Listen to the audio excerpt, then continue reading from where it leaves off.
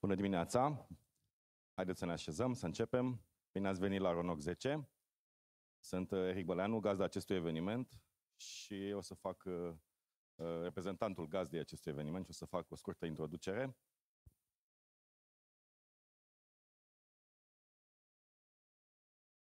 So hello, good morning. Welcome to RONOG 10. I'm Eric Andrei Băleanu. I'm representing the host, InterLAN Internet Exchange.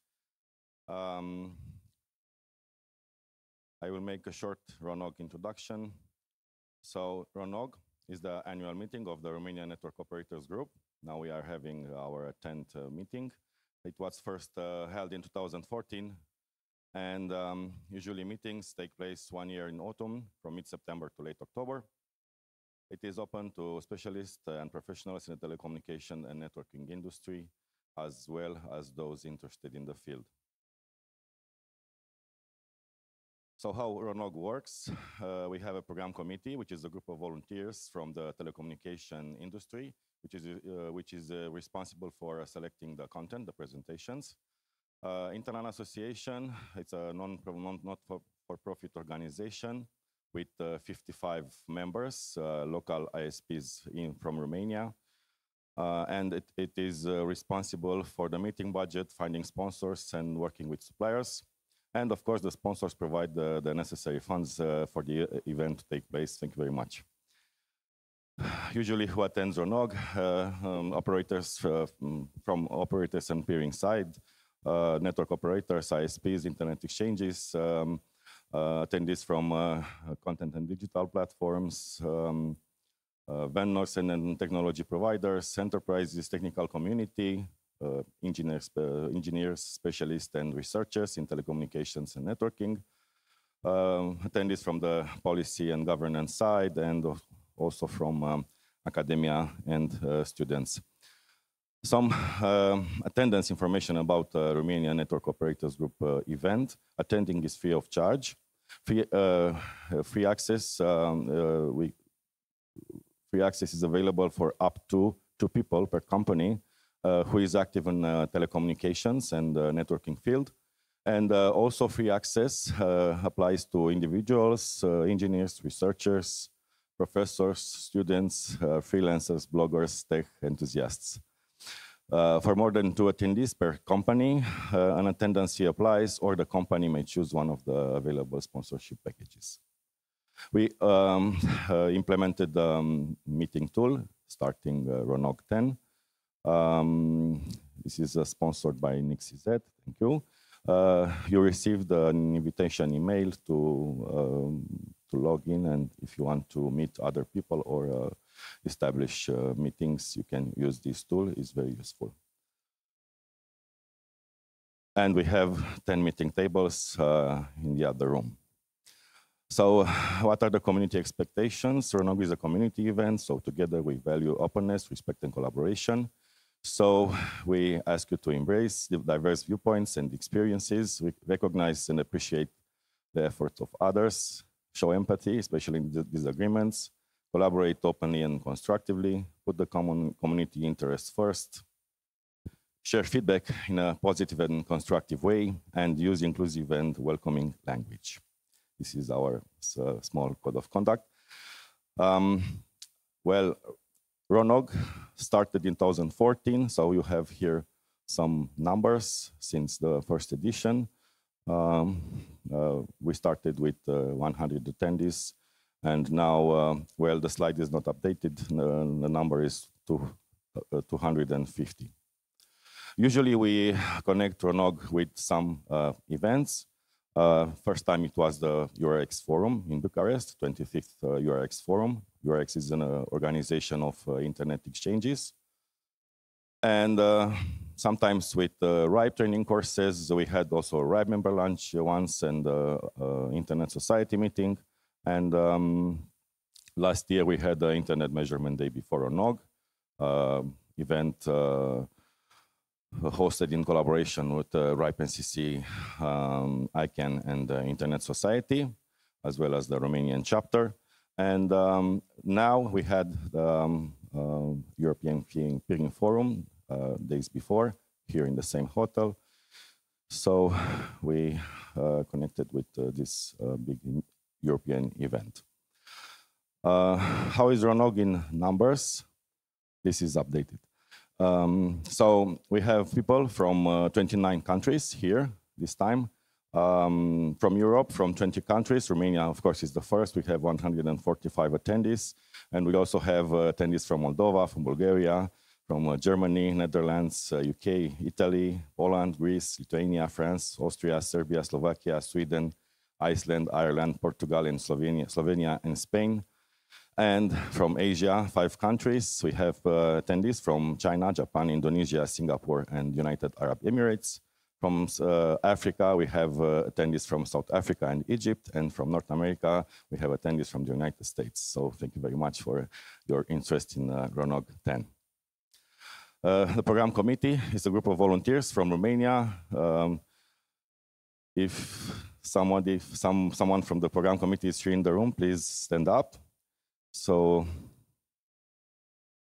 okay, thank you very much for your contribution. And we have also more people, but they are maybe outside or they are a little bit late. You will meet all of them today. And we also have speakers. I will pass quick to the slide because we are in a little bit of late.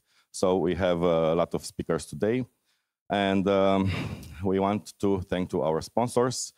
We have our diamond sponsors, diamond sponsor ZNet Global Network, and platinum sponsors, IPXO and Internet Society and Internet Society Foundation. Our gold sponsors are CData, Flexoptix, EncryptNet, Recorded Future, Smartoptics, Nokia, RIBE NCC, Smartoptics, TP-Link. Silver sponsors, EncryptNet, GNM-IX, Nokia, RIBE NCC, and Starbit. And bronze sponsors is Sphere, Genie Networks, IP Host Datacenter, M24/7 Global, NX Data, RETN, Salumanus, and Telegroup. Also, we have a lot of sponsors from some parts of the event. So our peering social event is InterLAN-IX, streaming sponsor FiberX, networking coffee break sponsors Epsilon and CH Root, barista coffee sponsor Interlink, raffle sponsor EXA Infrastructure, digital visibility sponsor Viva Telecom, connectivity sponsor Infinity Network, meeting tool sponsor NIX-CZ. And also we have our media partners, A4, Daytrend, Agerpress, Biz, How About Tech, IT Mania, MediaBlog, Media Express, Pulsul Tehnologiei, Texila, Datro, Ziarul Pozitiv, and of course the host, Interlan Internet Exchange. So special thanks for their support to the Internet Society and RIBE NCC and EURIX, which supported our events since our since the inception. And some housekeeping. This event is being recorded and photographed. So if you do not wish to appear in published materials, please inform the registration desk. Please set your phones to silent mode. Don't forget to do this. Thank you very much. If you would like to ask a question, you have the mics, but please state your name and affiliation first.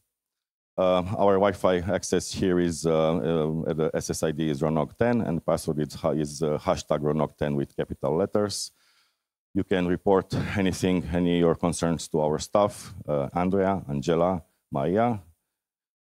And we also have a translation system for some presentations will be in Romanian. So if you need the translation in English, you have the headphones there in the back of the meeting room.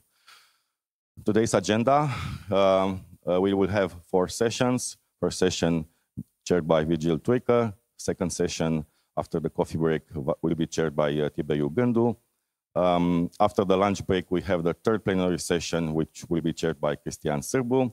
And the last session, Angela Stănescu, along with the Kahu contest. And you know what will happen. And tonight we will have a social event at Moki. It's a party which is also anniversary of InterLAN. InterLAN is 20 years old now, and we will have a packets and party session after session. So location is Moki. You have a QR code there. If you scan it, you will have the map from Radisson, so from here to Moki. Also, we will have the dress code is casual and comfortable, and you will have to wear your badge at the entrance. We will have 2 buses from here to Moki. They will leave at 7 and 7:15. So if you want to take the bus directly to there, you can use these buses. And of course, at return, the buses will be at 11 and 11:30. On the website, on the web, you will find some resources about us, so you can check our website, ronog.ro. We are also present on Facebook, LinkedIn, X, YouTube. We have a YouTube channel, which is streaming event right now. And also we have a streaming on Facebook and also on Wikipedia. So let's get started. Virgil. Thank you very much.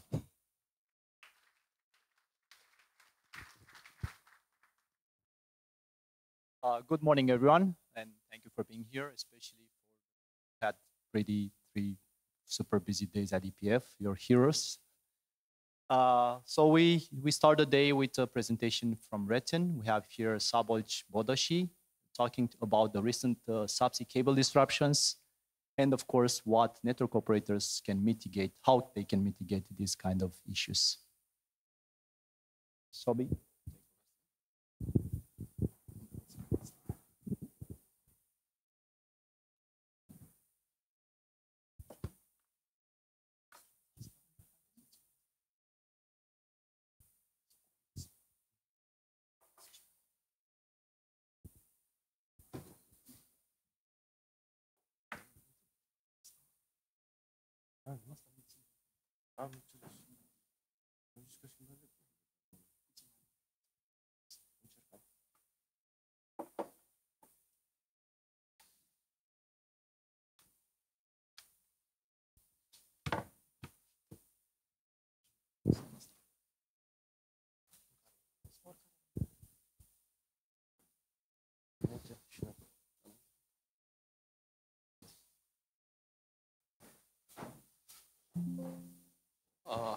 Bună dimineața!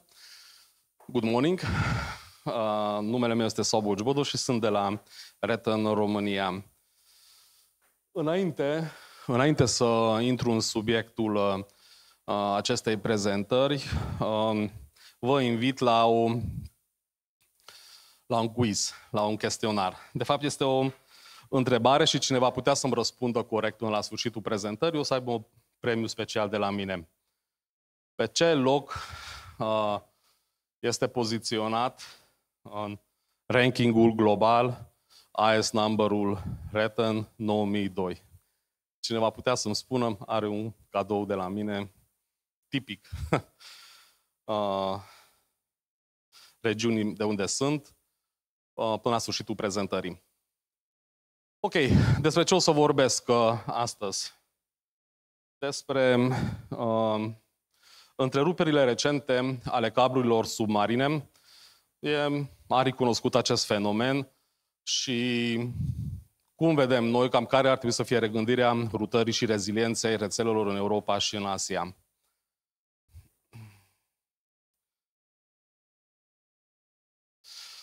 Subiectul de astăzi își propune să sublinieze modul în care rețelele sunt mai vulnerabile ca niciodată prin intermediul, și voi face această sumarizare puțin și prin intermediul rețelei RETN și voi trece în revistă câteva exemple mai mult sau mai puțin apropiate de regiunea noastră, care să evidențieze care este impactul acestor întreruperi ale rețelelor submarine și de ce este nevoie de o reziliență și o planificare foarte atentă al acestor rețele.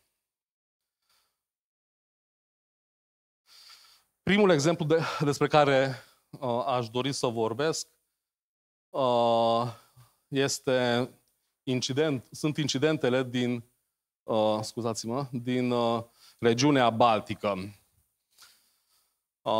Numărul întreruperilor, cum vedeți pe slide, în ultimii 4-5 ani s-a triplat. E de fapt de 4 ori mai mare decât în anii precedenți.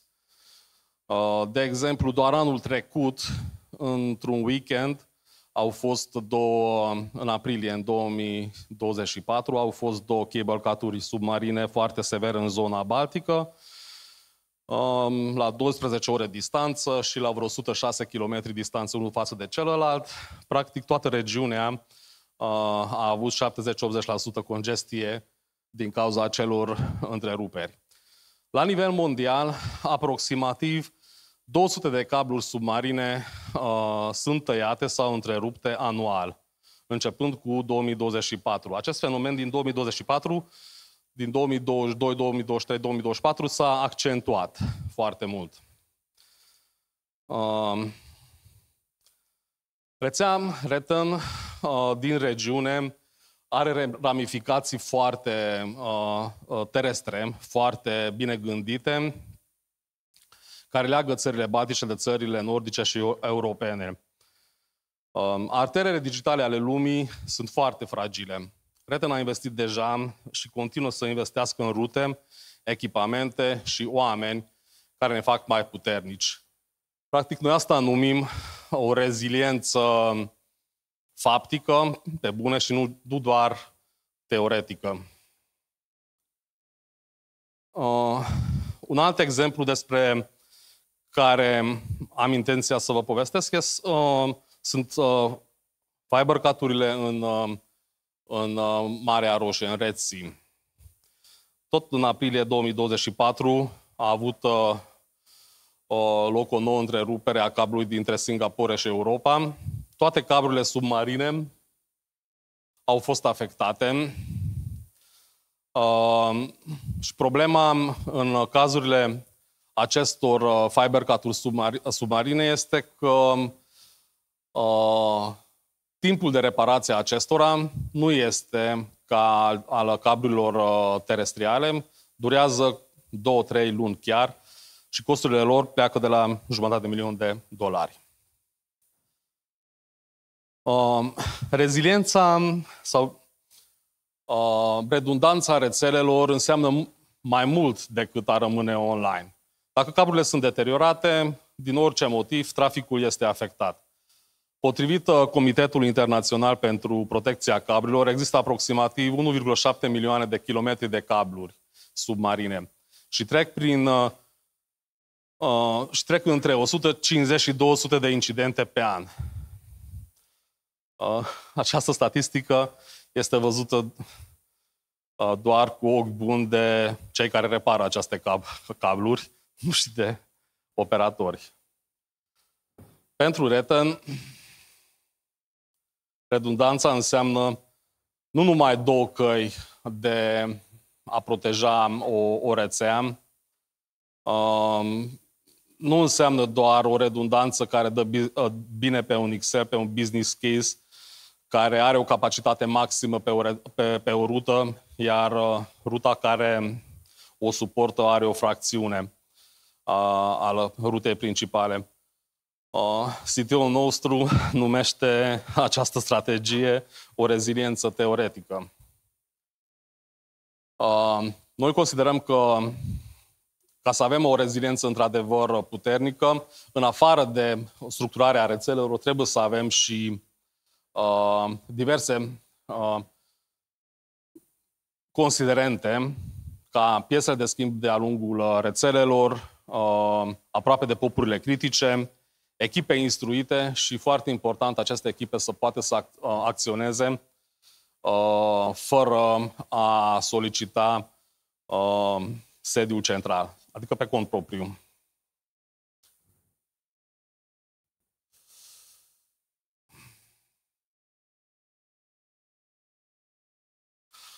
Următorul exemplu și ultimul este situația din Taiwan, tot de anul trecut.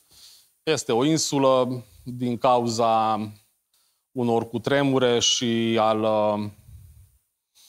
nu știu, bănesc și de faptul politic și de considerente politice. A avut mai multe fiber cut-uri anul trecut. Practic, n-au fost neapărat fiber cut-uri, au fost niște fibre submarine deteriorate. Traficul s-a dus, s-a plimbat în rețea, însă a avut latență foarte mare.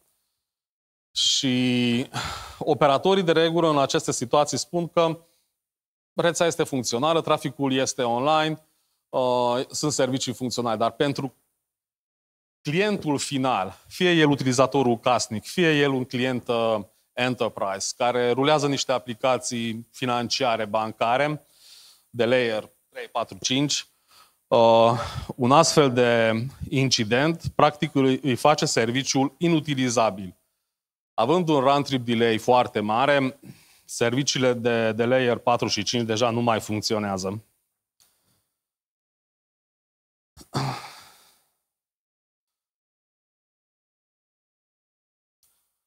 Următorul slide. Strategia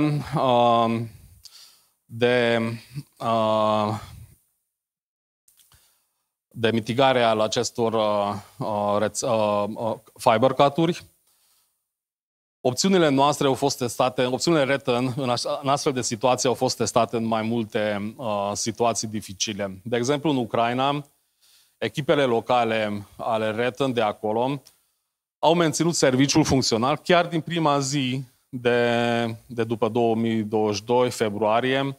Colegii de pe teren, dimineața erau ocupați cu altceva, noaptea sudau fibra.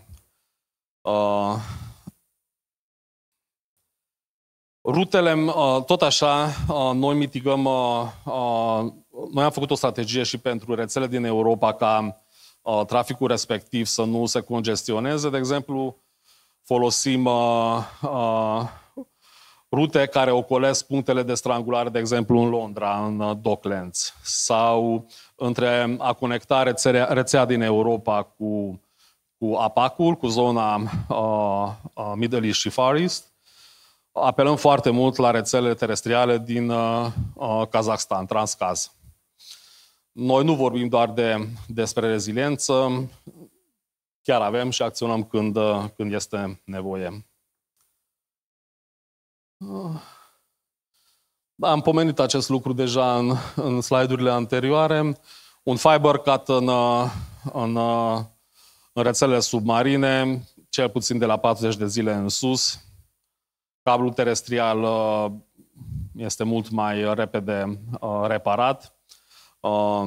12 ore, 24 de ore.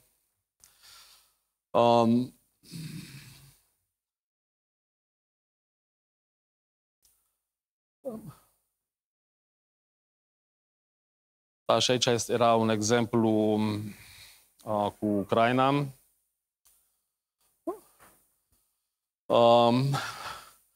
Noi am deconectat, deci practic din 2022, Ucraina a împins un trafic foarte mare înspre Europa. Polonia și Ungaria au devenit un hub foarte important pentru rețea RETN în acea zonă. Polonia chiar depășind Frankfurtul în ceea ce privește traficul împins din rețea noastră.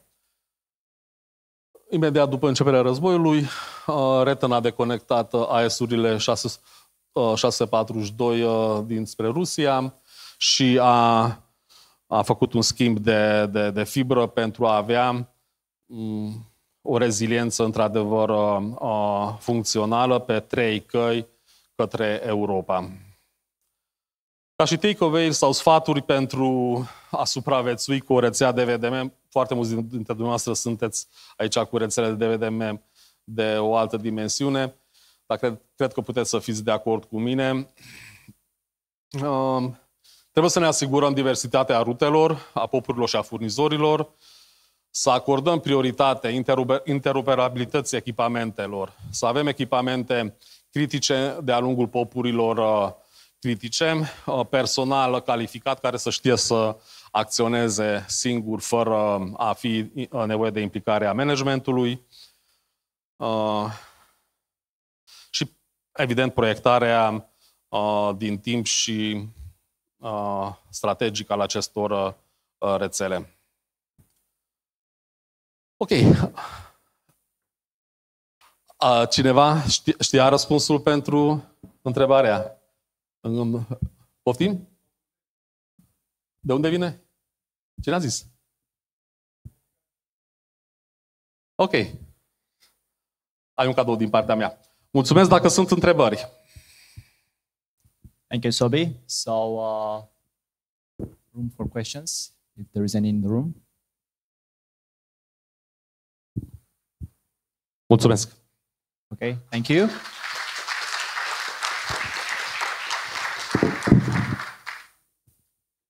Next, we have Piotr Niemyjski from Smartoptics talking about enterprise data center interconnect. Piotr, you have the floor.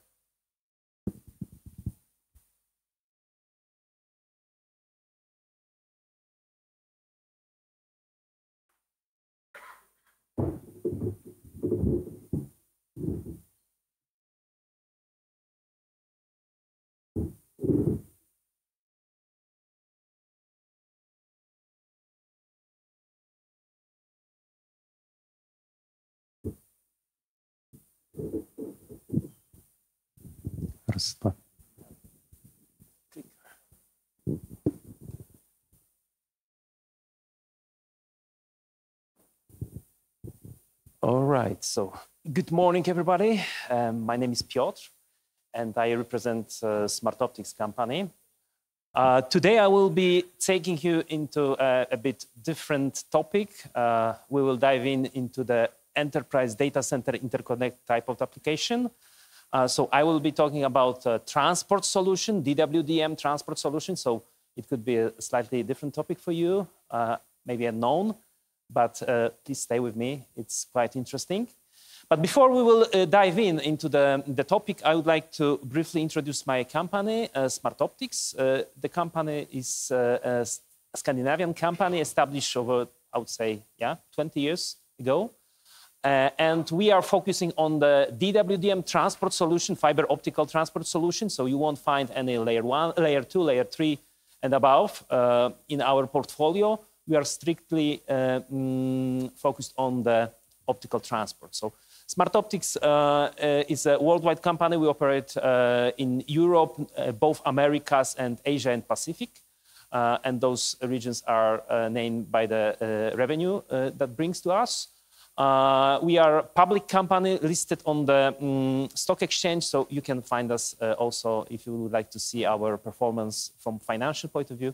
You can find all the data on the Oslo Euronext Growth stock exchange. So, right, so let's dive in. And this presentation will be a slightly different presentation. This is based on a true story. And this is based on the phone call that I got from one of my customers. I think it was 2 months ago. So it's a real case. Of course, names are changed, but I mean, it happened in the past. So as I said, this is a phone call style presentation, and it started from a ringing phone. And of course, we've started with the short, let's say, small talk. Hi, Piotr. Yeah, it was Andrei calling me from DCI operator SRL. And after a short introduction, yeah, we came to the topic. So Andrei told me that he won a large contract. And he has several point-to-point connections within one city. And he would like to transport several 100 gigs over fiber optics. And yeah, how can I help him to do that? He mentioned, of course, that the CapEx and OpEx is an important part of this solution, as the budget is already almost allocated. So yeah, what can we bring to him? And I said, yeah, that it looks like a typical DCI, data center interconnect application. Later, Andrei told me that his initial plan was to go over the gray fiber optics. So he would like to throw 100 gig over fiber pair. But yeah, he realized that this is not a scalable solution, as he needs 1 fiber pair per each service. So I said, yeah, you need WDM technology. And then I explained what WDM is. I explained that this is the technology that allows you to stream several channels. It does not have to be 100 gig. It can be 1 gig, 10 gig, 100 gig, 400 gig, or even 800 gig now channels and fiber channel over the same common fiber pair. Yeah, I told him that if he can imagine each channel to be an independent color, blue, yellow, gray, orange, and then he can imagine a prism that can combine all those colors into one white light. This is what DWDM does. So DWDM combines different channels, we call them sometimes colors, into one common stream of data. So I explained it to him. Yeah, exactly. I've heard about WDM technology, but yeah, I'm not an expert in that area. So don't be afraid. It's easier than you think. Then I asked him, please explain your setup. What do you really need? And he showed me this. So what he had in mind, he had 2 sides. This is the side A. This is the side B. And there is a fiber optical pair between the sides, somewhere between 10 and 30 kilometers, and he needs, depending on the location, he needs to throw from 1 to 6 100 gigs over the single fiber pair, right? And I said to him, yeah, you need our DCP-802 flexponder. Yeah, flexponder, all right, I've heard about transponders, I've heard about maxponder, but what is flexponder? And then I explained to him that flexponder is a maxponder and transponder at the same time. It depends how you configure it. It can act as a transponder to throw the data from point to point without any aggregation, or maxponder that can aggregate several channels into one stream. This is exactly what he needs. And then I showed him our new flexponder, that it consists of, yeah, this is the board. This board fits into the 1 rack unit chassis, into the first or second slot of this chassis. And it has 2 functions on each blade. So this is the flexponder number 1, flexponder number 2, and it has client port, line port, client port, line port. That's it. I mean, this is the setup. And on the client side, you need to use a 400. You need to use a dual 400 G transceiver. Sorry. So in fact, this is 800 gig transceiver. So this transceiver is equipped with twin ports. This looks like this. So on each transceiver on the client side, you have either 2 MPO12 transceivers, ports, or 2 LC ports. And this port can handle 400 gig, this port can handle 400 gigs. So in total, one transceiver can handle 800 gig of data. But he said, I need 100 gigs. And that's true. You can break each 400 gig port into 4 800 gig streams. So in total, from this 800 gig transceiver, you get 8 times 100 gig, exactly what he needs, because he needs something between 1 and 6 per fiber pair. So yeah, is that interesting? So client side is clear now. So I have a transceiver that I can break into several 100 gigs, all right? But how about the line side? And on the line side, you have the same 800 gig transceiver, but this is a coherent transceiver. So this is DWDM coherent transceiver. You plug it to the line port, and that's it, right? And the complete picture looks like this. So inside A and side B, you have the same 802 flexponder. On a client port, you put 800 gig gray transceiver, you break it into 8 times 100 gig, and on the line side, you put a 800 gig coherent transceiver that is connected to the fiber pair. On the opposite side, it's exactly the same setup, right? So with this setup, you can transport 8 times 100 gig over single fiber pair, right? Now, it's clear now, but wait, how about the second port? Because we said the flexponder has a second port that is empty here, right? And I said, you can use it with another line, another fiber pair, or you can use this prism that I've mentioned at the beginning that can combine several channels into one common light. This is called a multiplexer. And in this case, because the distance is short, you can use a passive multiplexer. Right? Passive active DWDM, what is it about? I mean, we refer to a passive line system every time when we speak about the device that does not have to be connected to a DC or AC power. So that's why it's passive. And it does not require an amplification. So this is a simple box like this that you can plug to the one rack unit chassis. It has a client ports. In this case, it has 8 client ports, and it has one common line port that enables you to transmit all the clients within the same fiber pair. It has also the extension port that you can cascade with another 8-channel max-DMAX, and it has also the monitoring port that you can monitor the traffic with the OTDR. So, right, so this is what I said. And then, yeah, I've then explained it. If you would like to have both ports used on the same fiber pair, it will look like this. So on the client side, you have exactly the same breakout mode into 8 times 100 gig. And on the line side, you have 2 coherent DWDM transceivers connected to the passive multiplexer that combines everything here and sends to the fiber pair. I've also told him that it does not have to be this maxponder. It can be 100 gig coherent QSFP directly connected to the max. It can be 10 gig aggregated somehow. There is a plenty of options. So this is only a foundation of the line system. So yeah, I said this is the application. If your customer thinks about the scalability, if he needs more than 8 times 100 gig over fiber pair. So yeah, he said, yeah, that's everything is fine, but one of my links is longer. It is 100 kilometers, not 10, 20, or 30. It's 100 kilometers. So passive line system will not work. I said, correct. Its passive line system is limited up to, let's say, 80 kilometer max. And then I said, then you need active DWDM. And then our DCP-M32 box is the way to go. And I've explained the box. I mean, it looks very similar to the passive max, but inside you will find all the active components like EDFA amplifiers, like optical channel monitoring. I'm not going to dive into all the details. I'm here with you guys all day, so my booth is over there. Please come to me and just let's discuss. So then I can dive into the details. But then I said, yeah, you can use this box as it was a passive, and then you can run for a longer distances, right? And yeah,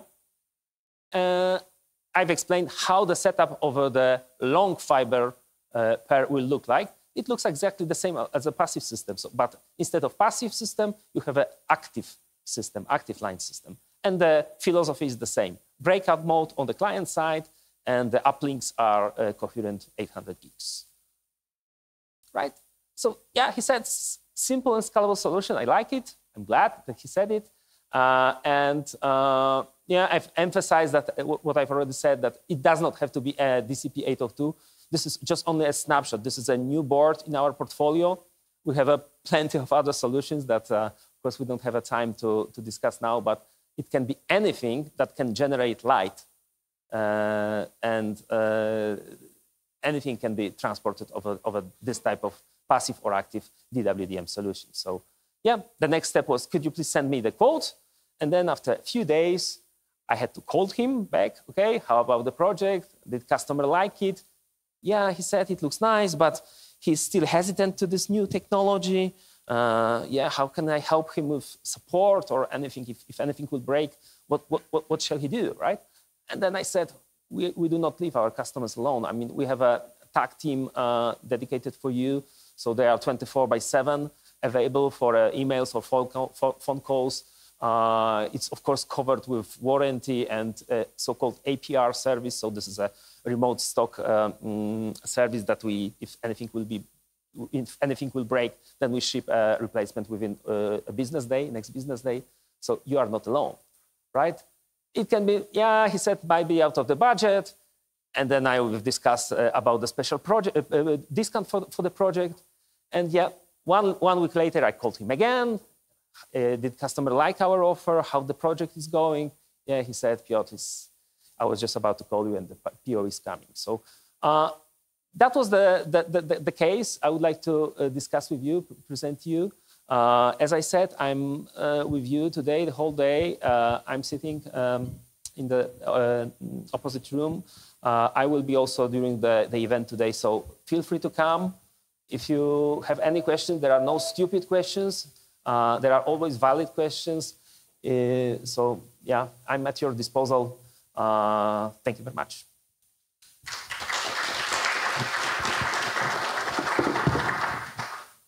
Thank you, Piotr, and congrats for winning that project at the end. So if you have any questions, you can catch up with Piotr outside at the booth. Now, move forward. We have Romeo Bots from TP-Link, and he will be talking about Omada and VIGI solutions from TP-Link for system integrators. Romeo? Bună ziua tuturor! Mulțumim pentru participare.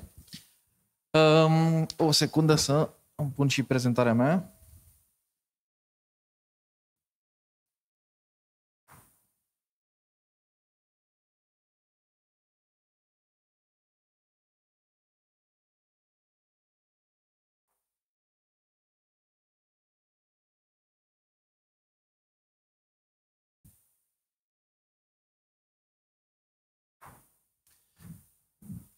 Ok, să vedem, sper să mă încadrez în cele 20 de minute cu zecile de slide-uri pe care le avem.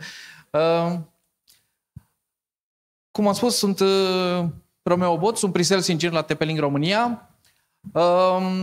O să vorbim astăzi în special despre două soluții ale noastre pe care le promovăm și cu succes le instalăm și reușim să facem și clienți și parteneri foarte fericiți cu ele. Se numesc soluțiile Omada și VIGI. Omada e partea de networking, VIGI este partea de surveillance pentru supraveghere video. Este o linie nouă de produse la noi. În mare o să fie, având în vedere că toată lumea cunoaște deja TP-Link România și sau TP-Link în general, o să prezentăm un pic noutăți sau o să menționez mai mult cam despre ce este vorba în abordarea noastră pentru piața business, small and medium business, dar cu totuși accesări și în zona de enterprise, unde echipamentele noastre sunt din ce în ce mai evoluate, mai avansate și cu care putem susține infrastructuri mult mai avansate decât o făceam poate cu ani în urmă. Fiind vorba despre promovare și un rebranding oarecum sau o lansare de produse care sunt oarecum în linie independentă, Omada by TP-Link și VIGI by TP-Link, or să fie produsele. Am zis să facem un mic refresh pentru TP-Link overall. Suntem numărul 1 de mai mult de 13 ani consecutiv în numărul de echipamente livrate Wi-Fi. Avem peste 40 sau avem 42 de subsidiare. Suntem primul vendor care am lansat Wi-Fi 7 în toate segmentele pe care le operăm, și consumer și în business, cam tot ce putem produce. Am avut grijă să bifăm astfel încât toți clienții noștri, indiferent de tipul de portofoliu, să aibă acces la soluție. Wi-Fi 7 la tehnologia nouă. Drept urmare, suntem și recunoscuți de 7 ani consecutiv în Gartner, ca o recunoștință pentru faptul că ceea ce facem bine, iar produsele noastre sunt primite cu succes în toate segmentele. Despre TP-Link România, avem o prezență destul de solidă, avem câteva programe pe care recomandăm să le accesați. Suntem și noi avem stand în sala vecină și vă așteptăm cu drag să discutăm și să poate să deschidem subiecte pentru proiecte viitoare de succes.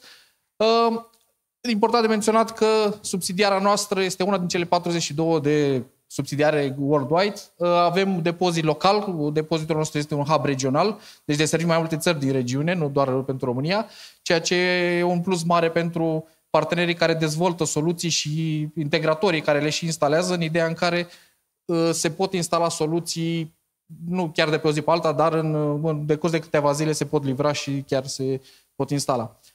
Produsele noastre au Omada, toate au 5 ani garanție default, adică nu trebuie înregistrat, răzuit sau completat ceva. VIGI la fel, avem gamă care dedicată cu 5 ani garanție. Despre TP-Link, în 2023 ne-am înregistrat sediul general principal în Irvine, California. În ciuda faptului că, compania este din 1996 formată sau fondată în China. În 2023 sediul central s-a mutat în America, în Irvine, California. Avem subbranduri care se dezvoltă acolo și din prisma designului, proiectării, dar și din punct de vedere al deciziilor luate. Omada s-a lansat, sau a fost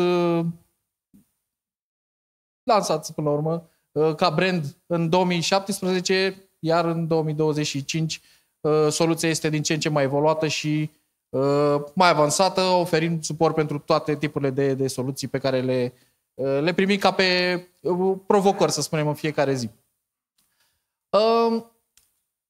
Compania, entitatea din Irvine, California, care este headquarter-ul principal, se numește TP-Link Systems. Avem 4 centre R&D, 3 facilități de producție.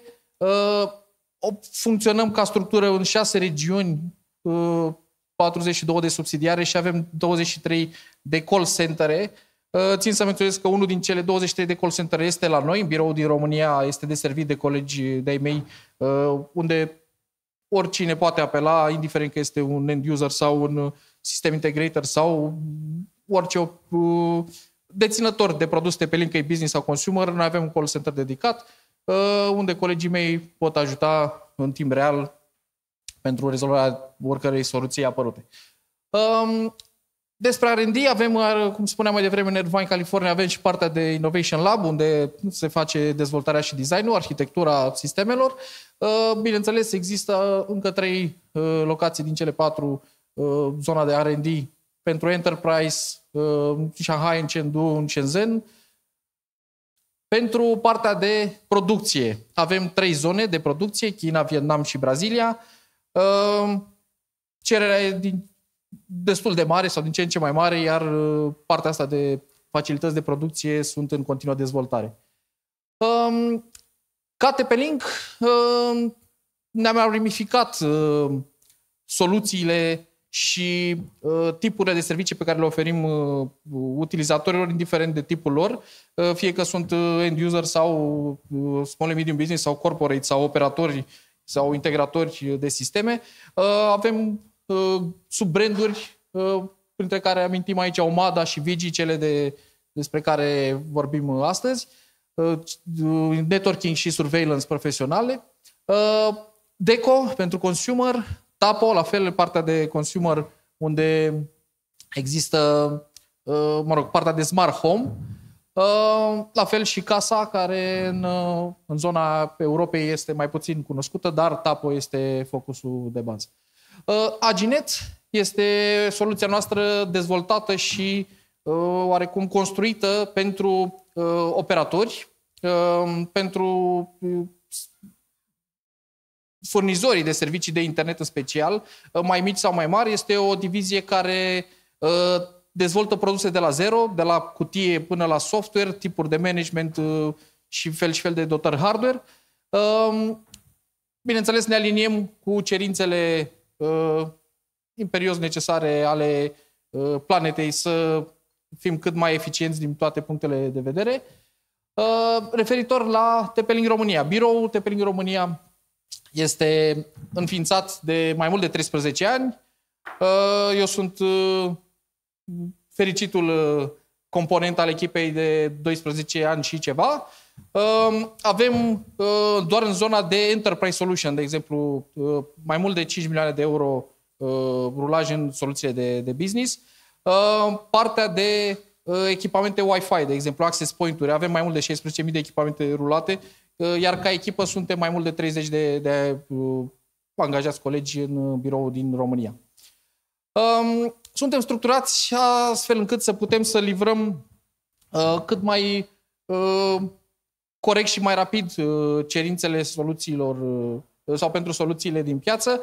Avem departamente dedicate pentru partea de ISP, pentru partea de B2B, cum spuneam mai devreme, partea de technical support și call center. Avem echipă dedicată pentru partea de logistică și warehouse. Încercăm să facem totul, să venim în suportul clienților, astfel încât să meargă totul cât mai ușor, cât mai rapid și cât mai eficient. Până la urmă, succesul și bucuria, până la urmă, utilizatorului final trece prin lanț până la noi și sperăm să încercăm să facem tot ce se poate, astfel încât să ne asigurăm că totul e în regulă.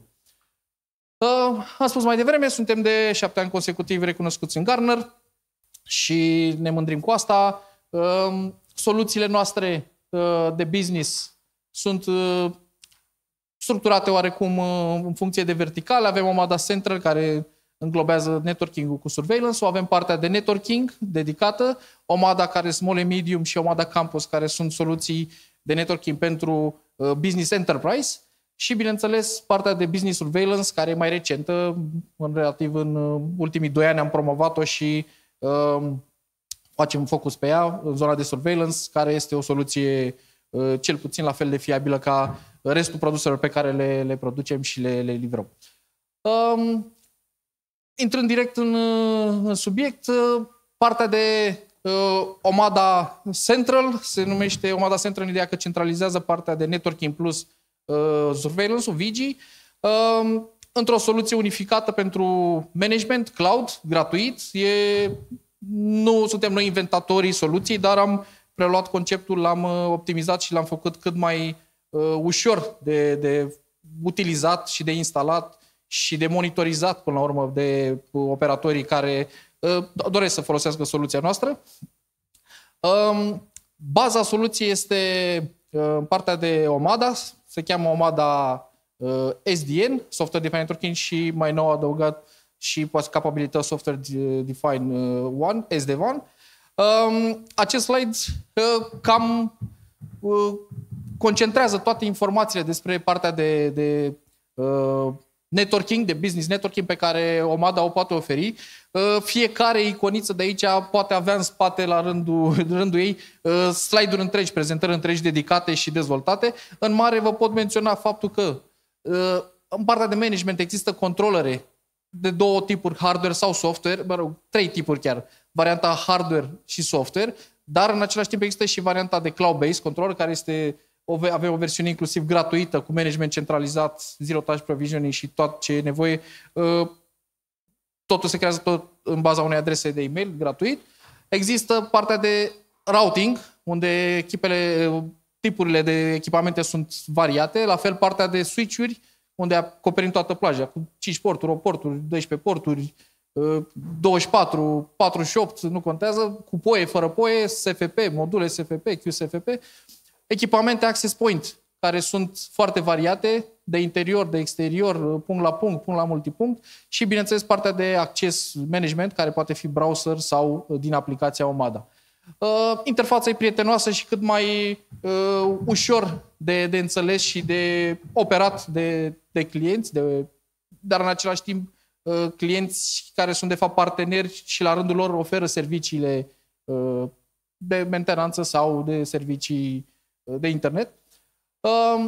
Ca echipamente access point, luând elementele un pic pe rând, avem, cum spuneam, echipamente de interior, echipamente de exterior, cu range-uri de minus 30 plus 70 de grade de funcționalitate, avem și depozite, de exemplu, făcute frigorifice.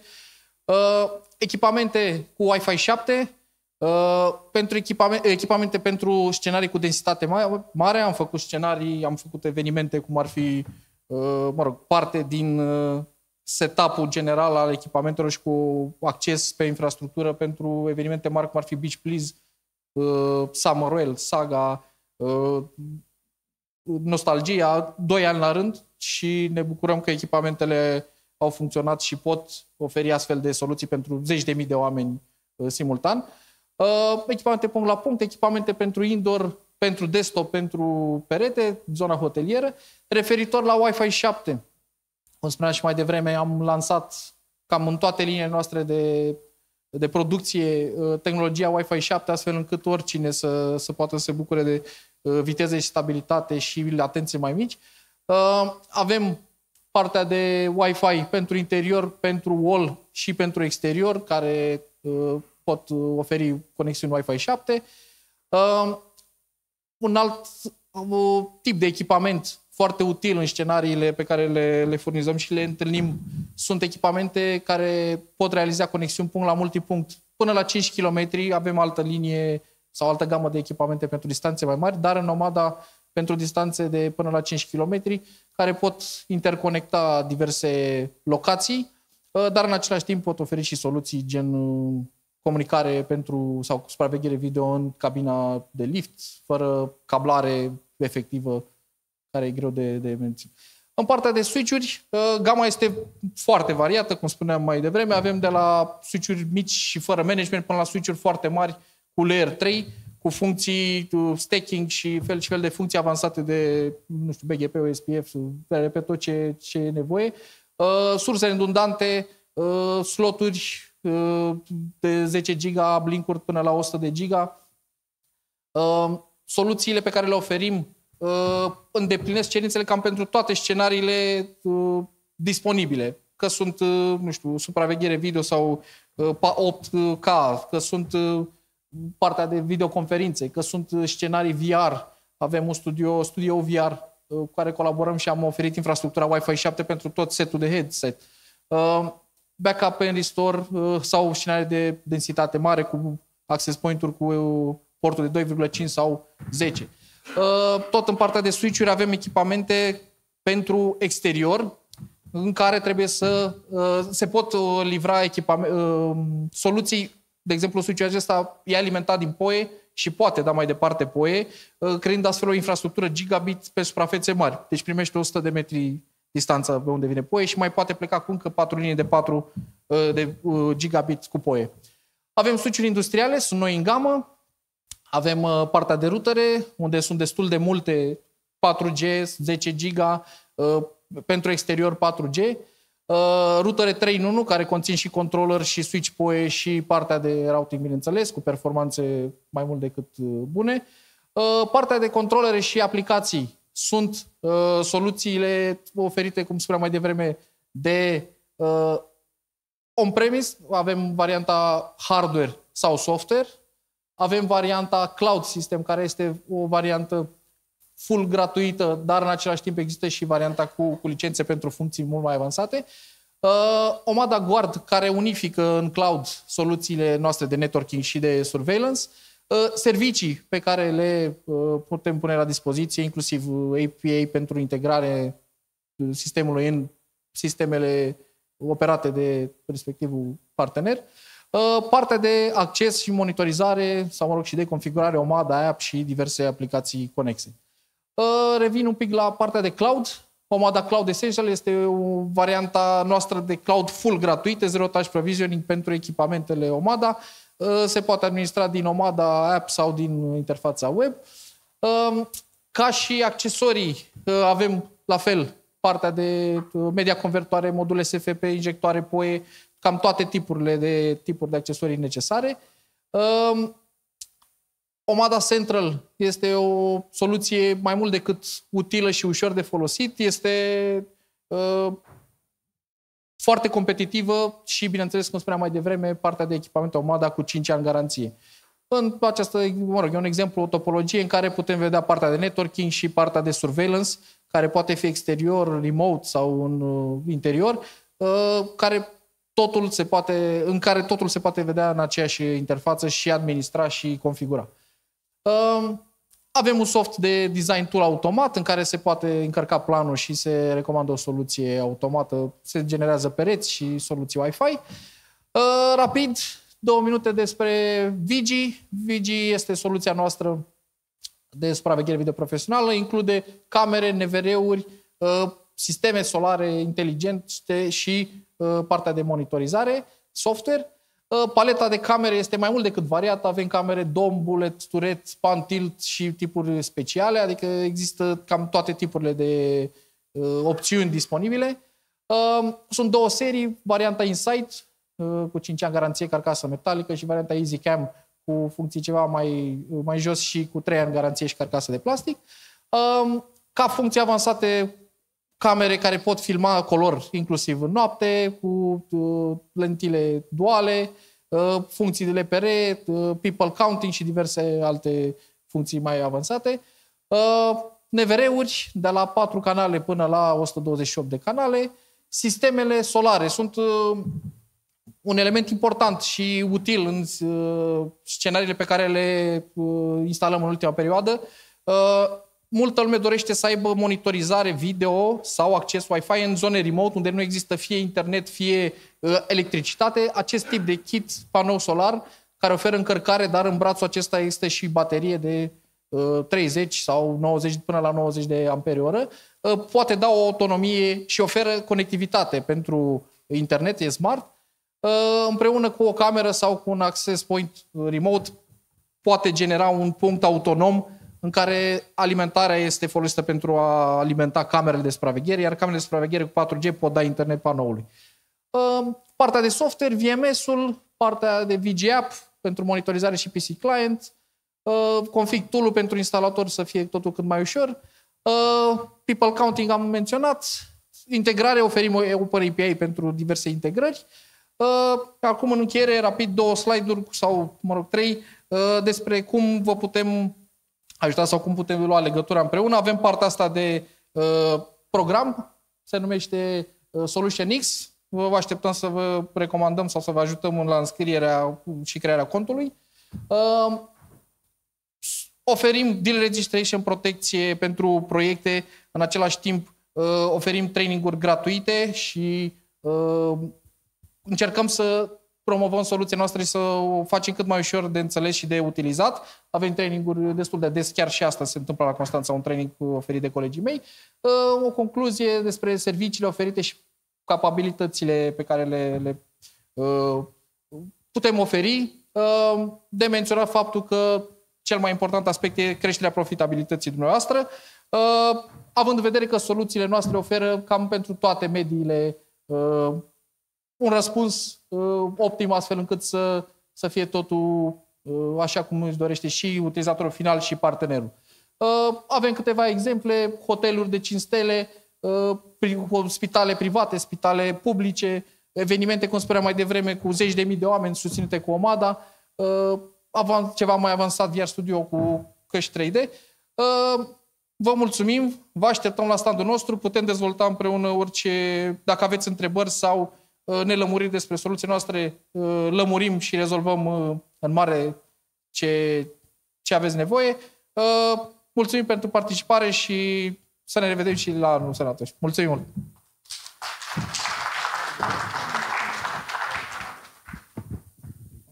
Thank you, Romeo. Next, we have Thomas Weible from Flexoptix with talking about advanced analyzing network reliability up to 800 gigabit, which seems to be right. Oh, it's working. Perfect. Thank you very much. We put it up here. It's fine. Okay, I just need a little bit to set up everything. My name is Thomas Weible, co-founder of Flexoptix and CTO. I'm coming more from the technical side. And for that, I have to set up a little bit here because I'm going to show you later on a live demo what you can do with transceivers. Because what we do is 100% or 99% with transceivers. That's our main business.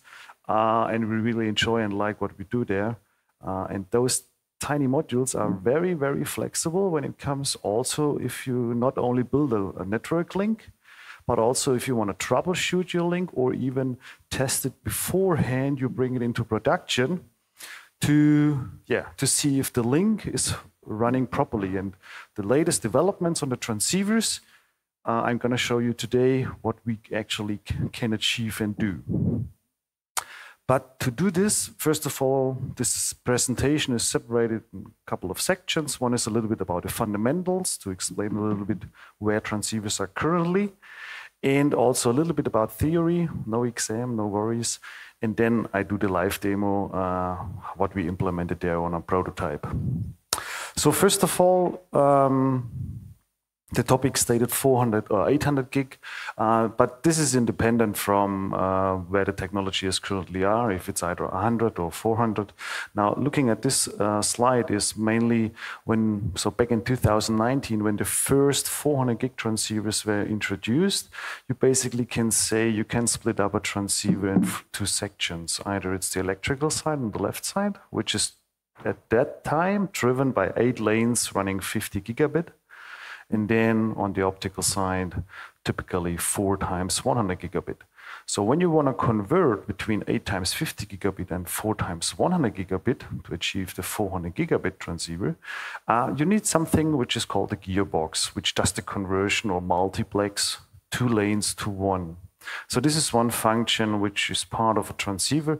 In these days, the 8 lanes are not required any longer for a 400 gig. We can drive 4 times 100 gigabit as well. But at the beginning, it was the gearbox there.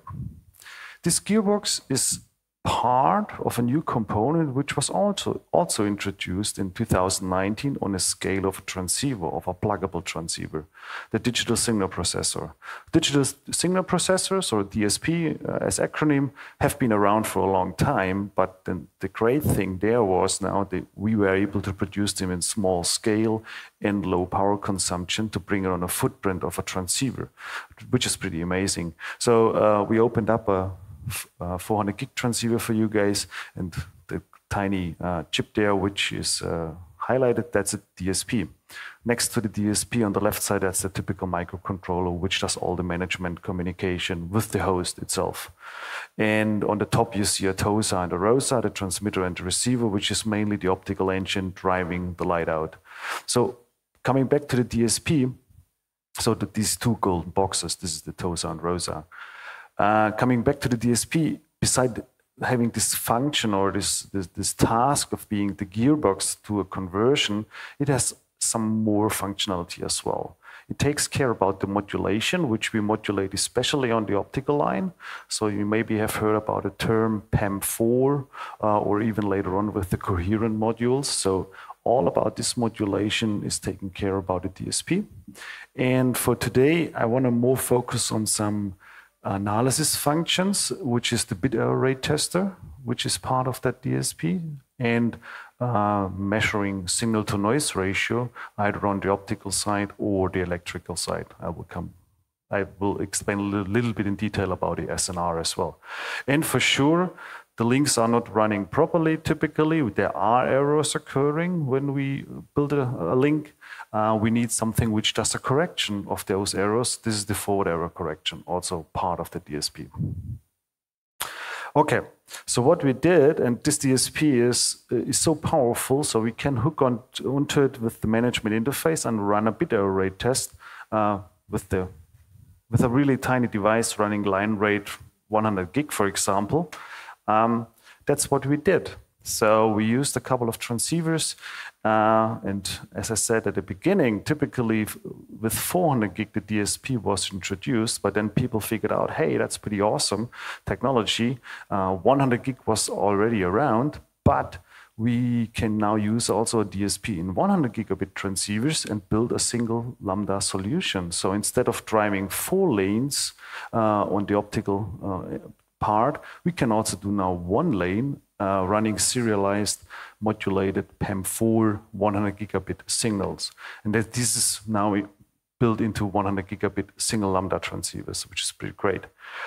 So what we tested were 100 gig transceivers up to 40 kilometers. We were running also tests on the 400 gig ones. Here we have chosen LR4s up to 10 kilometer, and even the latest developments on QSP 112, which is basically more related to the electrical side. QSP 112 is running 4 times 100 gigabit on the electrical side.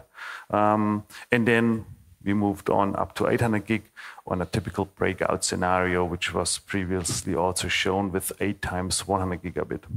And for sure, coherent was also part of the test. And yeah, the test setup was straightforward. It's this tiny box I just showed. We plugged in a transceiver, and in some circumstances, like with the coherent module, it required us to add some additional cooling, so we added a fan. And interestingly here, actually, the history is coming a little bit together. So we took a heatsink, and it's an old heatsink ripped out of a Cisco 800. The Cisco 800 series was introduced at the early 2000, 1999, from Cisco. So this is roughly 25 years of history, which is matching here, which was pretty cool. This heatsink worked quite well for us. I got it from a friend of mine. He does the decommission equipment in Frankfurt, rips apart all equipment which is not needed any longer, and then separates the different materials for various reasons. But yeah, he likes what he does there. And if you have ever equipment in Frankfurt area and you want to get rid of it, let me know. Okay, now back to our test setup. These were basically 3 stages we did there. So first of all, we have selected a transceiver in this scenario, which I'm going to show now, and also I showed the test results, was a 100 gigabit 40 kilometer single lambda, because the single lambda has the digital signal processor inside. We took a couple of fiber drums, cascaded them from 10 kilometers upwards, and then for sure it's also important to have an attenuator, because our goal was to get close to the edge, to the limits of a transceiver, because these are the critical test cases for us. Okay, we did a little bit pre-math at the beginning, sorry, and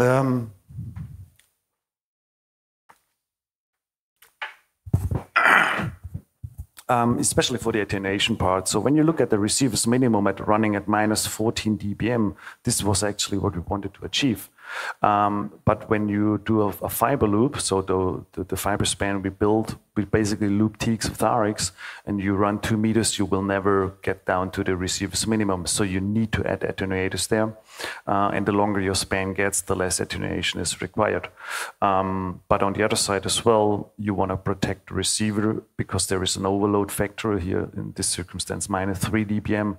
And when you look at the transmit power, it's way above the receiver's maximum, so you will overload it. So therefore, the attenuation is also required. Okay, and then yeah, we run the bit error rate test straight out of that DSP, and looked also on the temperature. On the x-axis, you see the temperature, and on the y-axis, we measured the bit error rate. And what you can see there is the bit error rate is measured with exponents, 10 to the power of minus 5, which is a better bit error rate than 10 to the power of minus 4. And there is a demarcation line, this 2.4 multiplied by 10 minus 4. And for simplification, I'm just going to use the the exponent now. This demarcation line is actually the definition by IEEE, where the upper layer, or basically the forward error correction, has its limits. When you're above this line, the forward error correction is not capable to correct the errors any longer, or adding way too much errors then. And yeah, the spans up to 30 kilometers and even 10 kilometers, they look pretty nice. But the interesting part is the 20 kilometer span, because the 20 kilometer span was close to the edge of that limit. And actually, it crossed that limit of -4 when the transceiver got a little bit hotter, up to 65, 70 degrees. And when we look on the right side, actually, yes, that's where we really hit the limit of the receiver's minimum. Actually, we crossed it a little bit. It was still functional, this link, but really operating at the edge. And that this was actually active and running, you can also see those tiny question marks and also where those drops are. And this is an active function, not part of the DSP, but within the microcontroller to correct the bias going through the laser while it's operating, especially related to the temperature. So the microcontroller does correct the transmitter, and it does it properly because we always saw a drop in the bit error rate, which showed us, hey, this link is getting better actually, or we reduce the amount of errors on that link. Yeah, we did way more tests, but for the time also now for the coffee break and for the live demo, I can show you them later in the coffee break. What kind of results we had there. A little bit about the theory, and I think that's important to know about the bit error rate. What is it? The bit error rate is basically the amount of errors which are clustered a little bit when you transmit, and you divide it by the total amount of bits you transmit in a certain period of time. So when we assume we have a cluster of 100 errors in a 100 gigabit link and a really great bit error rate of -12, which is pretty good, which is almost error-free. The gating time between those clusters, because this is a normal distribution function, is roughly 16 minutes. So every cluster shows up every 16 minutes, which is great. Now, when we go down to 2.4 multiplied by 10 to the power of -4, so this edge case, the gating time is shrinking down to 4 microseconds. So now you can see the capability of a forward error correction, what it has to do. So when the link is running at -4, the forward error correction needs to correct a lot of errors that upper layers get an error-free communication path, layer 2. That's really important. Otherwise, you will have retransmits, etc. So yeah, here you can really see the huge differences when we are looking at a 100 gigabit link. For 400 gig, it looks different. Then the figures are different there.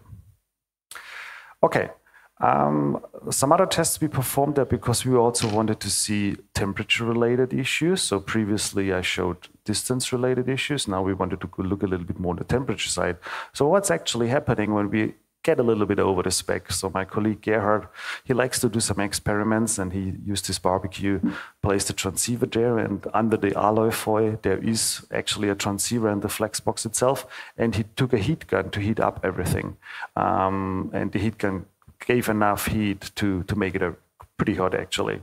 And the setup is still the same. We loop TX with RX and run a bit error rate test. And yeah, in parallel, we also looked at the diagnostic monitoring, what's happening there, especially on the alarms, because we get over spec, so what's happening. And interestingly, we actually never reached the 100 degrees. The 100 degrees were outside, or even the 120 degrees outside on the housing, measuring with a laser temperature meter. But inside, the temperature in the housing increased as well, but after we hit the warning and then the alarm level at 78 degrees, 77 degrees, then at roughly 80 degrees, the link dropped. And this was the point where the DSP stopped to operate, and not because of the heat. So it was more a safety function of the DSP.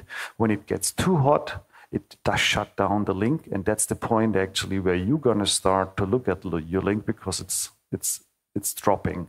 The link is not there any longer. And this is more a self-protection function there. So we were not able to get above those 80 degrees inside of the transceiver. And afterwards, when we cooled it down, it was working again.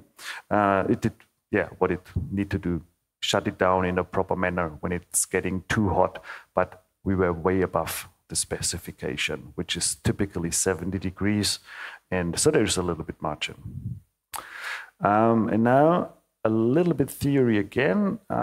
When at the beginning, I said a little bit about signal-to-noise ratio. So what is the signal-to-noise ratio? And it's more coming for the people doing WDM networks and telecommunication type or communication point of view.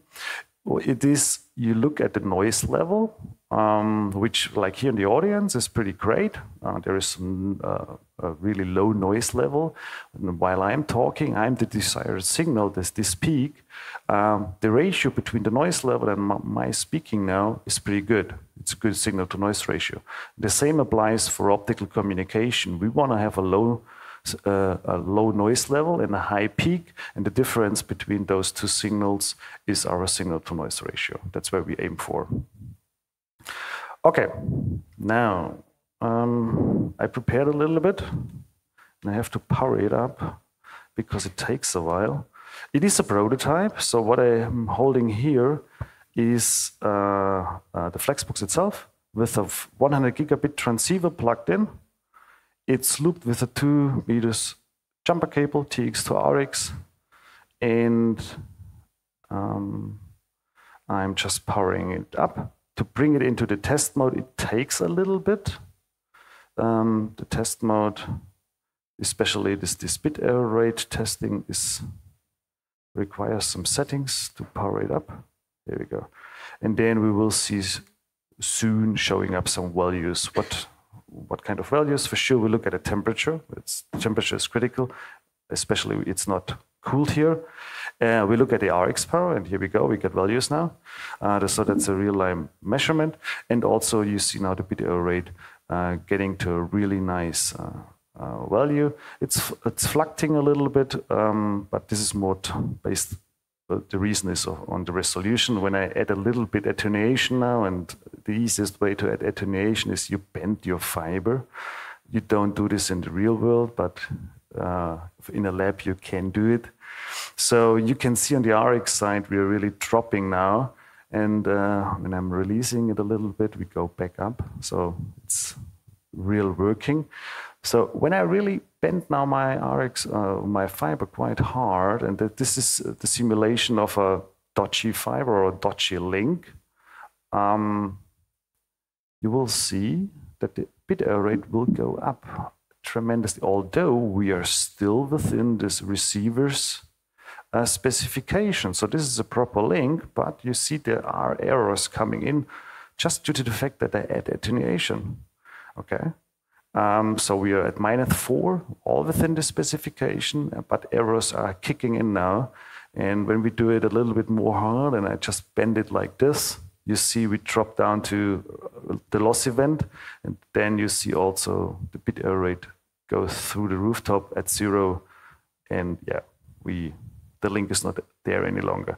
When I release it again, we are at proper level, and then the bit error rate recovers slowly, but it's not immediately there because we have previously we had errors in the link, and the bit error rate measurement in general is a rolling average. So we have a sliding window going through.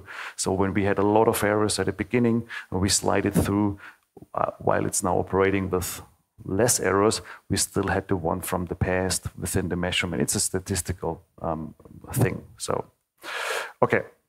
And when I now enable the signal to noise ratio measurement, you will also see it's lagging a little bit because the bus we are using there, it's the typical management interface bus for the transceiver. And for those tests, we're really hammering the bus so it's fully occupied.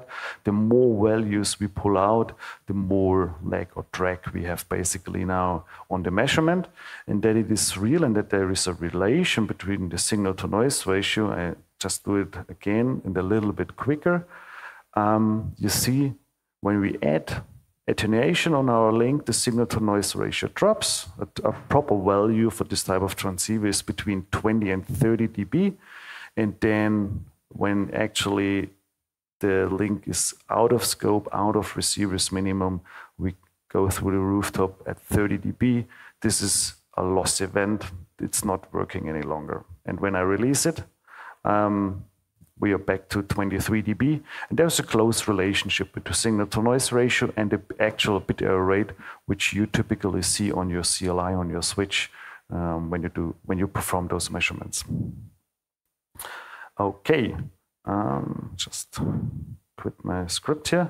Now, when I go back, that's basically it. I would like to sum it up. In general, the bit error rate, there is influence of the temperature and also on the distance when it comes to the bit error rate measurement on a transceiver itself. I just showed it with the attenuation I add there, which is simulating the fiber length. The bit error rate is a rolling average, so keep that in mind. So when you see figures showing up on your CLI or on some measurement devices, let it settle down a little bit, because otherwise you do false measurements.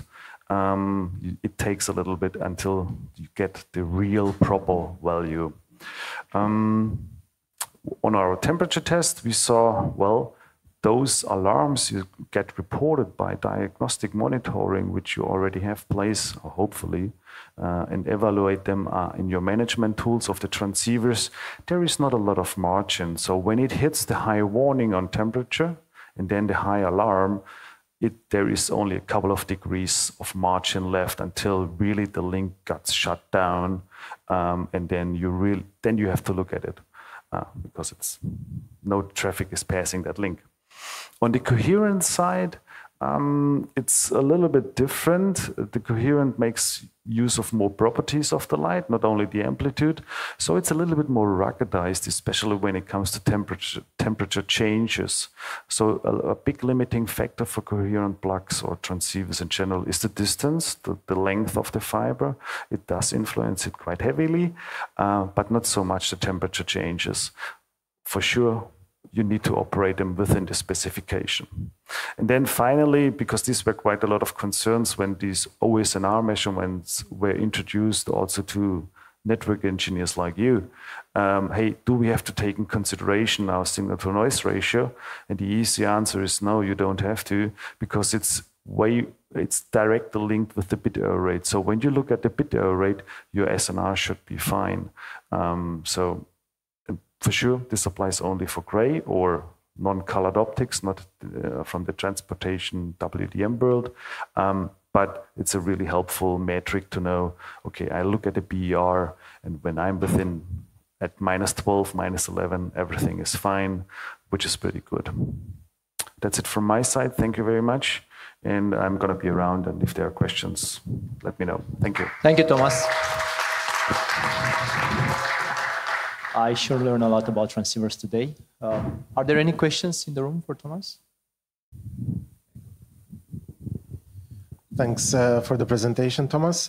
Cristian Sârbu, Red Bean Networks. So I was wondering, in the temperature you cooked the transceivers, did you try going the other way in like low temperatures, or maybe this is you get your hands on some liquid nitrogen? Yeah, that's a good question. Thank you, Christian. We were thinking about it to lower the temperature. The critical part was we were able to do -20 with a typical fridge, for example, but getting below -20 was actually a real challenge. You need either liquid nitrogen or something else. So we didn't perform that test yet. Okay. My original question was going to be, in an earlier presentation, there were some issues that were not, when we were talking about fiber cuts, there was an example where there was no fiber cut and there was some degradation, right? And I'm guessing the cause of that would be normally some high BER, yes, like this, that would cause, you know, the link doesn't go down fully, but there's loss of packets and so on. Is that kind of what's happening there? Yes. Yeah. Yeah. Okay. Yeah. Excellent. Thank you. Thank you. Thank you. We have time for one more question, if there is any. Okay. Thank you, Thomas. Small announcement about the coffee break. There will be coffee, but as we also celebrate 10 years of RONOG today, there will also be champagne. So don't be shy. Come join us for a toast.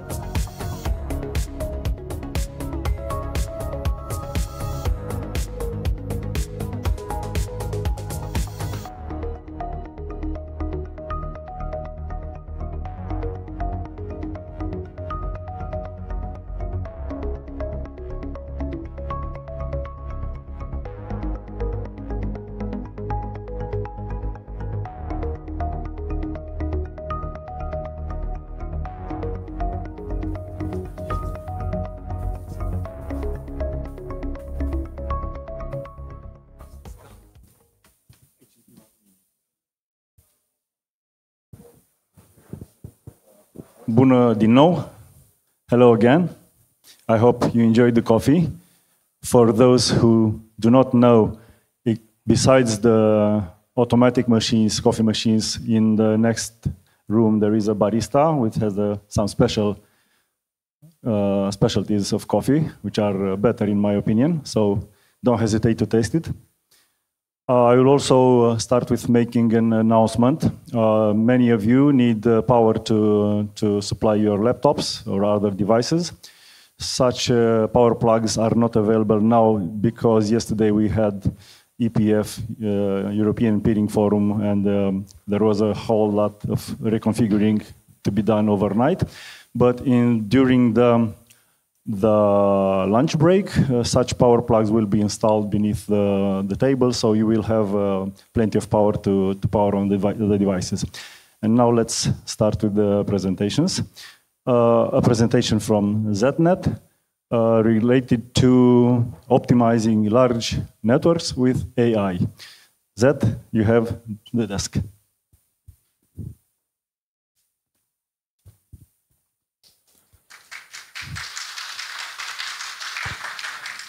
Hello everyone, my name is Alexandru Adalbert. I am the CTO of the ZNet Global Network, as you can see, AS6204. I'm the one who built the network from scratch, to say like that, and the one who is monitoring everything and building strategies to expand the network and to make the things work great. To enter in the, let's say, in the world of this network, I would like to start with the introduction of how ZNet was built from scratch and how we met what is today. So, to start with an introduction, ZNet is a fast-growing network with POPs in all major internet hubs in Europe and the US East Coast. Our main focus is to provide IP transit, layer 2 transport, 140 gigabits wavelength, and collocation. We built our own backbone with many partners, many reputable partners. Many of them are here in the room. We have our own backbone, as I said, as well as redundant transatlantic routes. So we recently expanded to USA too. And we are proud to be the diamond sponsor of RONOG this year. To make a short history of how we built this, we was founded in 2010 as Z Servers, as a hosting provider. We first had a single POP here in Bucharest at Voxility. We had a few servers there collocated from our own, own servers collocated there and providing virtual servers, dedicated servers, and similar hosting services. We started there with a single provider, I think, at the beginning. It was a cheap one, I think, Hurricane Electric, not sure. And after that, we wanted to directly peer with local networks, of course, and start to exchange traffic directly. We became member of InterLAN. We then expanded to Amsterdam, Frankfurt, and other countries from other cities from Europe, because the customers started to ask about other locations. At that time, Bucharest was not really seen like a good point for delivering content. And after that, we started to connect to other internet exchanges too from Europe. So we started to connect with M6, DHX, and others. We started to build peering relationships with many networks from Europe, because we always wanted to get direct access to the networks to be ready for the traffic demand we had.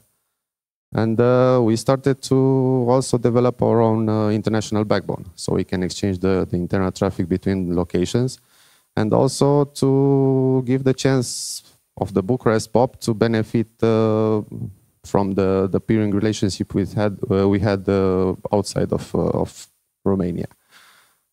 So at that time, we had started to build peering relationships in other countries. We started to exchange traffic in our whole network, and in this way, we started to build an European network, to say like that. At that time, we had many customers that were happy with our services and wanted to connect to our network, but at the same time, to have the chance to use their own equipment, own infrastructures of servers and equipment. So we think about let's launch a new product and started to offer IP transit on the already built backbone. At that time, we of course had the similar situation I think most providers had about the optimization, the route optimization, and of course BGP is a great protocol. It's relied by the whole internet today, but it still lacks many features, like it's not aware of the congestion, it is not aware of packet loss and other things. So we started to build an automated system to reduce the problems, the workflow of our NOC, and make the network reliable for everybody and have a very short reaction time. We expanded to US also because we had some traffic with USA, and built a geo-redundant backbone between Europe and the USA. We started to build direct peering relationships with Tier 1 networks, so we can ensure low latency delivery even with networks that are far away from us, and it's not possible to establish direct peering relationships with them. Our services we provide right now are AI-optimized IP transit, as I said, layer 2 connectivity over our network, DVDM wavelengths, and of course colocation. Let's talk about IP transit for the beginning. As I said, we built a lot of direct peering relationships. At this time, 80% of the traffic goes via direct peering, so we don't rely much on Tier 1s. We have 3,500 direct peers. Our ISCON is 1,000 right now. Edge capacity 50 terabits per second and growing, of course. The backbone is built exclusively on 100 and 400 DVDM wavelengths. We have 33 POPs across Europe and the USA, geo-redundancy and +1 PET design, and of course the AI-driven routing engine optimization system, which optimizes the paths in real time based on the latency, jitter, and loss. I will talk about it a bit later. So, about the AI routing engine. What happens, for example, during fiber cuts? I think most providers had this problem. The fiber is cut, so what you do? Most providers will start to check on the routers and start to manually try to reroute the traffic from one path to another, and the mess starts to happen there. What happens with us? Our AI routing engine immediately detects the outage, checks recent bandwidth usage and the affected links, and reroutes the traffic through the next most optimal path. So, for example, if you have a path, let's say Bucharest, Budapest, and that's fiber, there is a fiber cut on that path, it will go Bucharest, Sofia, and from Sofia out to Budapest. For example, if that link is also cut, then it will go to the next most optimal path. Thanks to the available spare capacity across all paths, the services are not impacted. That's the big point. What happens if a link got congested? For example, we have unexpected traffic burst. Usually, no internal link should ever be congested. because our system proactively detects that the link usage exceeds the internal thresholds and distributes the excess traffic via the next most optimal paths. So we should not have any congestion usually. Of course, it can happen during some exceptions, like very high burst or something like that, but at that time, the system automatically, as I said, reroutes the traffic through other paths. What happens, for example, if a path is congestion in a third-party network? So even if we keep our backbone free of congestions, it can happen, for example, let's say we send traffic from our network through, let's say, Cogent or Orange or whatever, to a network from Saudi Arabia. Let's say that the congestion happens between Cogent and the network from Saudi Arabia, which usually picks the traffic from Marseille. At that time, our system is proactively monitoring all the available paths for all subnets we exchange traffic with and detects anomalies immediately. So the system can see the congestion between third-party networks. So let's say between Cogent and Saudi Arabia networks, let's say STC. And if the congestion is detected, even if it occurs deep within a third-party network, a different optimal path is selected immediately. Proactive or reactive, as I can see. At ZNet, we believe in controlling the full path experience, not just passing the traffic at the first opportunity. As I said, most providers will simply pass the traffic through the path that has the shortest AS path, and of course metrics, local preference, and other things. So their goal is just to pass the traffic as fast as possible, as close as possible, to reduce the cost. Of course, most providers will not check if the path is reliable, it is okay to use that path. It will just pass the traffic and that's it. Out of their network, nobody knows what happens. RONOG, for example, is trained to intervene before the impact, combined with predictive analytics that helps us maintain path stability. Even in fast-changing conditions like DDoS attacks or fiber cuts, we are ready for changing the paths and do the optimizations. Traffic engineering policies are reviewed and updated weekly based on anomaly reports and traffic distribution metrics. So we are ready always. What happens, for example, for ISPs and those protection providers? With over 50 terabits available of edge capacity, we support inbound heavy networks.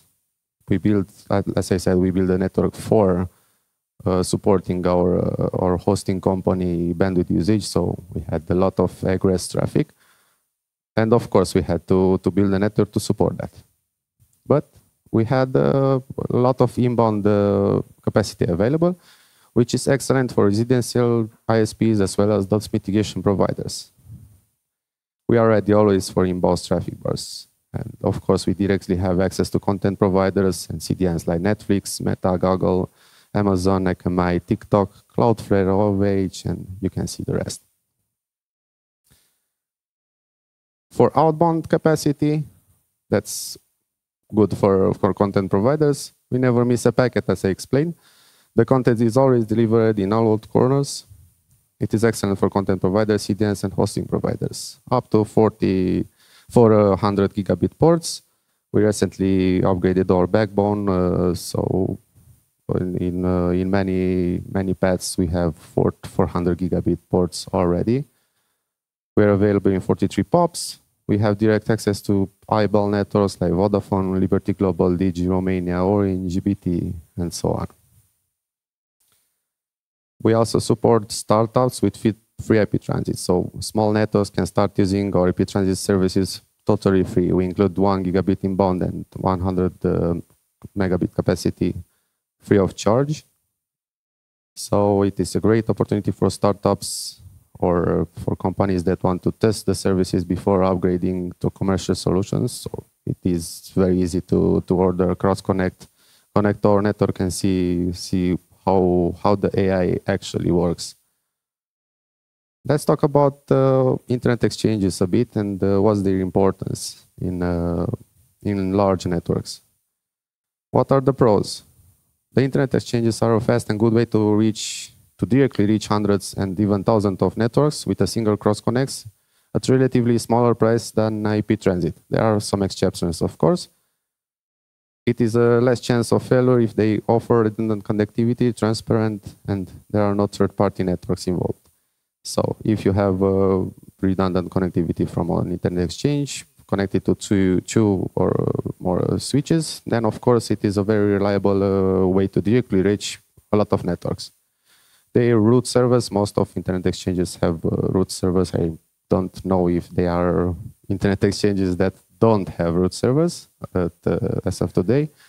They offer direct peering with all open-to-peer networks. So as soon as you as you establish BGP sessions with the root servers, you have access to all the open-to-peering networks. What are the cons? No control on the third-party network port congestions. We had a lot of problems with this. At the beginning, we thought, okay, we connect to internet exchanges. We should be okay. The price is lower than the transit. Why the remote networks should not be, the connectivity to the remote networks should not be reliable? The logic would be that they should be reliable. But of course, we saw a lot of congestion between third-party networks and the internet exchanges. That usually happens with internet exchanges having the prices higher than the average, because the third-party networks, I think, cannot afford to upgrade them. I'm not sure. But anyways, the problem is that many networks will keep their ports congested on internet exchanges. This usually happens mostly with remote networks from Saudi Arabia, I saw from the Middle East usually. Also, some IXPs charge even higher prices than IP transit. I couldn't explain myself why, but that is. Okay, for us, the peering policy to maintain the high quality interconnections, we handle large traffic volumes and priorities, selective controlled peering. So we will not just announce the whole subnet space to the root servers and accept everything, because as I said, there are many networks that keep their ports congested. Our AI system learns those patterns and see that, okay, that network is not reachable in optimal conditions via that internet exchange, so we'll not use it. For peers exceeding 10 gigabits per second over an IXP, we require private interconnect to ensure stability and dedicated capacity. Sorry. Private peering ports are monitored closely and upgraded proactively, and we always aim to keep utilization below 50% to avoid saturation. This approach ensures predictable performance and operational control across our expanding network. What are our future plans and what do we want to do with this? Global expansions, of course, we want to cover all European countries, extend to more US states beyond Ashburn, deploy POPs across Asia and the Middle East. And this continued growth will allow us to minimize the reliance on third-party upstreams. As I said, we don't want to rely very much on Tier 1 networks. We want to directly reach as many networks as possible, improve the end-to-end control over routing and performance, and offer better reach, lower latency, and higher reliability across regions. What's next at ZNet? Infrastructure upgrades, as I said, we began migrating our backbone to 400 gigabits. As traffic grows, we are scaling the internet networks accordingly. Service expansions, new services will be introduced based on customer demand, designed to support modern infrastructure needs.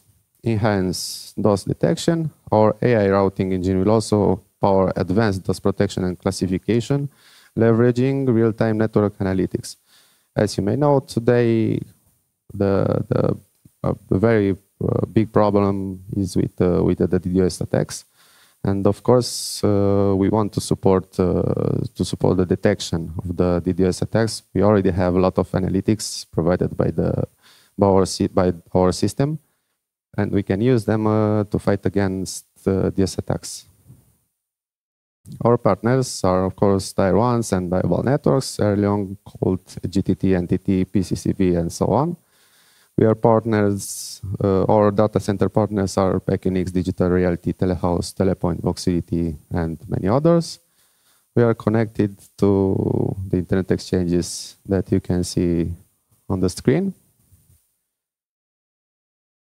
One of the most important partnership was between ZNet and Arelion. We have a press release written by Arelion about us. Also, we partner with Orange Wholescale. They also wrote a press release about us. You can see the ZNet and Orange story on LinkedIn and on their website. As I said, I want to discuss about those mitigation providers and what are their needs. Of course, those attacks are growing huge today. I'm not sure, I heard a few days ago about 7, 8 terabits per second attack. And of course, they are growing fast. They are more and more complex. What can we do to fight against them? Okay, one of the most important, to say like that, partnership was between Nexon Host and ZNet. They are here in the room. They have our multi-terabit backbone ensures performance and uptime, advanced DOS protection, power insecure hosting, trust partnership built on reliability and scale. Their solution, they have 3 terabits per second real filtering capacity, multi-tier scrubbing with inline and off-ramp mitigation, granular filtering based on ASN, GO, user agent, referrer, custom rules. They offer multi-layer protection layer 3, 4, and 7. A real case scenario, we dealt with a real attack of 1.1 terabit per second in their network. They are used to block this kind of attacks. Their major attack source is from Mirai botnets. They get SYN floods, UDP floods, SYNAC floods, multi-vector campaigns, and so on. This is how they deal with it. They have a 3 terabits per second plus capacity. They have a lot of capacity bought from us. As I said, we have a lot of inbound capacity available, so we can put this capacity at their disposal to use it against those attacks. This is their mitigation flow, how it works. And of course, with 3,500 peers, ZNet attracts ingress traffic, ensuring clean paths and avoiding congestion on your other uplinks during large-scale attacks. Our dual business model, IaaS plus IP transit, gives a massive free inbound capacity, as I said, making us the ideal upstream for inbound heavy networks. As I said, ISPs, those protection providers, and so on. This helps Nexon host to mitigate the 1.1 terabit per second DOS attack with no manual intervention required and with no impact on their budget. So basically, they have the capacity available at their disposal. They can use it. There is no impact on the quality of the service during the attack. We have the full capacity available for them. Thank you very much. If you have any questions.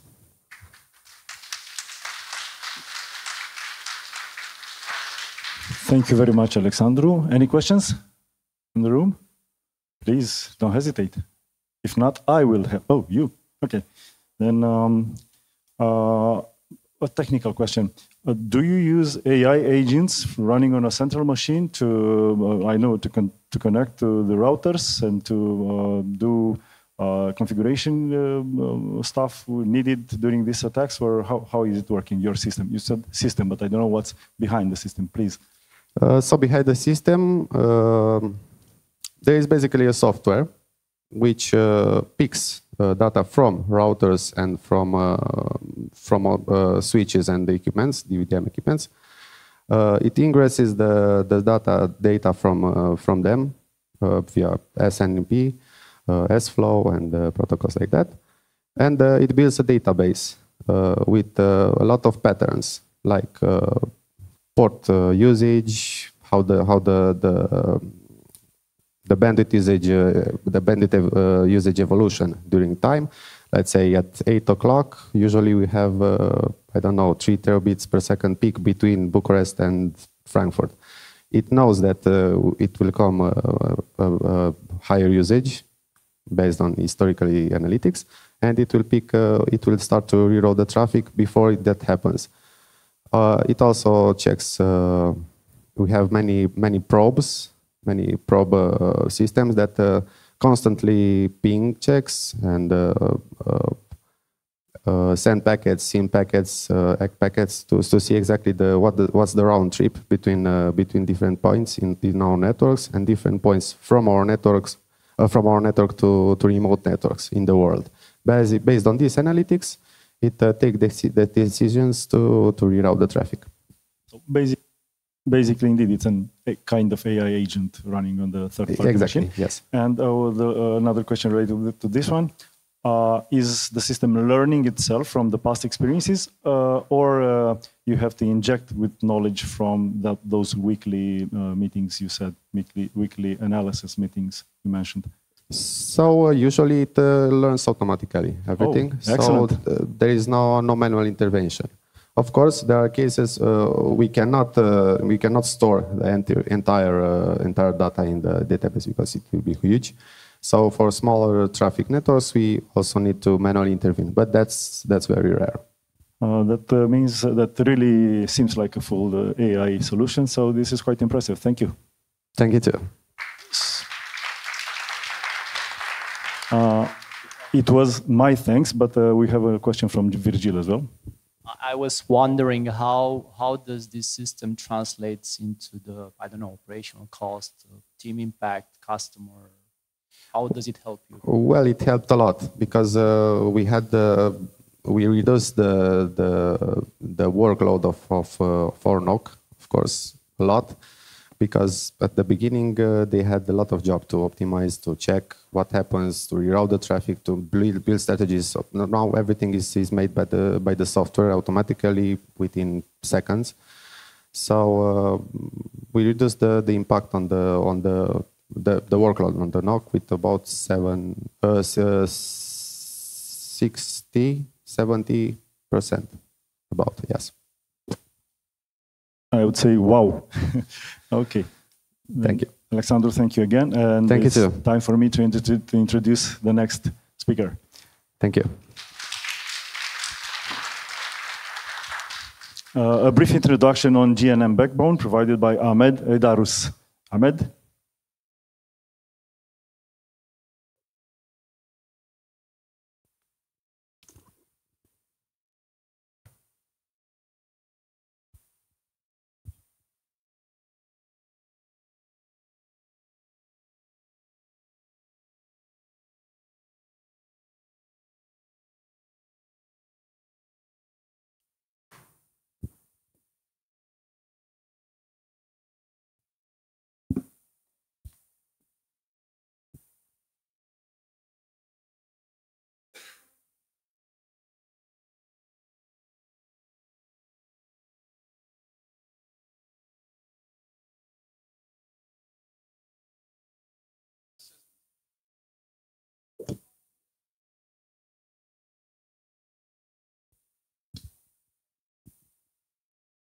Good day.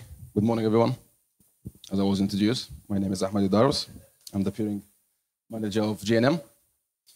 First of all, we'd like to thank RONOG and the Romanian community for having us today. It's the first time to attend, so I'm really happy to be here to connect, communicate, and try to enhance the network. Who are we? GNM, we are a backbone operator. We've got our own network. We provide multiple services across all Europe and Asia. As you can see here, the network was started in Amsterdam. We expanded in multiple locations. We are here in Bucharest, as you can see. We opened a new POP in Marseille. The main idea behind this network is 20,000 kilometers of our own DWDM. And to use such large-scale network, we had to build our own IX, where here comes GNM-IX. As in any other IX, it's about traffic exchange. So we use our multiple POPs across Europe. It's almost 81 now, POPs across 21 countries. The main idea is to provide local peering as well as cross-region peering. So once you connect in GNM-IX, whether it's in Helsinki, Marseille, Budapest, Bucharest, to London, you'll have access to all local peering as well as cross-regions. Other services we do provide, when you have your own DWDM, here comes the wavelengths. We can provide the L1 and the L2 connectivity across all the 20 kilometers of DDMW. It's diverse, it's scalable. Whatever your network is operating, we can provide a service for you. When it is a 10G, 100G, 400G port, once you connect with GNM, you'll have it all. Other services, L2, IP transit. When it comes to interconnection operation, BGP protections, all of that. As well as remote IX. It's scalable, probable. Once you connect, you'll have access to the DES6, the AM6, and network across our connections. The beauty of GNM, that once you have a single port, you can connect to multiple services, which the VLAN, IP transit, remote IX. For more details, technical details, and commercial details, here's our point of presence. You can find us in the next door. You will meet our engineers and our technicians, as well as our commercials. And we are trusted by multiple companies. The Googles you'll find, the Telegrams, the Blizzards, the M24/7s, all are here. I will be open for more questions. That's why we're waiting for you next door. And that's it. I'll take more of your time. Thank you so much. And I need to highlight, this is not a sales pitch. Thank you. Thank you very much, Andrei. Now it's time for introducing Virgil Truică of Salesforce with a very interesting presentation about mitigating DDoS attacks at hyperscale level. Thank you, Tiberiu. Hello, me again. Hello, everyone. It's great to be here again, especially in a room full of people who all share the same headaches, just under different days numbers. I'm excited to share with you. Oh, wait.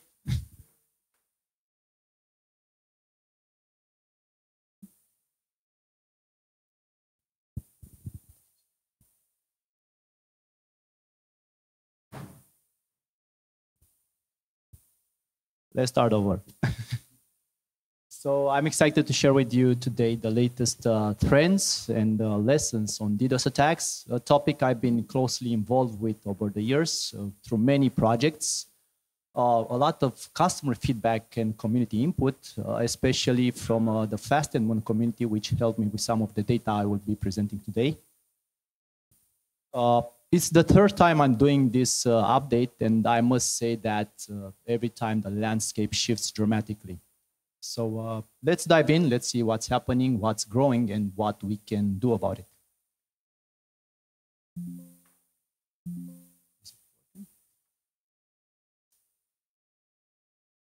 Okay, so here's what we'll cover today. We will do a short recap about the evolution of DDoS. We'll do a breakdown of the most used DDoS vectors in the last 12 months. Of course, we will see where are the attacks coming from, what are the targets, and what are the strategies for mitigating such attacks in 2025.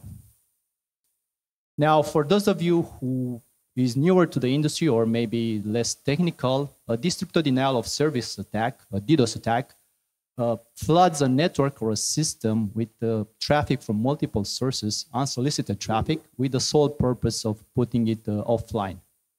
You can think about it like, let's say you're running a shop, maybe a bakery, and you have your regular customers coming in and buying your products. And all of a sudden, you get thousands of visitors at the same time with no intention of buying anything or with no purpose being there. And they are just jamming the doors and they deny access to your real customers to come in. I hope that explains it quite simple. Before COVID, and I'm mentioning COVID because it is an important milestone in our industry, we already saw DDoS volumes reaching the 1 terabit mark. So it was a shock back then anyway. But However, the DDoS volume was increasing at a manageable pace. Networks could keep up with the upgrades at that time. Then came 2020 and everything changed from that point of view. So the pandemic, the COVID, pushed the digital infrastructure that we had with probably 5 to 10 years, so push it forward from this point of view. All of a sudden, we had more connected devices, more users online, more time spent on those devices, of course, more bandwidth capacities being installed, and many more exposed attack surfaces. So nowadays, 3 terabit attacks is not something you see rare. It's actually quite often. And only 2 weeks ago, we had a world record breaking of 11.5 terabit DDoS. I mean, that's amazing. I won't go into details because we have our colleagues from Genie Networks here that will approach this subject a bit more. But I'm just curious, how many networks in the room have this capacity installed? I mean, there are a few, but okay. Well, a few more than I was expecting, so congrats. That's good from this point of view. So let's see how we got here. Let's break this down. Nowadays, DDoS is not just about sending lots of packets. It is a rich ecosystem of various techniques. So you have like amplification reflection attacks, volumetric DDoS, protocol misused, and you also have carpet bombing, which I'll go into details a bit later. Now you have all these flavors to choose from, and some more actually, or you can also use them all at once. It's up to you. Now, these are the most, let's say, used DDoS vectors in the last 12 months, the ones that have been surging the most from this point of view. Although they are not necessarily new vectors, the attackers have found new, more inventive ways to use them. So we have CLDAP, it's an amplification reflection attack, which had a over 3,000% increase in usage. Then we have ESP with over 2,000. Memcache is back on the table under different forms, and even like HTTP and rapid reset is being used again, more intense under different ways to evade the DDoS detection systems that are available right now. Important to note actually is that the attackers combine all these vectors together to avoid detection and of course to get the best results for their activity. And as I was saying earlier, one of the best techniques, the most effective techniques they found is for carpet bombing. So instead of overwhelming one single IP address, which is actually the targeted IP address with a lot of traffic, they spread the traffic across an entire subnet or maybe over the entire AS number of the network. And on the other side, you see like moderate traffic reaching each individual IP address, and that doesn't, your DDoS detection probably we will not see it until it's too late. But if you look at the whole subnet, you will see that there is a massive, massive impact from that point of view. So it is one of the most used strategies against internet providers, especially against cloud providers and hosting providers. It's actually the worst case scenario for a network to be in. And mitigating such attack, you would have to have like a really good DDoS solution and also some skills for mitigating it properly. Where are the attacks coming from? So basically, Spamhaus is saying that most command and control servers are hosted in public cloud environments. The top 10 countries include the usual suspects. So we have USA, we have Europe, we have China, we have Russia. But we're also seeing Brazil stepping up here, catching up actually. Or at least this is what we saw at Fastnemon in the reporting. If you look at the map, actually, it is a global problem which is powered by cheap infrastructure and by unsecured devices. And to go a level deeper, what networks are actually hosting this infrastructure? Well, basically, if you check the lists, you'll see some of the biggest public cloud providers there, and also some of the biggest hosting providers from this point of view. It's definitely like we can see an increase of the misuse of the public infrastructure for malicious activities. And often this happens without the providers even realizing it. I mean, the conclusion here, it's simple, but also worrying from multiple points of view.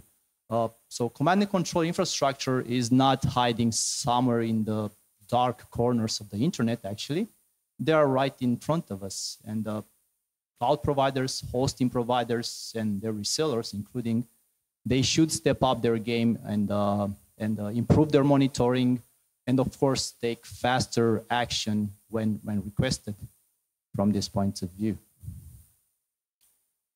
Now, Europe still remains one of the most targeted global regions at this moment. The most attacked European countries are more or less the same. They just change their position any now and then, depending on the time of the reporting. Unfortunately, we've seen Romania showing up more often in these statistics, and not only as a targeted region, but also as a source of amplified traffic. Telcos, hosting providers, gaming, fintech, and more recently, blockchain services are the prime targets from what we've noticed at this moment. And it's important to know that the attackers are actually going after the weakest link in the chain. So they may not go directly after you. They may attack your supplier. They may attack your end customer, or maybe your DNS host, just as an example. Now, let's talk about numbers.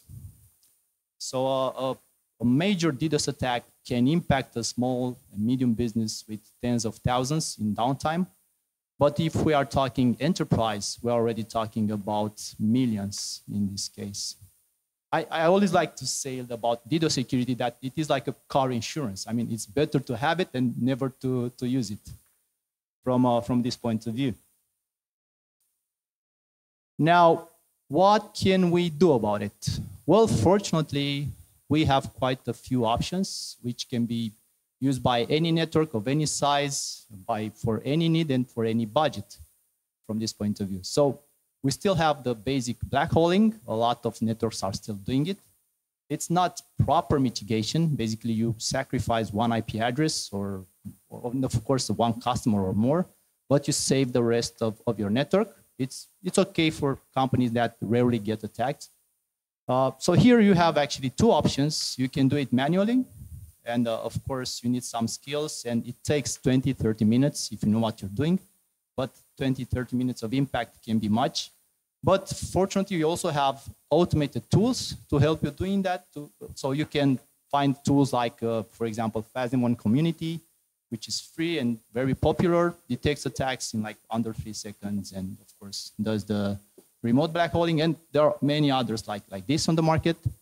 Then you have like a more, let's say, entry-level strategy where you can leverage your own network capacities and your own resources.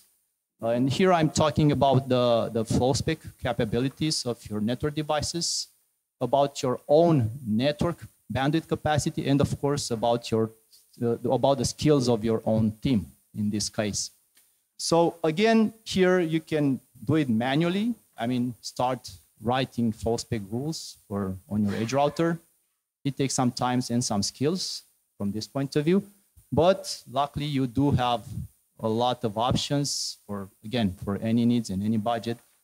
And you can do that automatically. You can have tools that can detect attacks on-prem. They can learn your traffic patterns, and they can generate flow spec rules or your network devices and do everything for you in this case.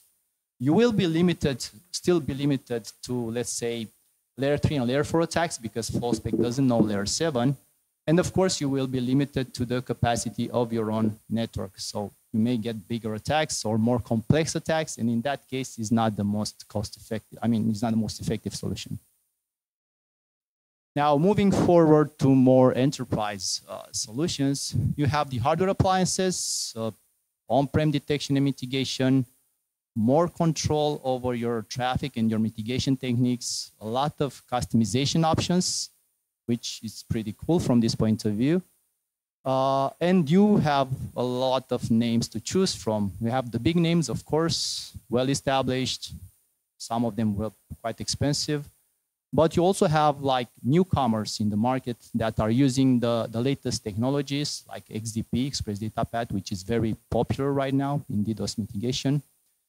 And they don't have like a hardware legacy, so you're not blocked with a specific vendor on hardware appliance. You can use any server platform and you install the software and that's it. You have your own scrubbing.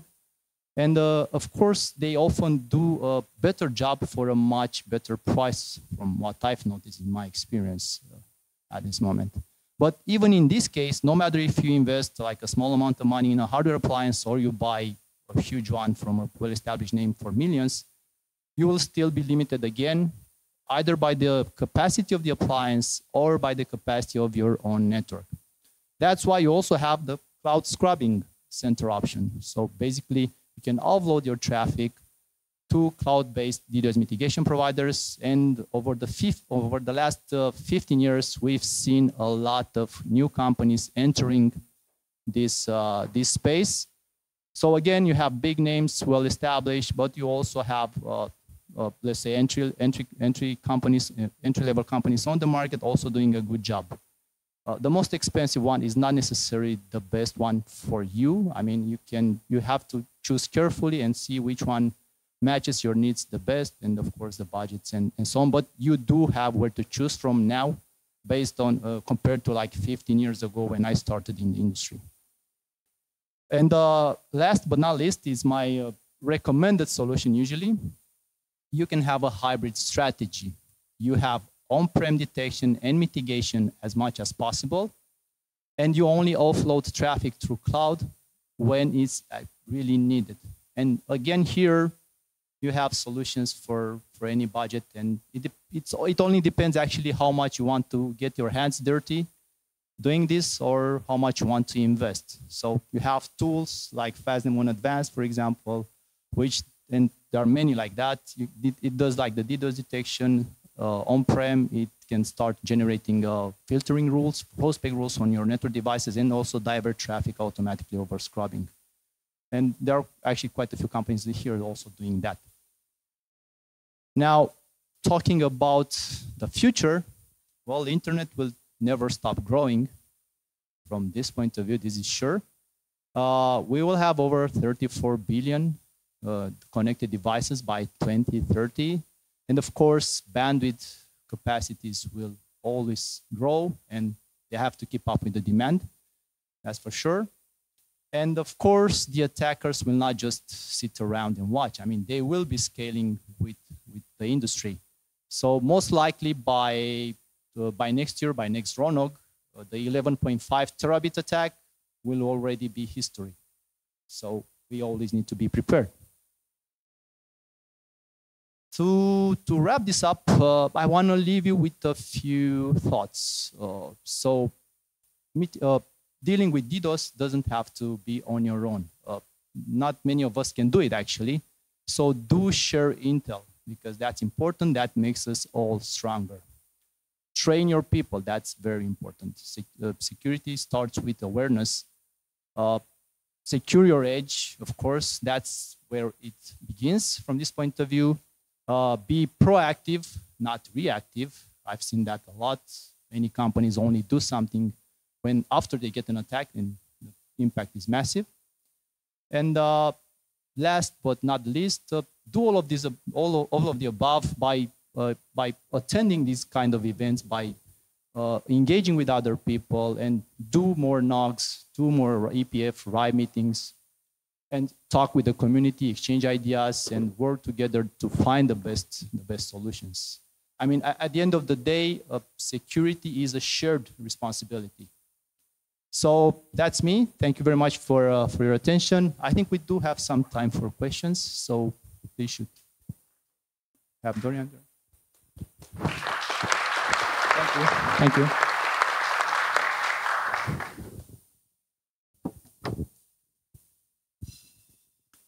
Who's first?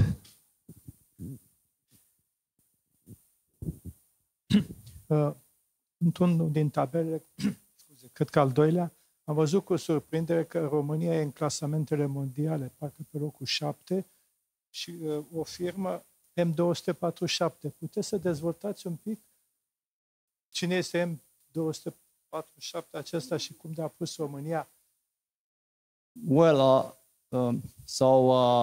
M247 is a large infrastructure provider. Okay, they have locations in multiple global regions. Probably they cover over 70% of the world, like all regions, and they have a lot of servers over there. So of course, as I was saying earlier, providers need to step up. I mean, this kind of, let's say, malicious activity often happens without the providers even knowing it. So it's not that easy to actually monitor a huge network and to see exactly what is happening over there. Probably when you get a complaint, okay, you will deal with it, but otherwise, at the end of the day, a provider is not the police department. They cannot control every time what the customer is doing. So when they get a complaint, they solve it. But it depends how many complaints you have in time and what is happening. So yeah, there is room to improve, that's for sure.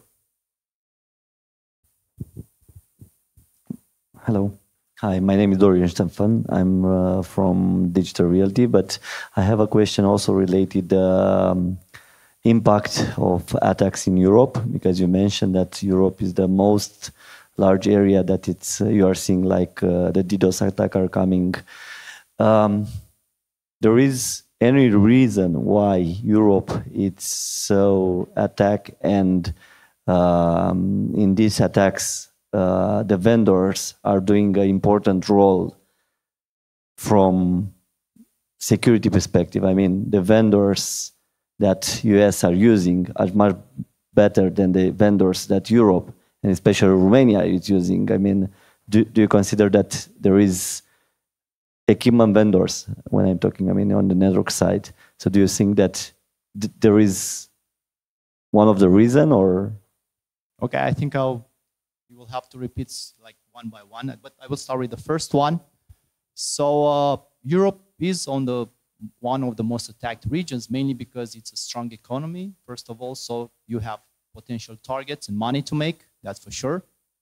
At the same time, it's also on the map with like a lot of controlling command infrastructure, because it has one of the most matured, let's say, industries, telecom industries, like a lot of providers, a lot of networks, a lot of hosting infrastructure, cloud, and so on. So yeah, it also drives a lot of traffic, so it's only normal for this to happen at the end of the day. I think Europe is much better from a security point of view if you compare it with other regions like Southeast Asia, Middle East, and yeah, and many other regions. Probably US is a bit better. I'm still not sure about that. So you had another question, which I missed.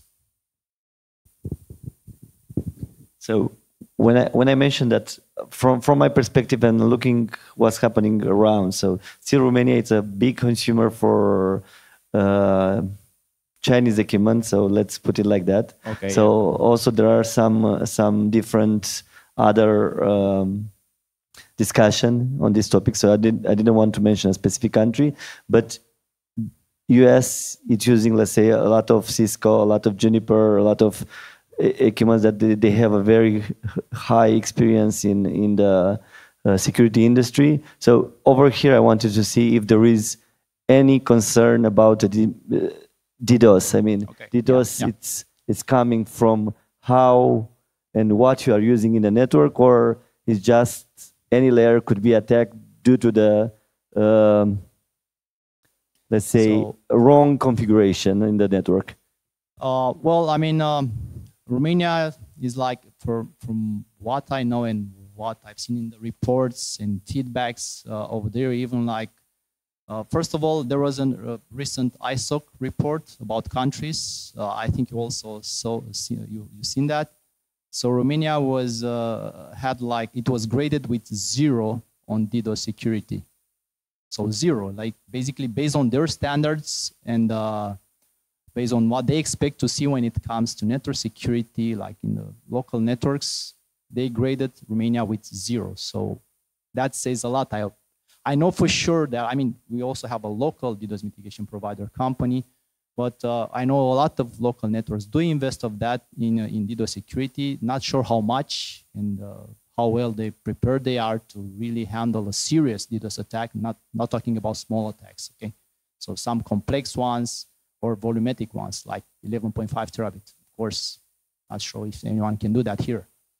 So probably there are actions which are being done in this direction, but me personally and other companies I've worked with and partners I know in this space, and the feedback I'm getting is that there isn't much interest from Romanian companies to invest a lot in DDoS security infrastructure. So I would put Romania more on the reactive part and not on the proactive part, if you ask me. Of course, there are exceptions, but overall, that's the feeling. Okay. Any other questions? Okay. Hello, Andrei Niemyjski from IT Care. My question would be not about the DDoS in general, but specifically about the FastNet1 product. So we are widely using it in different infrastructures, and I would like to say that the community version is so powerful that nobody even look at the enterprise solution, which is bad for FastNet1 but good for community. But my question would be, is FastNet1 looking to start building maybe its own appliance for filtering, doing scrubbing, and not only like discarding the traffic?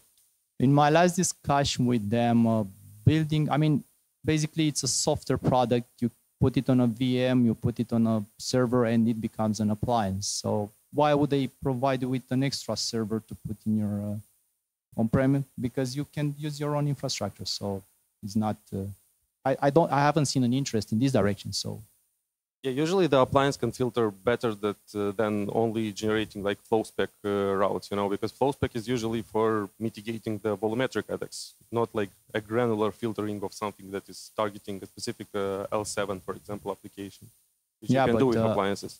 FastNet1 and other tools like FastNet1, and we have a few other vendors in the room.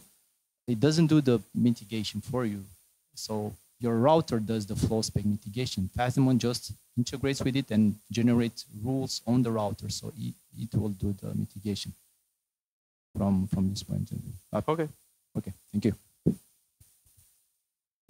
All good? Well, thank you very much. And thank you, Virgil. Applause, we can catch up afterwards. Very interesting topic.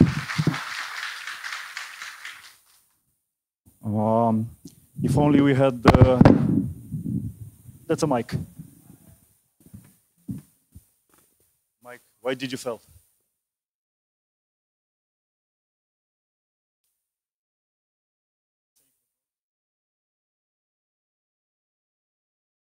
I was thinking if only we had witnessed the same 3,000% increase in the stock exchange like we saw on DDoS attacks, then we could probably all retire.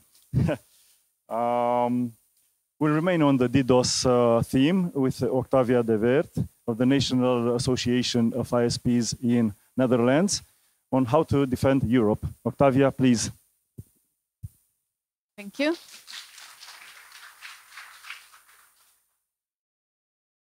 Mulțumesc, Tiberiu, mulțumesc și mă bucur foarte mult că am ajuns aici în dimineața aceasta. First things first, let's get my presentation. Eh? Yeah, please. I'll just switch over to English. I can take questions in English, Dutch, and Romanian if you like. It's a very honor, a pleasure to be here this morning. I have met a few of your colleagues and other people present in this room, of course, in all this meeting with Virgil talked about. And I think that's a very, very, very nice and powerful of internet with all his problems, as we discussed here, but it all keeps us connected. And that is the main reason why we're here. It's a much pleasure for me to be here it's not my hometown, it's my home country. I'm from Sibiu, Romania. Live in the Netherlands for 30 more years, built a family there, but I still have roots in Romania. It's, again, an honor to be here to present to you. And I think it was meant to be. Thank you, Virgil, for a very, very insightful presentation about the technical problems of DDoS attacks, how that evaluated. And I think one of the, just to get a little bit on the question which was there, a small answer from our point of view is actually hidden into this title. We live in a multipolar world, and we didn't expect to live in that world.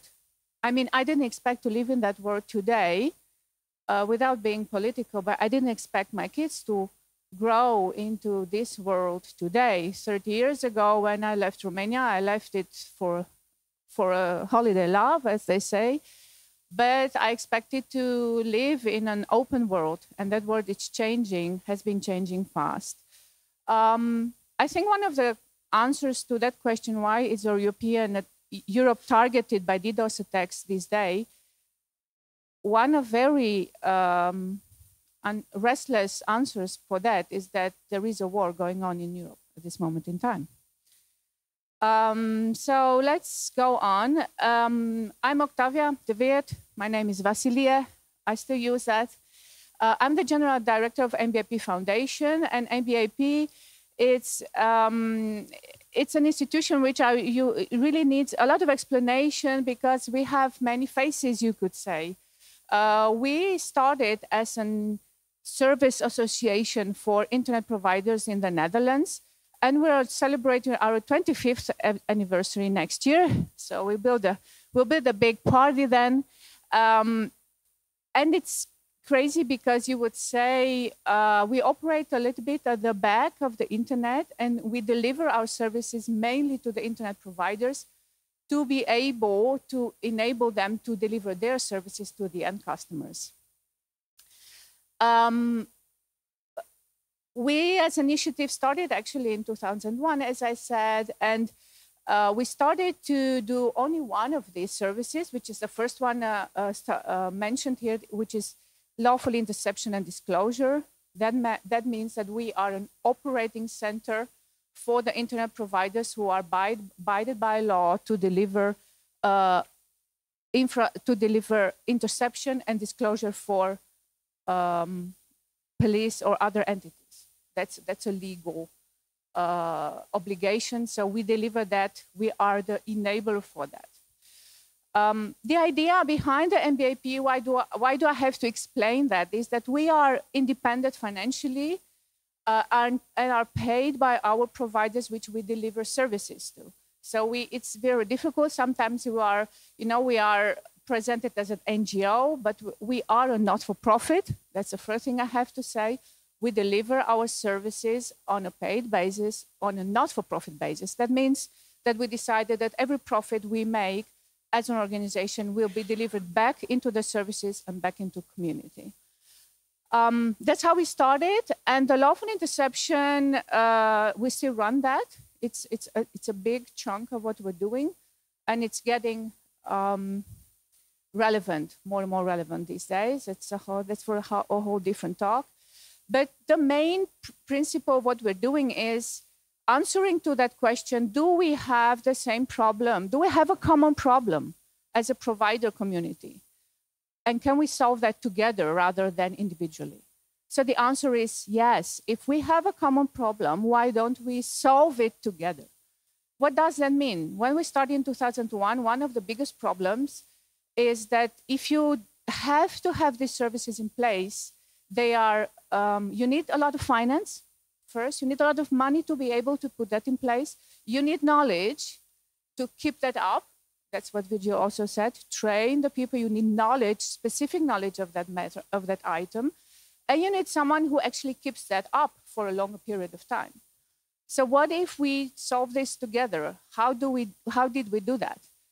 By joining into a community, joining into a foundation, by enabling that foundation to actually build those services, buy things, hardware, software, licensing, keep a team of people trained, and keep that over a longer period of time and deliver that services on a high level.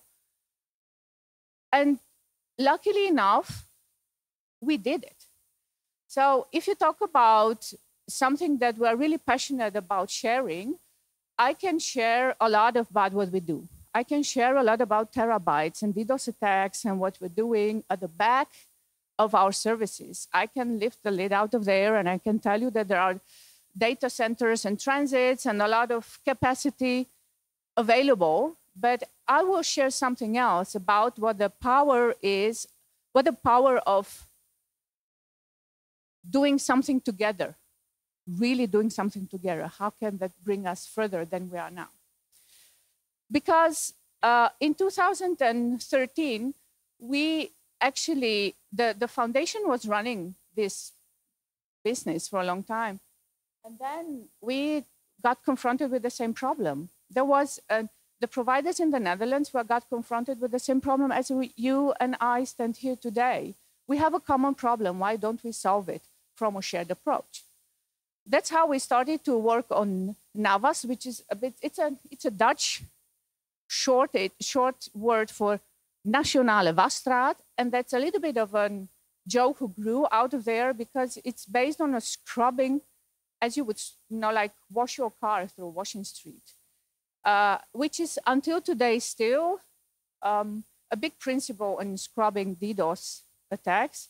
You start very big and then go further from there until it gets smaller and smaller and more specific. We started growing with our community. When we first started this service, there were 6 providers who actually came together and said, we'll invest this and we'll just get this started. We count 200 providers in our database at this moment in time, delivering these services. So for some of them, we deliver all the services we have. For some of them, only specific, the DDoS mitigation services. So from that vision of how can we do this together, we are expanding our network into Europe. My colleagues are here, Simon and Frank sitting here. They can tell you a lot about what we do technically and about connectivity in Europe and everywhere. So we're present in 9 countries in Europe at this moment in time, and we're expanding rapidly because we see the need of that expansion, of expanding these services into the edge of Europe and other countries. I will talk to you something just to make this word a little bit scarier than it is at this moment in time. I will talk to you about the evolution of these attacks, maybe from more of what's the impact of the society at this moment in time. Because we see a technical thing going on in our networks, and we're technical people, and we talk about technicality. But at the end of the day, the goal of DDoS attack is to disrupt. That is the final goal, to disrupt something. And a lot of times, you as a provider are a goal not because you are who you are, but you are a goal because the attackers know that could disrupt something behind you. They would disrupt something that it's behind your network. And I think this is just a bit of, like almost 25 years of what's been happening.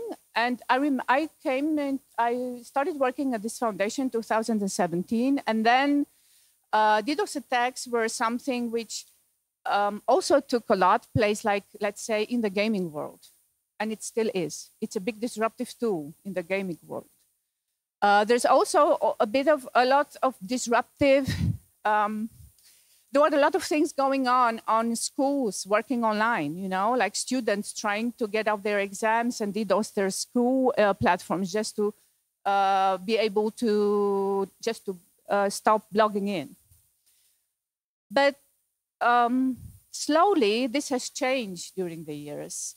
And I think one of the main, it's noted here, one of the milestones from our perspective, from the Dutch perspective, was in 2018, when banks and actually public infrastructure was targeted And that was another wake-up call for how do we step up this game? How do we upgrade what we're doing at this moment in time, and what is it to be done more than what we're doing now?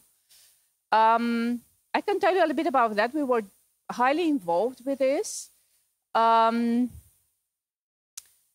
because then we mitigated along with a lot of other parties at that moment in time. Was still a lot of downtime. And then we said, well, and at that time, everybody thought, well, you know, we must be targeted by some alien or other companies. But eventually, there was no connection at all between a lot of things going on in the world at that moment in time. There was a teenager who tried to show his case of how good he was in bringing something down. By the way, by this moment in time, that's another story. It's illegal in the Netherlands to fire a DDoS attack on any kind of infrastructure. Under Dutch law, you are bound to be, the police will show you at your door if they were to find you. This guy was actually apprehended just because he bragged about it on a blog. Otherwise, we couldn't have never find him. But so what's the turning point then? Because it is, and I think I'm just repeating what Virgil said and the people before me. It's a bit of, I think I'm standing also here to debunk a little bit of myth and talk a little bit of the other side of what's happening. Because it's true, we, all our servers and devices are pawns on a chessboard. The more, the weird thing is we're talking about capacity, increasing that capacity, and we love capacity. We love a lot of terabytes and gigabytes and 800 gigabytes. We love capacity, but that is also something that it's used as everything in this world, I suppose. You can use it for good, but it's also being used against us. The more capacity, the more devices are connected, the more targeted we are, the more capacity is available to fire up these huge attacks which are happening. And I think, just to touch a little bit of more of a sensitive issue, and I thought I heard that question being put somewhere before my session. We do rely on high levels of non-European security solutions. And that never seemed to be a problem until last and this year. So I do think there is a few wake-up calls to be made on more levels than one, on technicality, capacity, readiness, also awareness of where do we stand? What do we stand as a community? What do we stand as a local community? Or as a Dutch community or a Romanian community on our awareness and readiness on security. And there is still, from my time when I started working here from 2017 until now, there has been a huge switch in, DDoS attacks for fun, try to disrupt the school, to activist groups who are trying to, whose only goal is to disrupt for disruption, not even for financial gain. So to talk in the line of what Virgil showed you is, these are kind of our statistics from last quarter. This is only what we see through our mitigation solution. We report, we are maximum transparent about what we see. Sometimes we also report a little bit differently. We don't have, we say, I know it's difficult to report on DDoS attacks, but we try. And one of the things why we are not for profit is because we say we are passionate about transparency and reporting and sharing as much as we can. One of the things, because I was saying I'm trying to debunk a little bit of the myths. Yes, there is a growth in huge attacks, which is enabled by all this capacity we are putting in place with each other. But there's the other side of the story, what we've seen, it's also small attacks who are just as disruptive as a big one. And they happen on the application layer level, and they're very difficult. They are difficult to detect. They are difficult to deal with because, coming back to what I was saying before, as you of course know, if you were to actually look into that traffic of that level, it requires a high level of trust towards the one who is looking into that packet. So there is a whole other, there is a lot, DDoS, it's a monster with many faces, which can show up in many places at the same time and be as disruptive as a 1 terabyte attack or many terabytes attack as a very small attack who just goes on and on for weeks in a row until it reaches its target. And I think from a perspective of what's the impact of society, this is what only really a small part of what the media is showing for. We have Dutch elections in a few weeks. Yeah. The last ones were in the paper. So how should we respond to all this? Is it like just buying more capacity? Let's try and buy and do something, or try to solve this by ourselves? I think I gave you a little bit of an insight of what we're trying to do. I think we have to debunk the myth of like, DDoS is not that harmful as something. I mean, it's not a hack. They don't steal anything from you, right? It's, I don't ask for any money. And amazingly enough, after the last round of attacks, this was a quote of a government official in the Netherlands by questions put by the society. So what about these DDoS attacks? And they say, well, the impact is limited because, well, they didn't ask for any money. They didn't have a loss of finances. There wasn't a hack of data of any persons. But is that true? Because, as we showed before, I think we're living in an era, we see that we're living in an era where attacks are used for just being disruptive, just being destructive in itself. I remember one of the last, let's say, I think it was last James Bond movie where the DDoS attack was used to, to disrupt the whole UK with something, and I was like, oh my God, they couldn't think of nothing else? Well, they didn't, because it's not needed, but it's still happening today. Yeah, so why am I standing here to tell you the same story that Virgil told you? There is a big problem. How do we solve this? Are we looking toward, well, see what we can do? But we see I'm here to tell you that there is a way in towards solutions, which it should be European. I think we live in a time in which we need to build a framework of European solutions. We live in a time in which we have to move away from our individual responsibilities into the common responsibility, if we still want to move forward as a community. I mean, we're talking a lot about the free and strengthen the free of the internet. What the next step? How do we build the internet of tomorrow? Is it by technology, by more technique, by more capacity? Is the internet of tomorrow only bigger and smarter? Or is it also internet for tomorrow? Is it more resilient by the way it started as working together? And is it something that maybe we can build again together ourselves? luckily enough, before we end into, well, was nice word piece idea, how do we get there?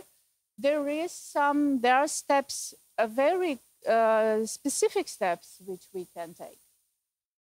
One of those is, for example, contribute with, and thank you, Virgil, for doing that,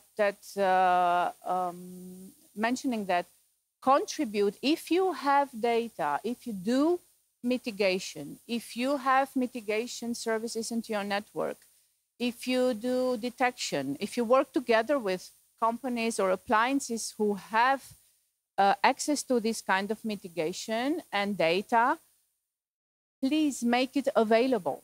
And it sounds like, how? It's science fiction. It's not. Actually, I have to go back into that sheet because I wanted to talk to that about by now. Because this is one of the initiatives born again out of that wake-up call in 2018. Well, how can we step up? How can we upgrade working together? How can we make this better? So one of the things, one of the organization I'm at this moment chair of is something that's called No More DDoS. It's a coalition in the Netherlands which has as only goal to actually increase the capacity of all the providers to share this knowledge, share the data, very specific. One of the things we built as an organization, and it's being managed by the coalition, is actually a DDoS fingerprinting database.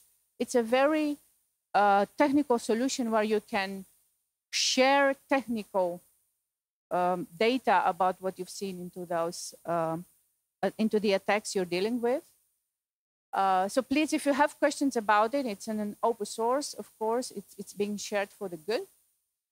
But we're also sharing data about what have we seen. One of the things we do as a coalition in the Netherlands, and I can hold a whole new talk about that, it's we actually do DDoS drills on a national basis. We actually test our DDoS resilience as a country.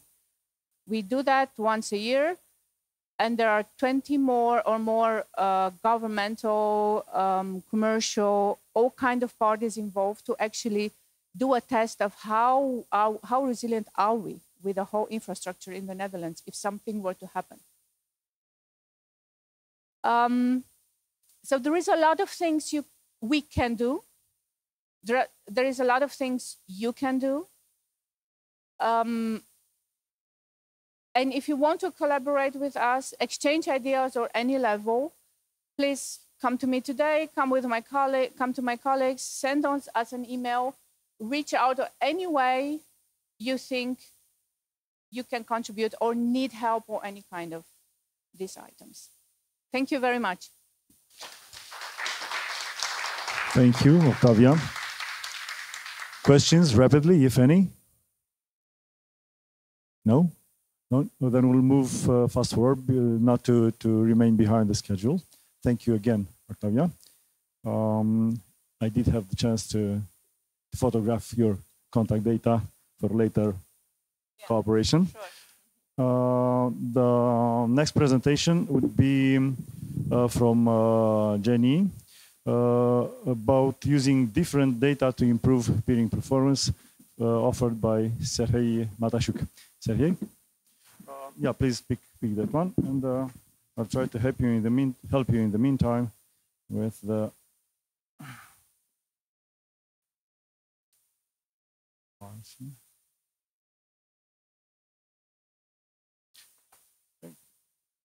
You know what to do. Huh?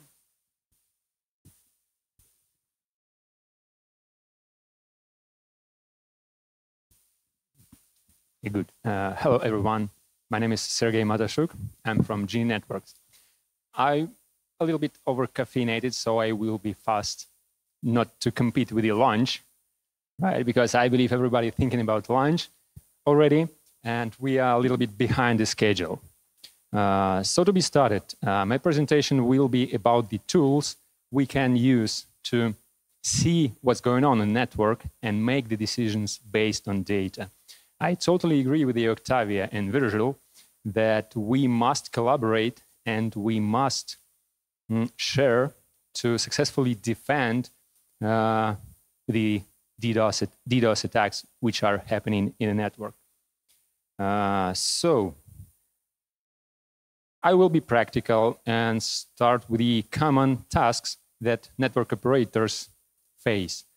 And I will start from the peering evaluation, right? We need the tools. We all, I suppose, have some kind of networks and need to connect with each other to make it cost efficient and make policy-driven decisions. So I will talk about what advise peering policies and so on.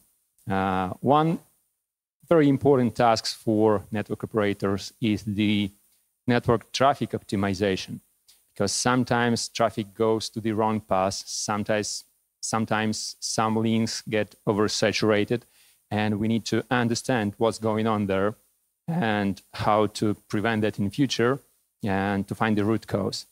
One of the causes of that behavior might be incorrect routing, right? So how to monitor the route health, how to see what's going on with the BGP, because the BGP is the only protocol where what's told with the friends considered to be the truth, right? And last but not least, I will have a couple slides about the DDoS detection and protection from the DDoS attacks. So peering, to peer or not to peer, that's the question. What are the various peering policies we might have and our network might implement? First, and the simplest one is no peering, right? So I don't want to peer with anybody. And this is typically implemented by enterprises, government. They just buy an AP transit, that's it. Restrictive peering. This is the next policy, typically implemented by tier ones. So they will call you. You cannot peer with them unless they want to peer with you. And likely, if they want to peer with you, they will call you. Selective peering implemented by hyperscalers like Google, Microsoft. They will peer with you as long as you comply with their policy, like traffic symmetry or specific size of the interconnect and so on. And open peering, this is typically implemented by global CDNs like Cloudflare, which want to peer with everybody with a simple technical checklist, right? And you might see that this as the analogy with the nightclub doorman, right? So restrictive peering is the closed party, VIP guest list, and you cannot enter there. Selective peering is the face control, dress code, and open peering is the party which is open for everybody. And the question here, what sort of peering policy will be implemented by today's RONOG social event? Anybody? Yes. Correct, exactly. Yeah, selective, because you need to present the QR code to let in, right? Good. So the practical use case, how to identify whom do you want to peer with. You need to get the list of the traffic originated from different ASNs and order that by the traffic volume. So you will see the top ASs that sends traffic to you, or you send traffic towards them. And you will use that list to identify the ASNs that might be interested and might make sense to connect with you. You contact them and negotiate the peering terms, right? So this is the sample graph that might help you talking about the tools. The next task is the network traffic optimization. So you might have congestion on your networks, your link might be saturated, and you must know what's going on there, what traffic is going there, is this normal or some kind of violation. Sometimes your peer will violate the terms.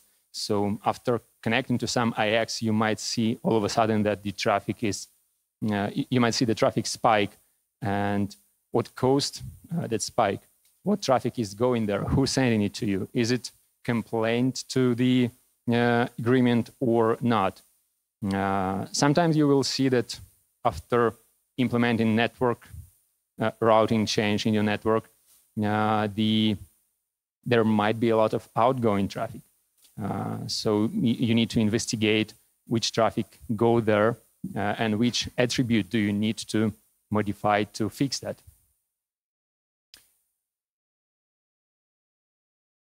Okay, this is the picture, and this slide is AI related because that picture was generated using the AI. And I like that. It looks like a couple guys in a NOC looking into some graphs and images. And this is the only AI buzzword that you will see in that presentation. So marketing will be happy. And yeah, let's continue.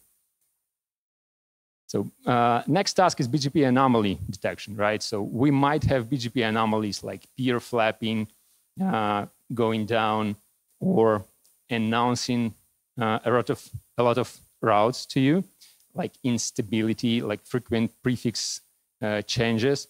And we might monitor, and we need monitor BGP routing table to identify that, because that might impact our users' quality of service. Are any peers sending a lot of announcements? Is this normal or malicious behavior, and so on?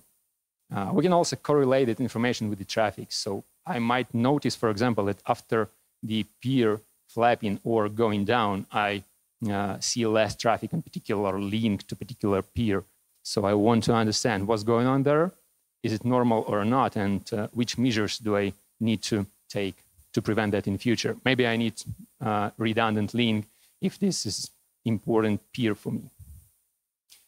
So DDoS trends. As my colleagues already said, we experiencing a lot of DDoS attacks in the recent years. What we can see, the number of attacks rise almost fourfold. We do see a lot of so-called hypervolumetric attacks. And what I mean by hypervolumetric, this is the attacks multi-terabits per second, which are punchy and very short. So with typical usual tools, it's too late to react to the attack. The damage is done, and the attack is all of a sudden goes down and disappears in a sub-minute. So those are attacks lasting less than a minute, short bursts of traffic. Mostly the attacks source from the botnets like Mirai or ISUR. We've seen that in a wild, and the attack traffic is highly distributed all over the world. And as Octavia told, we also see a lot of geopolitical driven attacks, right? So for example, in a recent event when the drones came to Poland and NATO reacted, we see a lot of attacks happening to the Dutch government, for example, right? And the damage is done to prevent collaboration and effective blocking of those attacks. Yeah, I wouldn't stop on that case, but I want to highlight the latest one. This is the most recent case, Virgil talked about that, which happened in the beginning of September this year. And the record was broken, and the attack volume was 11.5 terabits per second and more than 5 billion packets per second. This is a huge amount. I don't think like top 5% of the network might survive that. And the attack was detected by Cloudflare, and Cloudflare is the largest CDN in the world we have. So they have a lot of servers distributed all over the world, and they can absorb that bandwidth. And as you can see, the attack lasted only 35 seconds, which might indicate that somebody is like checking the weapons, right? But imagine if that sort of attack will happen to your network and last, I don't know, for a week, for example. What would you do? So what can be done? What are the strategies to mitigate? I encourage you to collaborate and share, as my colleagues talk, because you cannot defend from those attacks by yourself. You need to collaborate with your IXs, with your peers, with your IP transit providers. You need to be prepared. Educate your team, make it drills, make the flow spec rules pre-approved and negotiated with your uplinks. So you can sacrifice the attack target, but your network will survive and all other customers won't have the service disruption because of some attack. But first of all, you need to think about it in advance. And this is the purpose of my talk.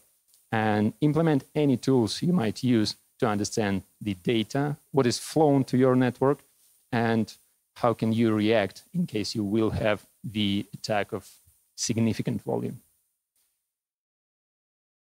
Yeah, that mostly it from my side. I don't want to hold you anymore before the lunch. So just to summarize, we discussed briefly the peering evaluation, how to make data-driven peering decisions, how to monitor the route health, how to produce the traffic optimization strategies, how to understand which traffic flows there, and how to defend from the DDoS attacks. And the main source of information for those tasks will be net flow, S-flow, price, source of flow data, which can be collected from your network, like network telemetry. And we recommend fusing or enriching these data with the BGP routing table, because it will allow to have more detailed view on which data flows there. That's it from my side. Any questions? Don't be shy. We have enough time for lunch as well, until 1400 hours. Well, being many presentations about DDoS, probably the people already had their shots. Okay. So no questions, all right? Then thank you very much, Sergey. It was a very interesting presentation. Yeah, pleasure to be here. Now, before the break, on your way to lunch downstairs, please stop by the registration desk and pick up your T-shirts, as well as the goodie bags. Then after the lunch at 1400 hours, please be back in the room for the next interesting presentations, and pay attention, because in the end, you will increase the chances of winning very nice prizes, like an electric scooter, a switch from a Cisco switch provided by eSphere, and so on. I repeat, power plugs will be installed underneath the tables during the lunch break while we are enjoying our lunch. The lunch is to be seated in restaurants, so those of you who have been in the previous days at the European Peering Forum and are accustomed to have lunch here, no, this time we'll be downstairs and seated. Having this said, I wish you bon appetit. Thank you.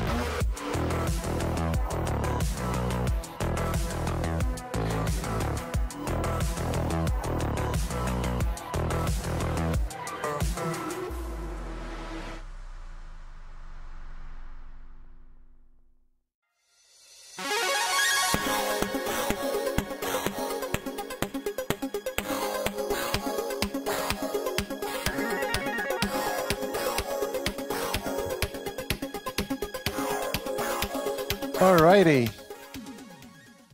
So, bellies are full. I hope you got your coffees. Chairs are upright, so there will be no sleeping, yeah, during this session. Our first speaker, Paulius, are you good to go? Okay, so not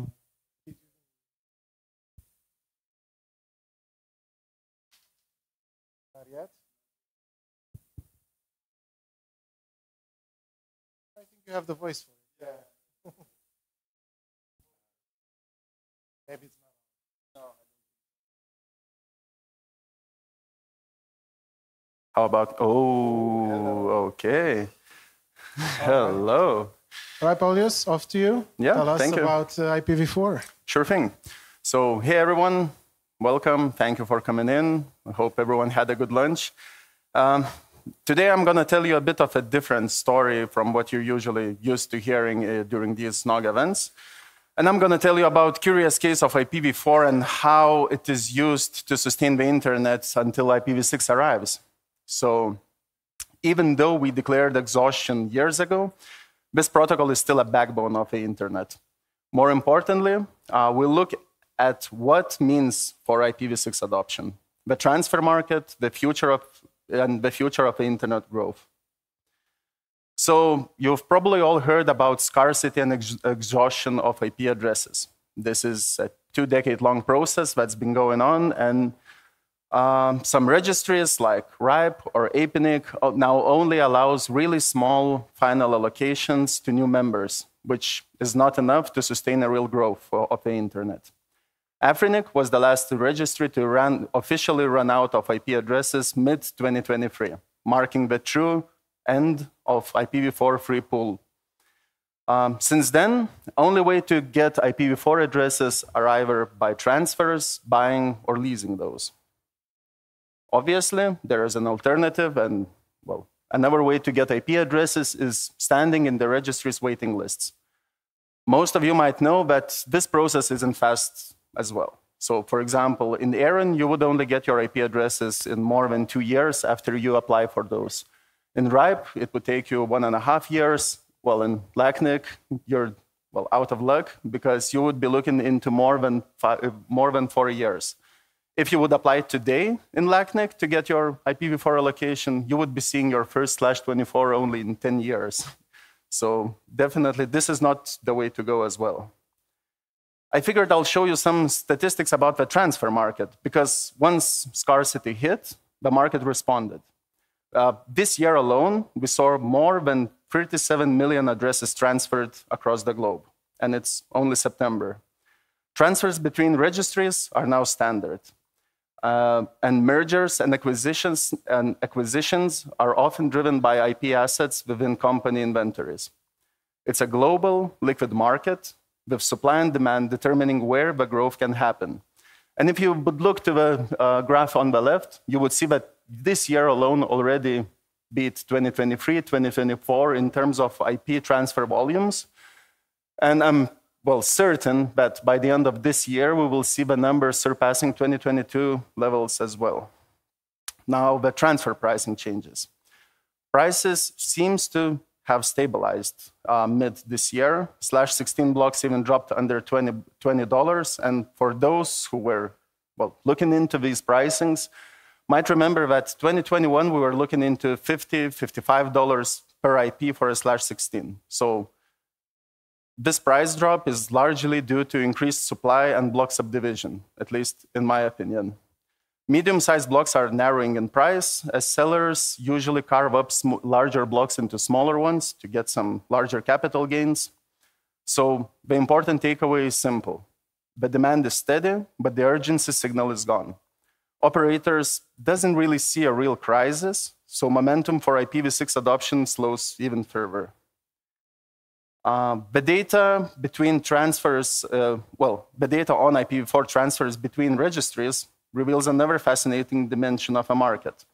All regions show net outflows of IPv4 addresses, with one exception, RIPE and CC. And you can see that the trend continues throughout the year since 2022, and actually way beyond that. Because RIPE is and always was the largest recipient of net inflow of IP addresses. And this is likely due to several factors. First of all, policy differences. RIPE is comparatively more flexible with their inter-RIR transfer policies, that makes it more attractive rather than regions with stricter or more bureaucratic transfer procedures. Charging scheme. RIPE charges everyone equally. It doesn't matter how many IP addresses you have in your inventory, your charges will never go up. And this is specifically favorable to companies that has a lot of IP addresses in their disposal. Legacy status. RIPE allows IP holders to keep a legacy status while enabling RPKI, a crucial security feature for the IPv4 addresses, meaning it makes it easier for organizations to manage their resources if they choose to go with RIPE. One standout transfer involved LACNIC, and you can see it colored in green this year, was a major telco player in Brazil. They decided to move their IP addresses outside of LACNIC to ARIN. And this just underscores the impact of individual companies' corporate strategy and how this can change and pivot the regional availability of IPv4 addresses. So let's start with where we are today in terms of IPv6 versus IPv4. We're still looking into a dual stack solution worldwide. Let's figure out why this is happening, or let's speculate why this is happening. So we officially ran out of IPv4 addresses years ago, but the internet is still mostly IPv4. In 2025, only a little over a third of the internet and a third of the users can actually reach IPv6 only services. That means that the majority of the internet is still IPv4 only.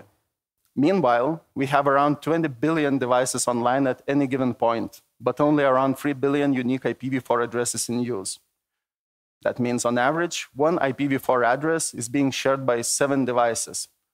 That means NATs, CDNs have made it possible. So even though we exhausted IPv4, the internet hasn't collapsed. It just evolved. The statistics that I've just told you, the end of end-to-end. So, I find this one address to 7 device fact kind of fascinating. And again, like I've mentioned, this is only possible because of network address translation. Originally, it was meant to be a short-term workaround. Today, it simply became a default and market standard. Every home router, every mobile carrier network, every enterprise firewall is essentially stretching IPv4 space like an elastic band. I wanted to show another interesting data point that I found about US IPv6 adoption. And based on this data, you can clearly see that IPv4 use in the US has remained constant since mid-2019. Why is there no further momentum to continue with the transition to V6 in this part of the internet, you might ask? I would offer the simple explanation. The root cause is a fundamental change in the architecture of the internet. The significant change to the internet's architecture is a shift away from a strict address-based architecture. Clients no longer need to use a static, unique public IP addresses in order to communicate with servers and services. And servers no longer need to have a static, unique IP addresses to provide clients with access to the service and content. Address scarcity takes on an entirely different dimension when unique public addresses are not required to number every client and every single distinct service. So, why IPv6 adoption is so slow? The main reason is that IPv6 doesn't really give a true and immediate benefit to the operators. It's not inherently faster or more secure. You might argue with me that it has IPsec tied to it, but it all comes down to your network setup and network preferences. Basically, it's the same old IPv4 space, but with a way larger address field. That makes a business case, especially for enterprises, hard because on top of that, there's a coordination problem. Apps wait for ISPs, ISPs wait for content providers wait for users. Early IPv6 transition tools like 624 or Torido didn't help either. They were unreliable and gave IPv6 a bad reputation to begin with. And the biggest factor, NAT just works too great. They extended IPv4 for longer than anyone expected. Add CDNs and TLS, SNI on top, and suddenly unique IP addresses aren't critical for delivering services anymore. All of this took the urgency of IPv6 as we felt it shouldn't have done. We can also look at the market of IPv4. Like I've mentioned, if exhaustion were really hurting us, we'd see panic pricing. But the opposite happened. Yes, there was a huge spike in 2021, but prices have still since stabilized. That stability tells us that supply and demand finally found a balance. Transfers keep on flowing, and network keep getting by with NAT and dual stack. So from a business perspective, IPv4 just feels good enough for now. And that's another reason why IPv6 adoption might be dragging out for so long. So when will this IPv6 transition finally finish? If you project the current growth trend, it doesn't reach 100% up until late 2045. That means we're likely to be in this dual stack internet for another 2 decades. That's a long time to wait, and this is why finding a sustainable mechanism to stretch IPv4 even further matters. It keeps the internet growing while we slowly and steadily move towards IPv6. Now that we've all seen how IPv4 scarcity is creating pressure, creating waiting lists, transfers, volatile pricing, the complexity of justification, it's useful to step back and look at how much IPv6 adoption has actually progressed. This helps us frame how long the transition might take and where IPv4 leasing still plays a role. On the top side of the list, you see countries like India, France, which each with adoption rates above 75%. Also strong are Saudi Arabia, Malaysia, Belgium, all above 65, 70% adoption rates. These are examples where IPv6 is clearly a mainstream and widely deployed. On the other end of the spectrum, we have countries like Lebanon, Cambodia, Somalia, Syria, Ethiopia. All are effectively below 1%. Well, not even that, below 0.3% of the adoption rate, meaning IPv6 is essentially non-existent there. And then, right in the middle of the pack, we have Romania, around 28% adoption rate. Respectable progress, but far from the leaders. And a clear reminder that Europe is generally lagging behind Asia and parts of Americas. This shows us 3 things. First, progress is uneven. Some countries are racing ahead, others are barely moving. Second, IPv4 still remains essential. Even in countries with 60 to 70% adoption rates, there are still millions of users only using IPv4 addresses. This is why leasing markets and transfer markets are still needed to bridge the gap. Third, transition will take years. Even under the most optimistic trends, it's unlikely that we'll see universal IPv6 adoption before late 30s or early 40s. So we will look into IPv4 leasing policies in the next couple of slides, but keep this in mind. It's not just about today. It's about sustaining the internet during what may become a decades-long dual stack coexistence. But again, we need solutions. We need sustainability. We need to figure out ways on how we can get by the growing internet, the growing networks, until we finally reach that turning point to IPv6. And that's where leasing comes in. Leasing puts unused IPv4 space back into a circulation. For holders, that's a recurring revenue without losing the asset. For operators, it's a way to scale quickly without a huge capital expense. Leasing effectively turns IPv4 into a renewable resource, reducing hoarding and keeping the market liquid. Of course, it has to be done responsibly. With proper RPKI, RAR record management, geolocation, and abuse controls.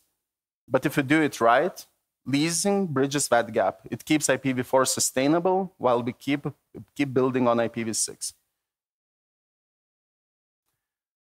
This table gives a clear snapshot on how leasing policies are different in between different registries. So for example, RIPE is the most permissive. Leasing is explicitly supported as long as everything is reported within the RIPE database. ARON also allows leasing, but with a caveat. Leases don't count as justification for applying for new IP address allocations.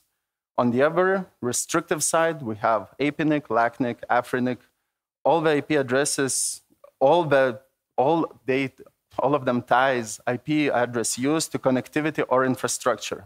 That means leasing is essentially restricted, except there is a small exception in LACNIC, where legacy addresses allocated before LACNIC was established can be leased out. This world map helps to visualize it. So green areas is where leasing is allowed. Yellow one, LACNIC, you can only move around legacy space blocks, and violet regions, APNIC and AFRINIC, are where leasing is outright prohibited. Well, to sum it up, you can see, regions where you can monetize your space or lease it out. You cannot lease it out. But there's, one paradox. While leasing is regulated by the registry where the block is registered, the actual use of IP address is borderless. You can lease the space from RIPE or ARON and announce it anywhere in the world, regardless of a local RIR policy. That raises a thought-provoking point. IPv4 is a global, universal resource, but policies in the very regions struggling most with connectivity growth, like Africa or parts of Asia, prohibits leasing outright. In practice, this prevents spare addresses from being monetized and reused, where they could actually accelerate internet development. So a question to the community is, are we limiting ourselves with regional policy silos, while the internet itself doesn't recognize those borders? Again, leasing is definitely a viable alternative, but leasing is not free, not risk-free. The benefits, instant provisioning, no capex, more IP address in the market, recurring revenue. There are also risks, such as abuse, IP hijacking, risky industries. That's why robust know your customer processes, RDNS validation, and observability are essential. Leasing works, but only with strong governance. This is where IPXO comes in. We launched in 2021. We have our technology patented in US, and our main idea was to redeploy idle enterprise resources.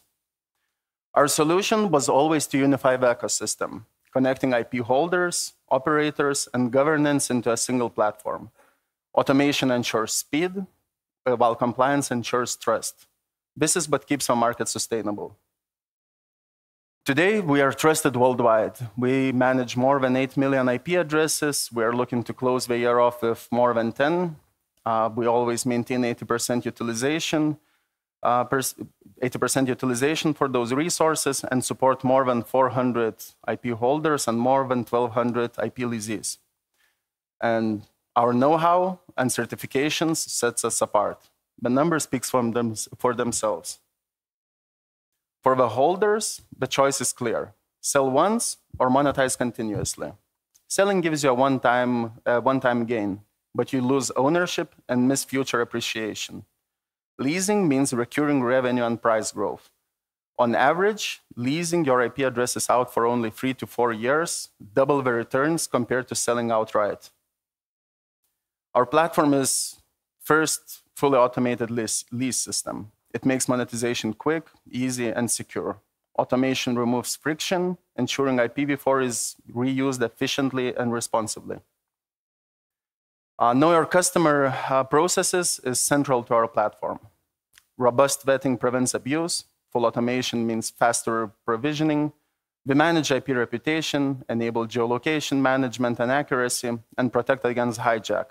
We maximize revenue for holders while safeguarding the internet. For leasees, the benefits are just as clear. Flexibility to scale, strong ROI compared to buying, and fast access to IP addresses. Leasing gives them the ability to adjust as network grow and as IPv6 slowly rolls out. What's the outlook for the future, you might ask? So the future is clear. IPv4 shortages will persist. Supply is limited, demand is strong, and the transition to IPv6 is not as fast as we all anticipated.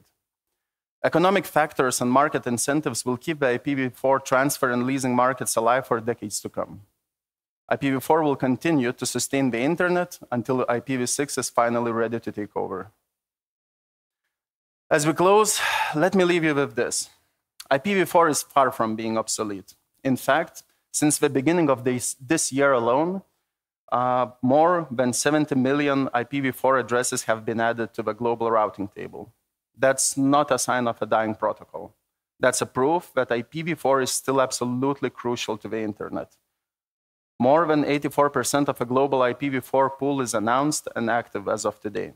Operators keep bringing more space online, and the need is not slowing down. So the story is clear. IPv6 is future, yes, but IPv4 is still the present. And without bridging solutions like transfers and leasing, the internet wouldn't be sustained the growth that we were seeing today. Any questions?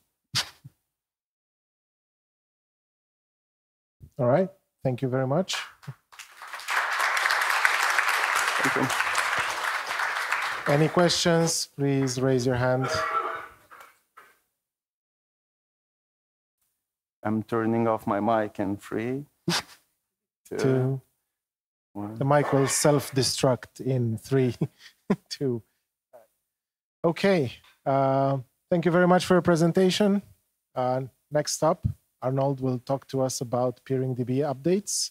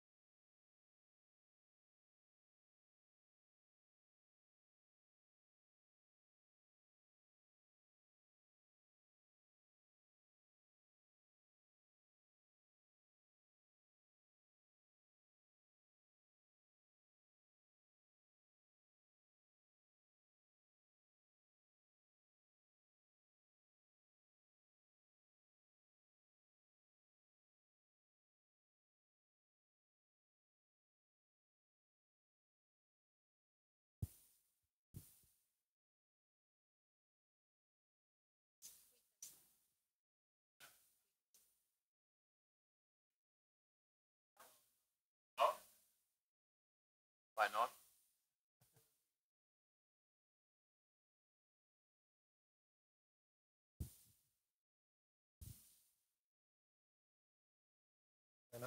Now? Oh. Now it's good. Well, I'm sure. So good afternoon. So I'm Arnold Nippe. I'm from DKIX, but today I'm speaking as part of PeeringDB. I'm with PeeringDB, meanwhile, I guess, almost as long as for DKIX, I guess 15 plus years or so. So what is PeeringDB? So actually, I guess most of you here in the room have an ASN or run a facility or run an internet exchange. And that means that you also should have a record in PeeringDB. Because if you want to interconnect with networks, or if you want to attract networks to your facility or to your internet exchange, you have to have a database where all the information is stored in. And this was the reason we developed PeeringDB, I guess, meanwhile, 20 years ago, to have a single place where you can find all the information. So if you want to interconnect with another network, you have to know where you can find the other network. That means you have to know where the networks and which facility it is, at which internet exchange it is, and also what the IP address is, what the ASN is, what their peering policy is. And you find all this information just at a single place.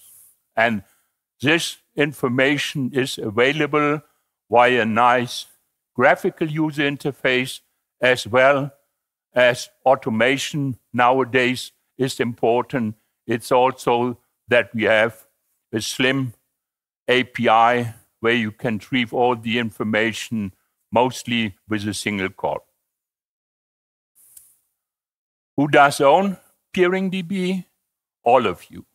It's quite easy to be a member of PeeringDB, or other way around. Meanwhile, behind PeeringDB, there is an association which is registered in the US. It's a non-profit organization, and it's quite easy to become a member of this organization. You only have to register with PeeringDB and to subscribe to the government mailing list. And as soon as you do, you are able to be voted on the board and also to vote on the board. Not all of the users who are in PeeringDB also have subscribed to the government mailing list. You probably should do. As of yesterday or the day before yesterday, we have registered roughly more than 500 addresses to PeeringDB. There is one general meeting each year, and what we do is we also have election every year, and we swap out half of the board so that we have continuity. So this is the current list of board of directors. You have also the vice president over here. Olivia, please stand up. Livio is the vice president from this year's election, and you are already with PeeringDB now in your third year, I guess. We also have a secretary, which is Shauna, and these six people, they give the direction for PeeringDB, but the day-to-day work, or let's come to the strategic plan. What the board does, they come together every year and they make a strategic plan, what to do for the next year and even for the years after. Everything, the board meetings, as well as, for example, the outcome of the strategic meeting, this is transparent to the public. Go to our website and you can find all of the minutes. For the day-to-day work, we have so-called committees. In a company, you would call them departments. First, and the most important, I would say, because this is a contact to the users, is the so-called admin committee, which is our support department. Whenever you want to register something, be it a network or a facility on IXP, this automatically opens the ticket. With the admin committee, they look into it, check it. If it's okay, they put it into the database. The same, if you have a question, you send an email to support, it opens the ticket, you immediately get an answer that your ticket has been received, and then they are working on it, depending on the workload. Within a day or at least a week, you get an answer. Then, of course, all the databases, the front ends, the load servers, databases, they run on an infrastructure, and there we have highly skilled people. This is the operations committee. They take care that everything is working. Then the third one is our marketing department, which we call outreach committee. Livio, for example, as a board director, is also part of the outreach committee. We develop presentations if we are at events, NANOG meetings, RONOG meetings, for example. We are also happy to do a presentation what PeeringDB is, because we think it's important that every network, every facility, every IXP knows what PeeringDB is, register their assets, and also keeps them up to date. Last but not least, the peering DB, the software is constantly involved. We are adding features. We have bugs in our software. And this is where the so-called product committee comes in. We have a GitHub repository. Whenever you have a brilliant idea or find a bug, just file an issue. It gets to our product committee. They look into it, resolve it, discuss the feature. If they think it's good, it will be put into our roadmap and then finally deployed into the next release. So peering DB itself, it's open source. We open sourced it years ago, 2018, after having scrutinized the whole software behind it. And you also may modify it, make alteration to it. And it's our approach to have everything open. Not only our processes, but also the software behind it. So we deploy new versions, new releases almost every month, and therefore adding features, removing bugs, may also introduce new bugs, and therefore what we need, a week before we deploy, we put out the so-called beta versions, and what we always need is users who are testing this version, especially if you have scripts which run against your backend. Make sure that your scripts still work if we release something new. We always also have release shows that you know in advance what will be changed. So this is what we did in the last year in terms of database objects. So mainly I talked about it. What we have in peering DB is exchanges, facilities, and networks. And on top of that is organizations who own all of them. What we did in last year, we added a new object, which is called carrier. So networks, what we call networks or ASN, this is layer 3. Everything is working on layer 3, but we thought it's a good idea to also have information about carriers who offer services beyond layer 3, layer 2, layer 1. That means, for example, Ethernet connection, dark fiber, fiber.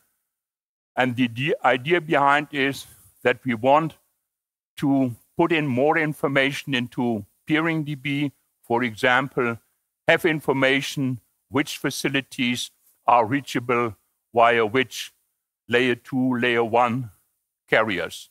So that in the end, you also can build passes between two facilities and say, okay, I'm able, for example, to buy services between these two data centers from these carriers. What you see is we have a steady increase in all objects. It's almost every year that we grow between 7 to 10% in all of these categories.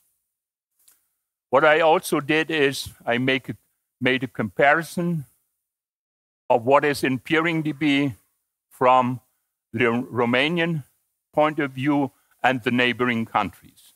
What you see in the first column is the so-called country code. The next one is the number of IXPs / operators. For example, if you look into Romania, we have 9 IXPs and we have 9 operators. Then the next one is how many ASNs do we have connected to all of these IXPs. In case of Romania, it's 149. And then what I did is I looked how many of these networks are coming from Romania. From these 149 networks, 86 are coming from Romania. Compared to the number of ASNs, which we see over here, this is the number of ASNs which are assigned to an organization in Romania. That means only, how much is it? It's roughly 8%. Only 8% of all ASNs, that means potential organizations who could peer, are at an internet exchange in Romania. For me, it should be more. A good value is 30%. So the next column, which is colo operator, is the number of collocations or facilities. In PeeringDB speak, it's called facilities. We have 44 facilities in Romania registered, run by 34 organizations. I did the same. How many ASNs are located in these facilities? It's again 149. Maybe it's not, as you see, this doesn't have to always be the same. In Romania, it's the same as connected to the internet exchanges. And if you see the local ASNs, it's less. It's only 76. And then what I did, I put this information together. I didn't distinguish between internet exchanges and facilities because most of the IXPs are in some of the facilities. And then you come up with a total of 208. And there you already see that you have quite a mismatch between those connected to an IXPs and those who are in a facility. And the same is for the total of local ISNs in Romania who are either at an IXP or in a facility, it's 105. Then again, the next column says how many of these networks, the Romanian networks, are in PeeringDB. It's 167. And then the total, it's almost 1,100. And of these 1,100, not all are visible in the so-called DFZ. That means are routed, are visible on the internet, but still 930 roughly you see on the internet. That means if you see an ASN on the internet, then it should also be in PeeringDB because at least you have two upstreams. That means you have two connections to other networks. So what were the new features and what we added last year? Basically, if you have a database, the most or the hardest part is to find information in this database. If it's not really a field you are searching for, on what people would like to do to have sort of natural search. So this is, I guess, the internet only the first step when it was useful that we had search engine, that you can find information. And as you know, finding information is hard. Putting in for information, it's quite easy, but finding it again, it's like finding a needle in a haystack. And you have to know what you are looking for. And therefore, if you are able to have your search in a natural language, then it's easy. And that's what we are looking for. And this is still under development that we try to improve there. And now I've been told I'm on 5 minutes. I have to rush. So what also is, I guess, which is useful is, what we added is that you can find the collocations on the internet.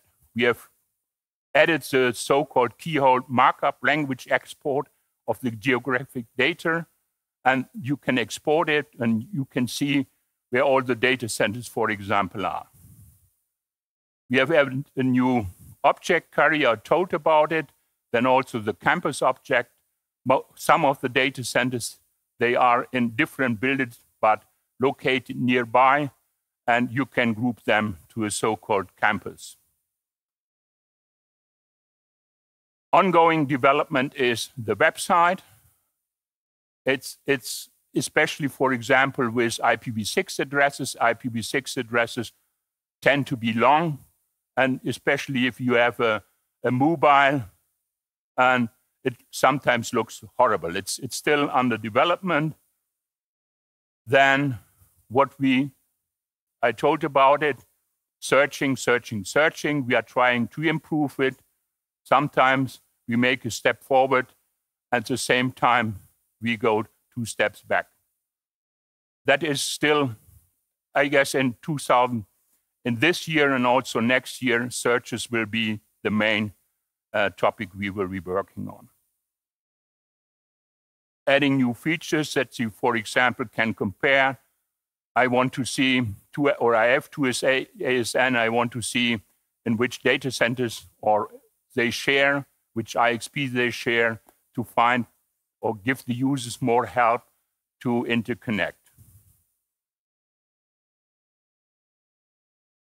This is important. If you are already peering DB users, please take the survey, go to our website, to the blog, and then fill in the survey. Peering DB comes for free. You as a user don't have to pay anything, but on the other hand, it costs. And therefore, we have a sponsorship schema. It starts as low as 2,500 bucks per year, which is 200 bucks per month. It's sustainable, and these are our sponsors, value sponsors. With them, we are able to run peering DB, and meanwhile, we also have built reserves that we can run peering DB at least for 2 to 3 years. But still, I'm happy for any dollar we are receiving more to peering DB. Then we can easily add more features, make it more scalable, and make it more secure, and so on and so on. Hopefully I'm in time now. Perfect. So I am open for questions. I'm also around the rest of the day. If you want to add something, if you have questions or want to discuss features. Everyone is happy. That's also good. Livio, you have a question? No? Actually, it's not a question, but Eric will be happy because Romanian language is fully translated. It's the only language translated 100% in Romanian. So, and Eric did the translation as far as I know, yeah. Bine. Foarte bine. Yeah. Okay. Thank you very much, Arnold.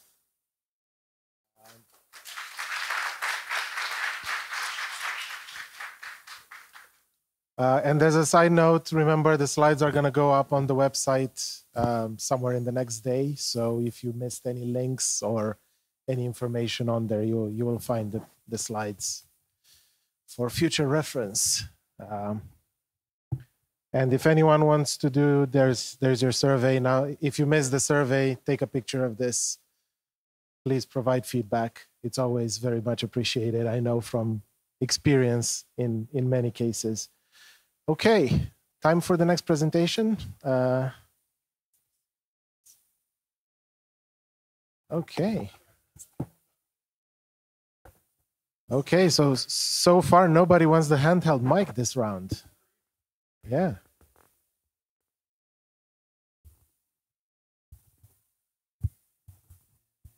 How's that? Can we hear me? Good? Okay.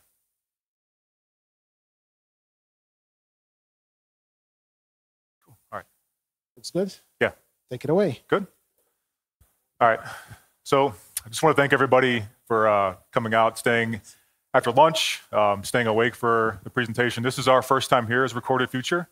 Really want to thank our RONOG colleagues for inviting us, working through our sponsorships, having the long emails, different time zones. It's been a pleasure to come and join you guys. So my name's Chase. I work for Recorded Future. We start the clicker here. Maybe? There we go. Okay. Some quick facts about our company. We are the world's largest threat intelligence company. We offer real-time AI-driven insights to over 1,900 customers globally. We were just acquired by MasterCard at the end of 2022 in a $2.4 billion acquisition. We strengthened our commitment to threat intelligence and also strengthening the financial system as well through MasterCard. So it's been great working with them so far, but we're happy to kind of continue supporting our current customers, but been working through this as well. Over 80 countries we support, and we have over 45 sovereign governments that we serve too as well. And we have offices in the United States, in Sweden, Singapore, London, Japan, and Dubai as well. So a little bit about my team. We are a part of Recorded Future. We are the global network intelligence team. We support Recorded Future's network intelligence, which we leverage through our INSICT research team. We also work to mitigate with our clients to threats and conduct ongoing research on network infrastructure, malicious activity, DDoS attacks. And we partner with and support global network infrastructure operators by providing proactive analysis to block threats to their businesses and their clients. These partnerships also enable threat intelligence sharing, and they help the public and private sectors stay ahead of emerging risks. We also support with your SOC teams or your security teams through network security and threat intelligence sharing. And our partnerships are at no cost as well. So what I'm going to get into today is a little bit about DDoS, but I also want to share a little bit how some of these criminal organizations operate. If you're not familiar, some of you will deal with DDoS mitigation tactics, whether it's through rate limiting, but I want to show you how these groups work so you have an insight on their tactics, who they deploy, some of their trends. But to get a general idea, a lot of these groups will recruit from the dark web. Reputation is key for a lot of these individuals. If their colleagues will offer a spamming service or a money laundering service, they will generally try to use those same folks over and over again. It's a very close-knit community. It's almost like a business some of these individuals work through. They'll communicate on Tor, P2P services like Tox. They'll use Jabber servers and private servers to communicate. And there's a growing trend of DDoS activity as a service online, where they'll offer their services to pay for in a plug-and-play model. Some of the malware that you see and some of the things that we mitigate on networks are some backdoor remote access Trojans that may go undetected. We have a good insight on some of those things. Once those are deployed on networks, they will often load other malware onto those, which may go undetected as well. So for instance, like ransomware groups, they will actually install a remote access, get a backdoor. They'll have persistence in the network for 2 to 4 months. They'll map out the network, and then they'll load additional ransomware, or they'll load other malware for stealing. They leverage botnets, familiar with that term, on how that works for DDoS attacks, and then they'll typically clean funds through non-KYC compliant organizations as well. So this is just an overview of how they work, but I'm going to talk about a group called DDoSia. So these individuals aren't particularly relying on some of the things we just talked about, but they are a unique group, that they are a hacktivist group that relies on recruitment through some of their Telegram channels. So the group is called No Name 057. They operate on a volunteer-based model. They recruit participants via its Telegram channel. They provide them with the necessary tools and infrastructure and reward contributions through cryptocurrency payments. The DDoSia project, the threat group's primary weapon, is a custom tool called DDoSia. The successor was an earlier botnet called Bobik. The tool facilitates application layer DDoS attacks by inundating target websites with high-volume junk threats. They typically lay on the application layer with some of these. The operational framework surrounds this tool known as the DDoSia project, which encompasses the entire ecosystem of tools, infrastructures, and volunteers. They really rely on a lot of their colleagues and recruiting to take part in some of these DDoS attacks. So how does it actually work?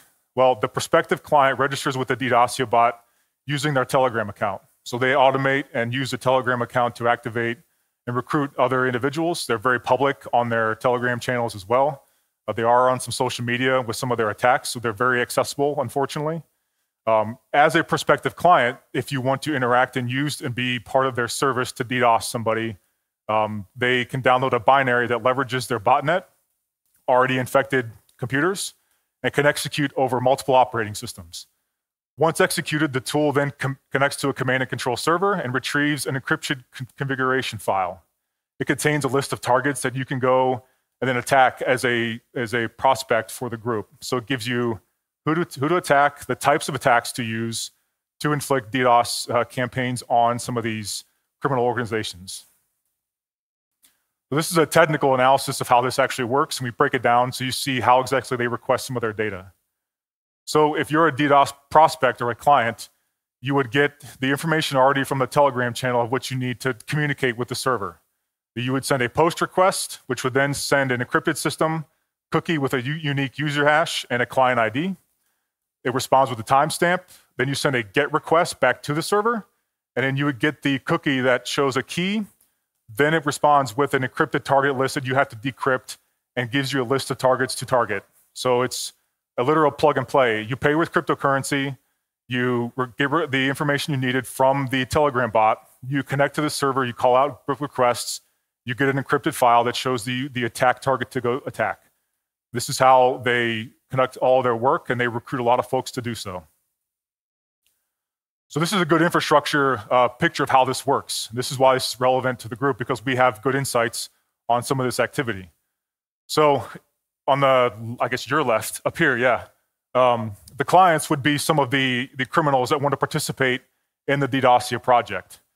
So they would send a request to the tier 1 server, which is the firewall, as we would say, which doesn't allow them to communicate and get the actual information from their tier 2 list. So the requests come in from the client, the tier 1 takes the request, then communicates to the C2 server, pulls the victim list, then sends it to the client in an encrypted chat. So once they get that, then they would take that information and then go victimize the target that they were given. So this slide's very interesting. We're able to track how much and how often they were rotating their C2 servers. We suspect that it was potentially due to abuse claims on some of the infrastructure, and they were rotating them constantly. So there might be some factors of that.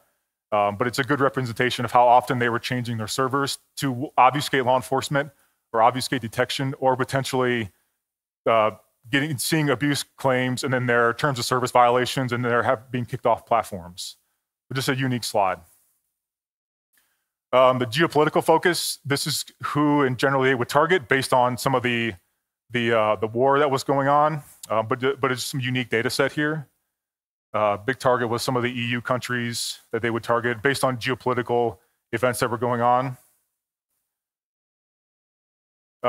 Some of the sectors that they would target, the top targets here were the government and public sector, some transportation and logistics. You see technology, media, and telecommunications. But this is generally how you would see some of their attack targets that we were tracking over, and we still track some of their stuff that they're doing now.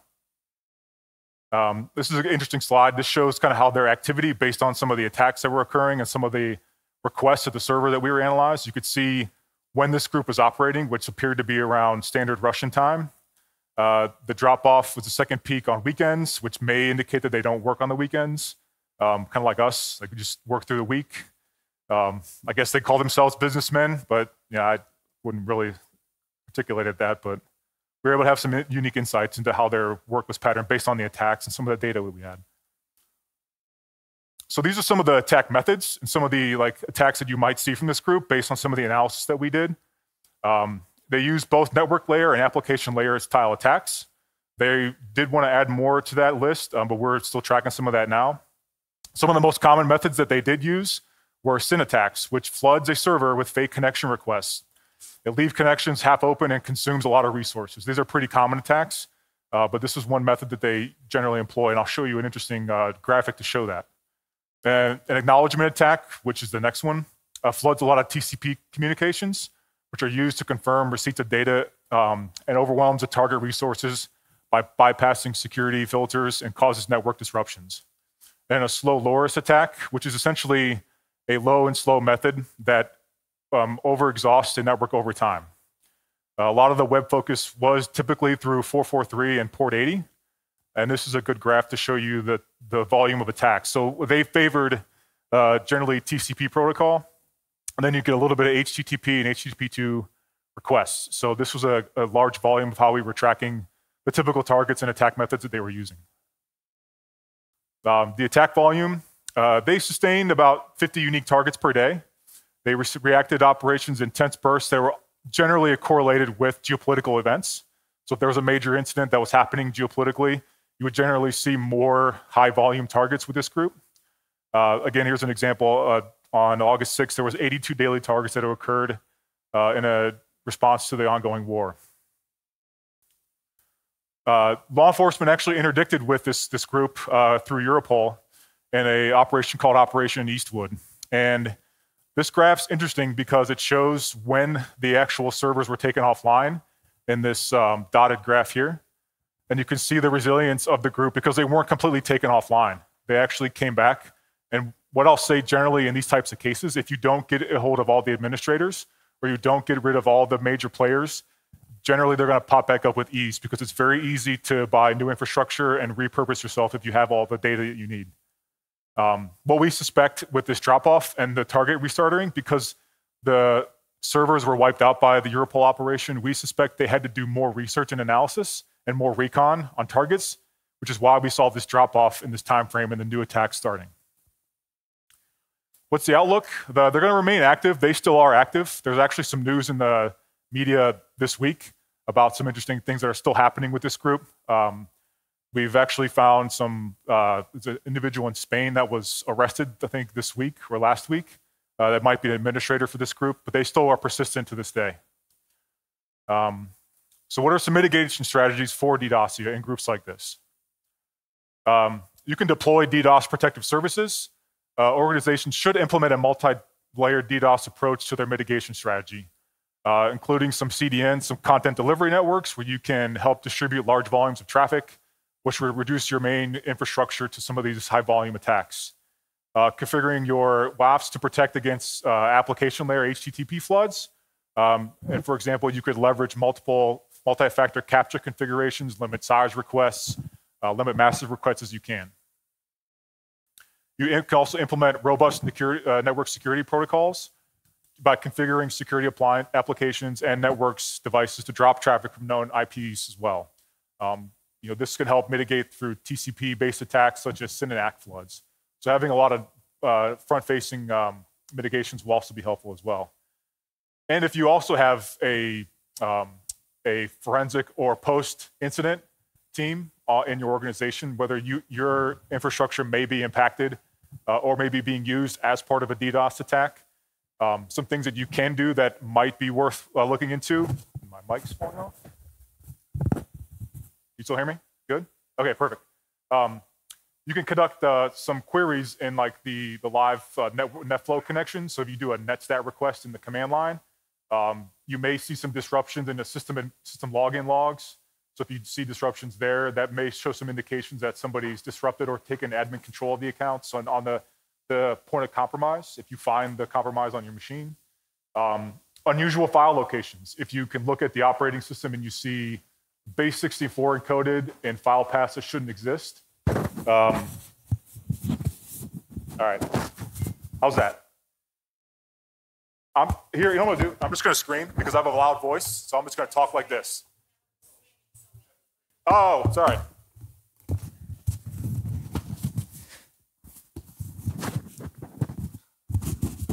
How about that? How about this? I'll talk like this. Okay, thank you, sorry. So what I was saying, if again, you have a incident response team that may find a computer that is infected with DDoS, and that may be part of a DDoS attack, these are some of the triaging and things that you can do. Again, if you're in the computer, you see it, you can do a netstat command. You can see the actual connections that are participating, especially in a Windows system. You can see these pretty clearly. Disrupt, again, the system administrative logs. Check your logging systems. If they've been turned off during this, it's a good suspicion that somebody's got administrative rights over the computer. Unusual file locations. Again, if you're seeing like in the roaming or app data file logs and PowerShell activation, that's highly unusual. Active Directory changes, those are some big indicators that somebody has administrative rights on that specific computer that may be compromised. Always recommend completely wiping machines if you're suspected that they may be infected with a malware like Didacia. And relying on AVs is not always 100% sure. Some intelligence strategies that you can do for your organizations with this group. They have a Telegram channel. It's pretty easy to access and see who's on there. They know who they're targeted through their checkhost.net domain. So your team can publicly track them and see who they're targeting to get an idea of who and the type of folks that they go after. If you have government clients that sit on your network or that are leasing IP space from you, you can notify them or show them where to look for or have alerts on some of the news. We do a good job on our public research platform that we post some articles about some of this geopolitical stuff, but just make them aware of this group so they're cognizant that they may attack some of the folks that you might manage. Again, leverage our Insta Group monthly analyst reports on prominent up-to-date criminal activity. And this is the website you can go to if you want to just generally curious about our research that we do. And we can help. Again, like I said before, we're new to this organization. We're really, really excited to be here. Can't thank our group enough to get us out here and help support the community. We want to create a more secure and safe internet. There's too much abuse that happens out there. We see it all the time. It's very unfortunate, and we want to help. So we're here to support network security, and we provide vulnerability analysis at no cost to you guys. That's all I have. We're happy to take questions out there if you want. But thank you, everybody, so much for hearing and paying attention to that. But again, we wanted to give you some insights on how these groups operate and what they do behind the curtain, as opposed to seeing it in your network and just trying to mitigate in real time. Thank you so much.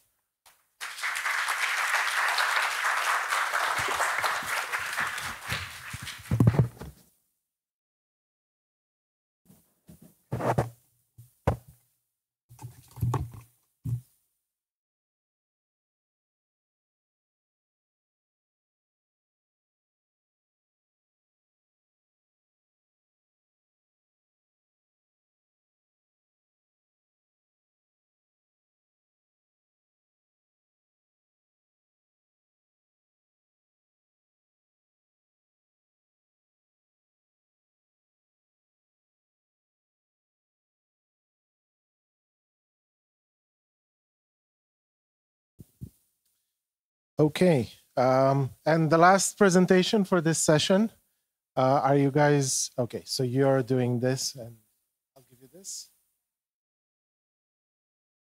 Haven't seen anyone use that one, but I guess the podium mic works as well? Yeah, okay, so you can use that one, yeah. Okay, it's not the first slide, is it? Yeah. Okay, well, spoilers. All right, clicker is over here. Okay. Please take it away, Yelena. Yeah.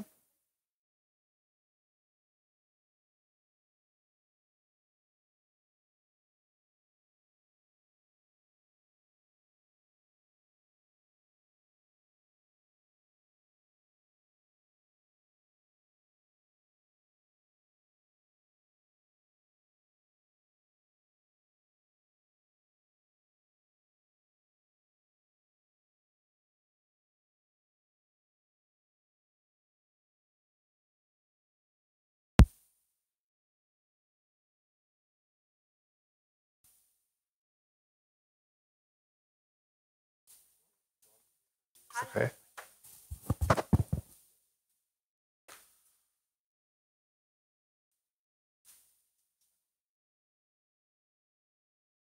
Maybe just use this one.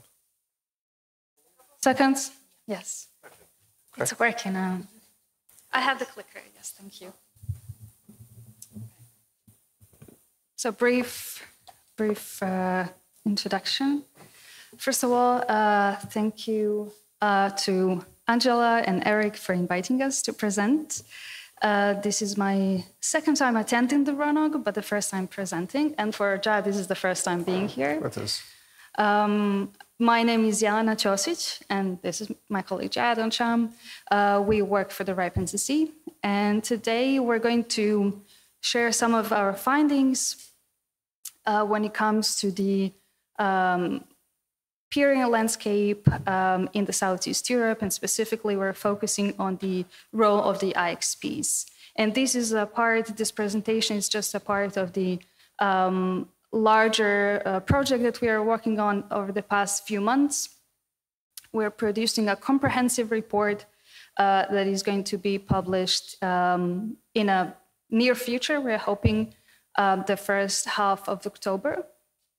So again, while you will have the chance to read the full report, today what we're sharing with you are some of the high-level observations that we have and conclusions that we have made throughout our research. And since we presented the same presentation at the EPF, my apologies for those people who have attended that. You're going to hear us make the same conclusions one more time. Let me think, there's a couple of things that I want to include in introduction, so I'm just thinking. Okay, let's move to the right one. Right. Mm-hmm. Okay, so one of some of the goals of that motivated us to even start looking into these topics is the fact that we were curious to assess how are the IXPs, so I'm from Serbia, so I always say my region, so in the SE region functioning, what kind of role do they play in the local and the regional connectivity? What are the challenges that might be facing? But at the same time, we wanted to explore the opportunities for growth, potential for growth that they might be taking advantage of. So those are some of the things that those are the questions that we started with.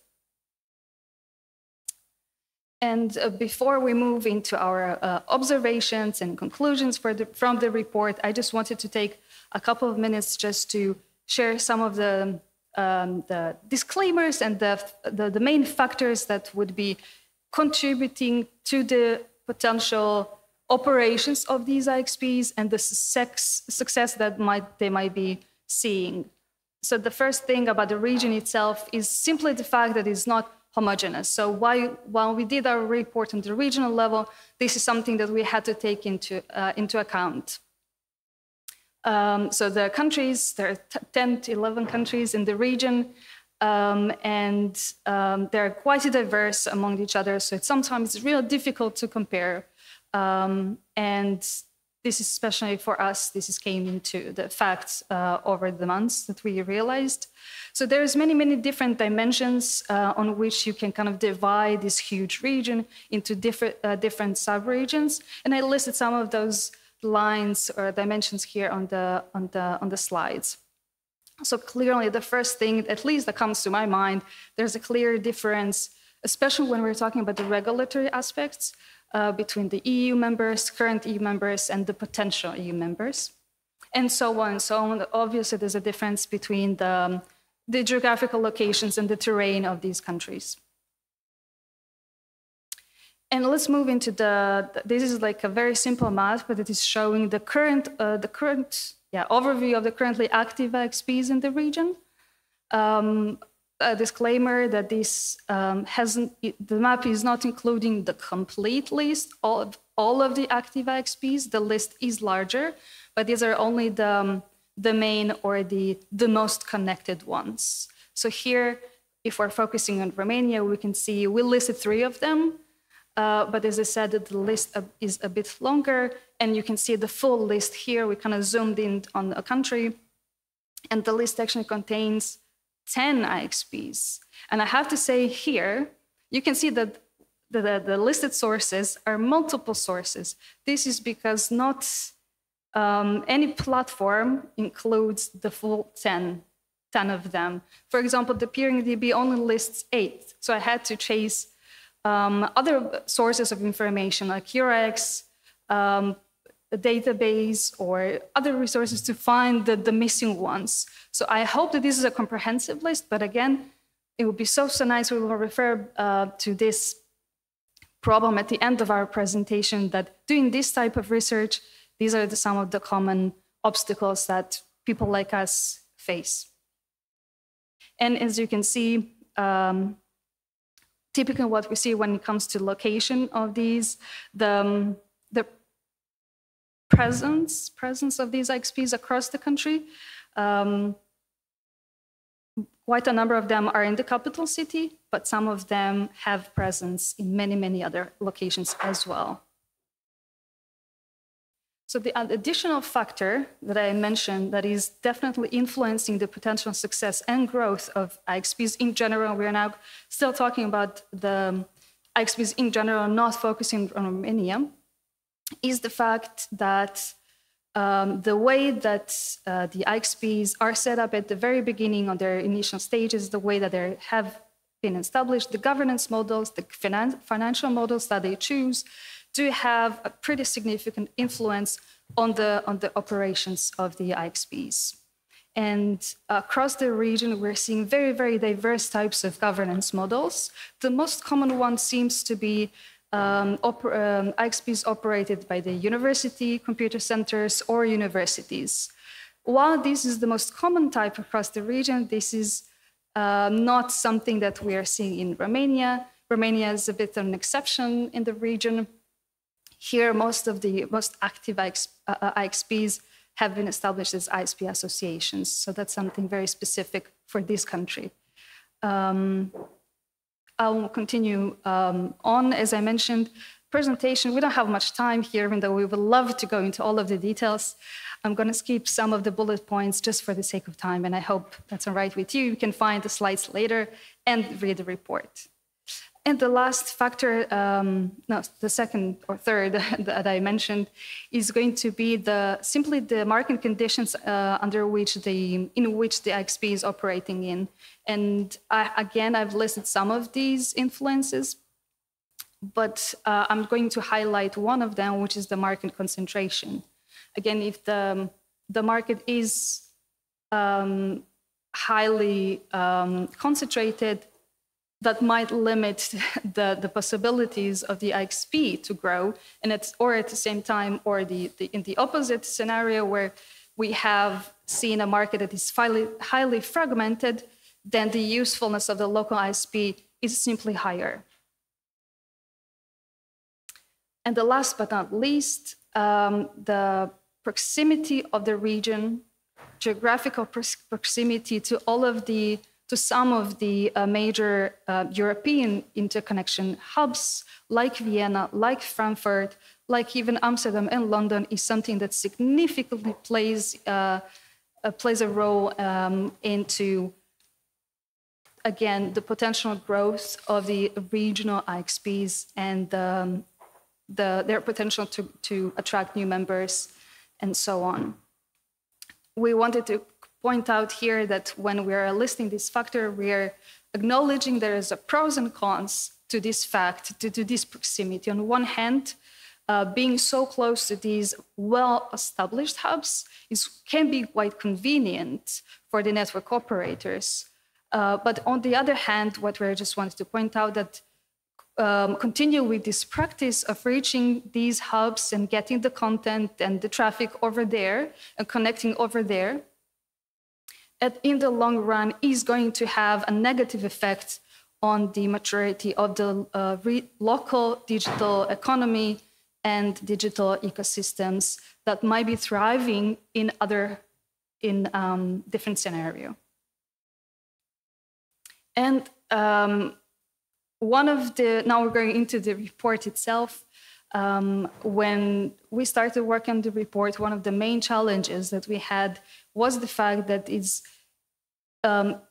we didn't have a framework, well-developed and well-accepted framework for assessing what it means for IXP to be successful. That's a very subjective thing. So we had to come up with some kind of framework to apply to our research. And this is how we came up with the 4 benchmarks to assess this. You can see them on the slide. So we started with the kind of core function of IXP. This is to keep local traffic local. Then we assessed the ability of the IXP to facilitate the regional, interregional traffic. The third one would be their ability to be attractive location for the content providers, hyperscalers, and so on, global players. And last but not least, how successful they are in being the key enabler of the local digital economy. And now I will, before I give floor to my colleague Jad, I just wanted important note to add that we do not expect every IXP to fulfill all of these 4 roles. There's definitely a room for the IXPs to maybe focus on 1 or 2, but certainly our assessment was not to expect that all of them need to fulfill all of them. Yes. So, having said that, let's start with the first criteria for success, which is keeping the local traffic local, which we understand that a lot of the members of the communities and even IXP operators believe that this is the only reason why an IXP should exist and, you know, the primary reason for it. So in order to test this theory, like whether the IXPs are playing a role in keeping the traffic local within the country, we leverage the deployments that we have within our RIPE Atlas service. So we have probes and anchors distributed a little bit all over the world. We looked at the probes and anchors inside each country, and we did a big mesh between them. So we ran some trace routes. And then we looked at the path to see if along the path there are any hops that are actually leaving the national borders. So what we see here on the screen is the results for every country. Right out of the door, I would like to say that we have to take these results with a grain of salt. This doesn't represent the whole truth. It represents only one face of the truth from the data that we have. And you can also see that in some countries, such as Albania and Bosnia, we have a very little number of paths, but this is different, for example, for Greece or Romania or Bulgaria, where we might have a couple thousands of paths. Naturally speaking, the more we have data points, the better the quality of our deductions are. And this will tie back to one of the call for actions that we will be finishing our talk with. So what we have seen is that overall in the region, the paths do remain locally, except for the first couple entry in the tables, but this could also be attributed to the fact that we don't have a lot of visibility and not a lot of paths were actually analyzed. Now, when we try to do some geolocation on top of this, we already started seeing some points like Vienna, Frankfurt, a little bit of Milan, a little bit of M6, showing up in these trace routes. And that also coincided with when we were looking at the operators in these countries and we were looking where are they peering. A lot of them were, going and they have circuits up north. So the data made sense so far. But this doesn't really highlight the role of IXPs, just as that the trace routes are staying within the country.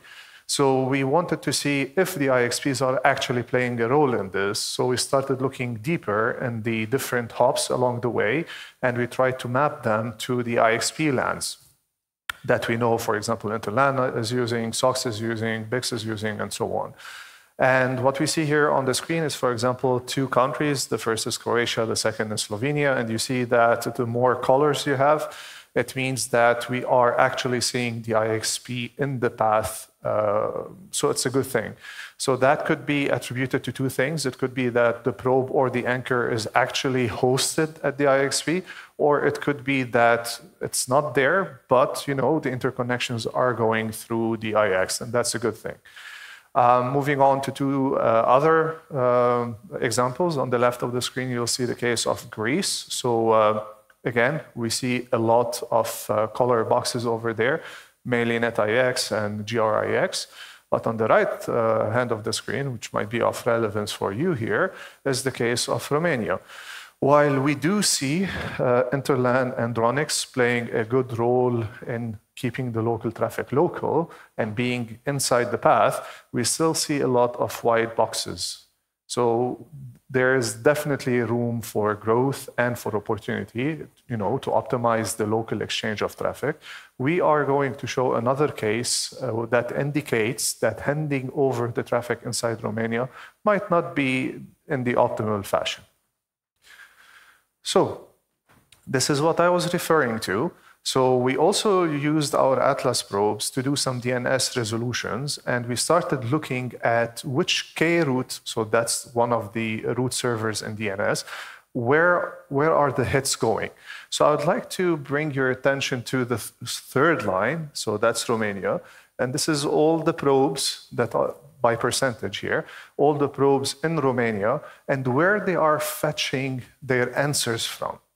Mind you, there is a K-root instance in Bucharest at InterLAN, all right?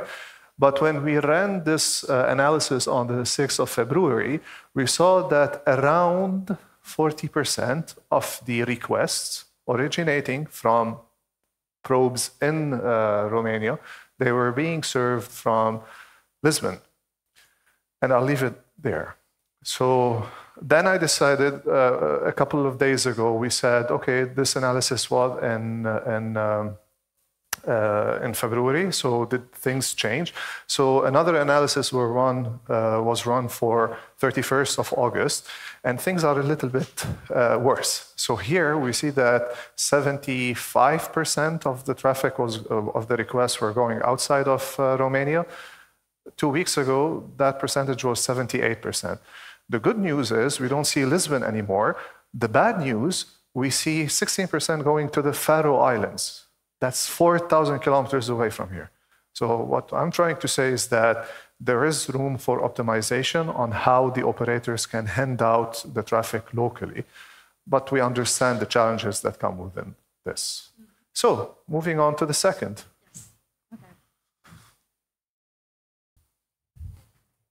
Apologies, we're going to have to speed up a bit. So this is a similar measurement that we did, but slightly different. So instead of doing the measurements within each country, we treated the whole region as one country. The thing that we wanted to measure here is how well connected are the countries in the region. So this is the results on the map. This is the results that we get. So around 80% of the traffic paths do stay within the region, while around 20% leave the region and kind of come back. And as you can see, we see some of the really, really long distance locations like US cities, but not to be distracted by those because there's just few of them. We wanted to kind of zoom in so you can, again, clearly see, again, the appearance of the typical, the most expected connection hubs appearing here again. We're seeing Budapest, we're seeing Vienna, Frankfurt, Amsterdam, London, all of them appear to be playing a really important role in connecting the SE countries to each other. And when we analyzed further these trace routes and the hops, we noticed that there is, we tracked the number of the paths that have observed IXP in them. And you can see in the table that the IXPs, the regional IXPs that have appeared the most often in these trace routes are the exchanges in Sofia and in Bucharest and then Belgrade. Again, very much not to our surprise. And last and not least, we just wanted to highlight here that even though we see a decent interconnection between these countries, there is still room for improvement. And we're moving to, you want to do this one? All right, so in order to understand better inter-regional communications and handing over the regional traffic, we should be looking at whether the regional ISPs and operators are peering together within the region. Now, we understand that this might be happening outside of IXP premises, but for the sake of this report, we looked at the IXPs, and we tracked the top 4 or 5 operators in every country of the region, and we saw whether they are actually going to to the neighboring countries at the IXPs there and peering there. So while we do see some movements happening in Bulgaria, so we see 6 operators from across the region representing 4 different countries going to Sofia, this is not really the case here in Romania. So there's only one foreign big operator, which is Serbia Telecom, Serbia Broadband, if I remember well, that has, some connectivity in 2 of the IXs here, but only 10 gigs in each one of the IXs. So if we really want to talk about Romania being a hub for the regional interconnections, there should be a strategy to attract more and more operators, because the operators, they represent the eyeballs that generate the traffic. Now, mind you, for an operator to go to another country and peer there should be a reason why. There should be traffic there, right? And that could be either, end-to-end connectivity with peers or businesses that have here and there, or they need to go and fetch content. So which brings us to our third criteria of success, that whether the IXPs were successful in bringing over content, hyperscaler, OTT players to the region. Now, I can say, according to our data, that the region has done okay in terms of attracting these players to the IXPs. Specifically, the top 3 at the top here in the region were Bulgaria, but that's for the position of Sofia early on and the liberalization of the market. And then in the second place comes Romania. So we see that most of the big players are here, but they are not everywhere. All right, so for example, Amazon is just in 2 of the countries. I think the most here were Cloudflare and Meta, Google, Microsoft. But the idea is that since we don't have all of these content in one IXP, like in all the countries, there might be some values in deciding whether there is a need to extend our circuits outside and fetch the content from another IXP or another point of presence. Specifically, if we would like to focus on Romania, out of the 28 content and cloud players that we were tracking, we saw 16 of them in Romania. And in fact, there were 3 that only had presence at the IXPs here. Now, this is not to say that, for example, Netflix is not in Serbia, is not in Bulgaria. They are for sure in all the operators, but here we are saying, are they at the IXPs? Now, it might make sense for a country where you have 50, 60 small ISPs connected to an IXP for a content to come and peer at the IXP. But in another country where you have 2 or 3 players dominating the market share, then maybe the content might not be very incentivized to go to the IXP. Overall, we're doing well, but still there's room for growth. Yeah, it's okay, I'll do that. So very quickly, I promise, we're going to end with the 4th benchmark, yes, which is the digitalization of the local economy. And here, what we wanted to see is what kind of role the IXPs play in supporting the digitalization. And as we heard so far, as Jad just mentioned, the regional IXPs do a decent job in connecting the local operators, in being, to varying degrees, attractive locations for the content and hyperscalers to come in. But we were wondering if, when we looked at the lists of peers at all of these exchanges, we were able to identify potential areas for growth. And this could be accomplished by IXPs positioning themselves as the most natural and the central point for the connection between both traditional and non-traditional networks. And when we're talking about the non-traditional, we're talking about some essential services, essential for the daily lives of many of us, like governmental services, healthcare, online education platforms, banks, payment gateways, and so on. Or enterprises and startups and all of these different varying networks. So if all of them are able to connect at the same place, for example, on an IXP, as I said, the most natural point, this would lead to increase in the resilience, and the quality of service for all of them. So here, what you are seeing on this visualization is that we wanted to look into these numbers. So we started by first accounting for the total number of ASNs registered in each country, and then we looked at the distribution of the local peers present at each exchange and what is the proportion of those who are foreign ASNs. And just to give you an example, in Romania, we see that the number of the local ASNs in the country is very high. We're talking about over 1,000 autonomous systems. But at the same time, when you look at the two largest exchanges, the number seems much, much lower. Again, very quickly, we don't want to say here or recommend that these 1,000 ASS could or should all of be present directly at the exchange. But our advice here, or our emphasis here, is to say that it seems, just by looking at these numbers, that there is definitely a sizable addressable market that the IXPs could tap into to increase their growth and their potential.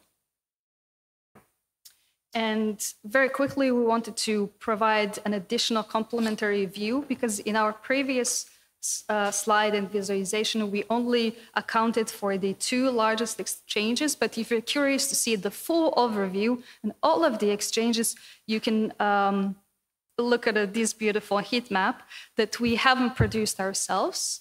But this is borrowed from the research done at the Internet Health Report project. And this is the number, in this specific map, you can see the number of the SNs registered in Romania present at the local exchanges, while on the second map, you are able to compare the number of the foreign ASs again present at the local exchanges. All right, which brings us to the last part, takeaways, and I promise I'll be very, very quick. There are basically three takeaways. First of all, is a call for action on the ISP level. During our interviews, and allow me to take a moment to thank all the operators who agreed to, have them interview. We saw that probably one of the biggest challenges against the growth of the IXPs comes from within the house. So how the IXP is being operated, in many cases it's being run as a side project within the university without dedicated personnel, without dedicated funds. So look at how the IXP is running, and that could be key to growth. Another thing is that what we saw as a key success criteria, the strongest IXPs are the ones who fostered and cultivated a strong community around them, whether they are NOGs or not. So while a lot of IXP operators were putting a lot of hope and, we will bring content and then other local members will come to us, in reality, it should be the other way around. We should foster local interconnections more, and then probably the content will follow if you do it in a good way. The second call for action is to do better regional peering. We still see Vienna, Budapest, Frankfurt doing a lot of regional interconnections. While this might not be a big issue in terms of latency, because fiber is there, the tier 1s are here, and you can get it very cheaply, like international connectivity, this is not very good for resiliency purposes. And then you would be exposing yourself to a limited number of international circuits, which, if they are hit, then your connectivity takes a big hit as well. And finally, we need more data. So actually help us so that we can help you. It means, please update your peering DB inputs. We found IXPs that are not there. We found IXPs with empty profiles, and same for your clients. That's one. Two, please publish traffic stats. In some cases, we had to log into, the IXP manager and try to see which interface and, what's the throughput there, etc. Please make it public for researchers to make their lives easier. And finally, we need more diverse deployments of RIPE Atlas and probes. We don't want them only in universities. We don't want them only in IXPs. Please help us cover as much ASNs as possible within the countries. And with that, we apologize for taking a little bit longer. If there are any questions, I don't know if we have time, but we are around for a few. if there are questions, yeah, you can find fine. us. Yeah, later. Thank you so find much. them around here. Rive meeting is going to be again very soon around here. Yes. So, thank you. Thank you very much. Thank you very much.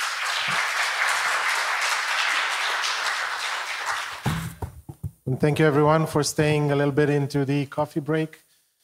In the life of a session chair, I have counted about 5 or 6 quicklies and about 3 finalies, but we got there. Thank you. And we will see you back at the top of the hour for the last session of the day. And that is in 20 minutes. There is a quiz at the end. All right, enjoy your coffee.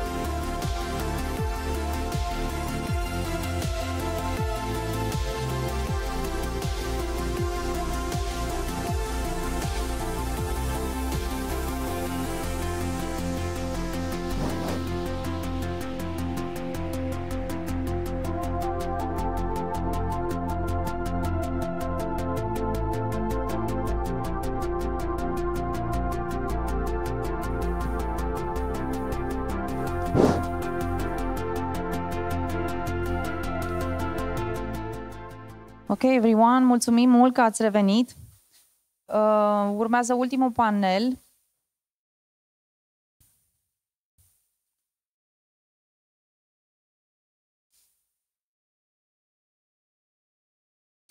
Okay, so everyone, thank you for coming back so quickly from the coffee break. So I'm happy to be here and to announce the next speaker. So we have René.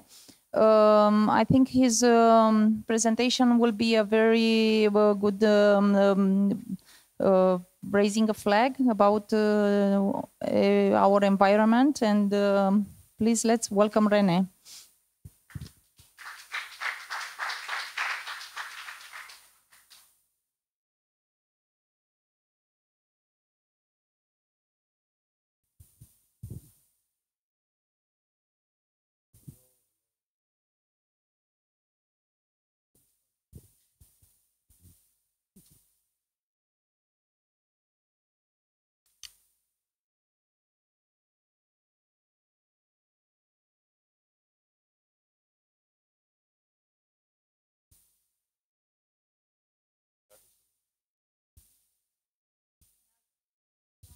Hello, we need some help with the mic.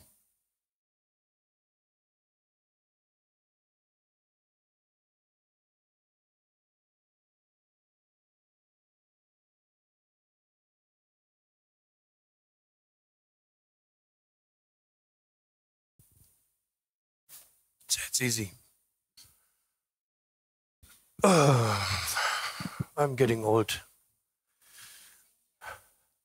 Why are you laughing, you two?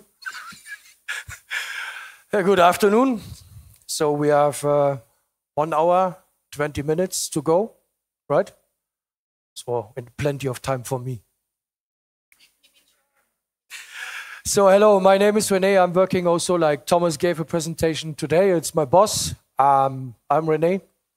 I'm working also for Flexoptix, but have also a couple of other heads. I'm working also for GNM-IX Alliance, or I'm board member or chairman for GNM-IX Alliance.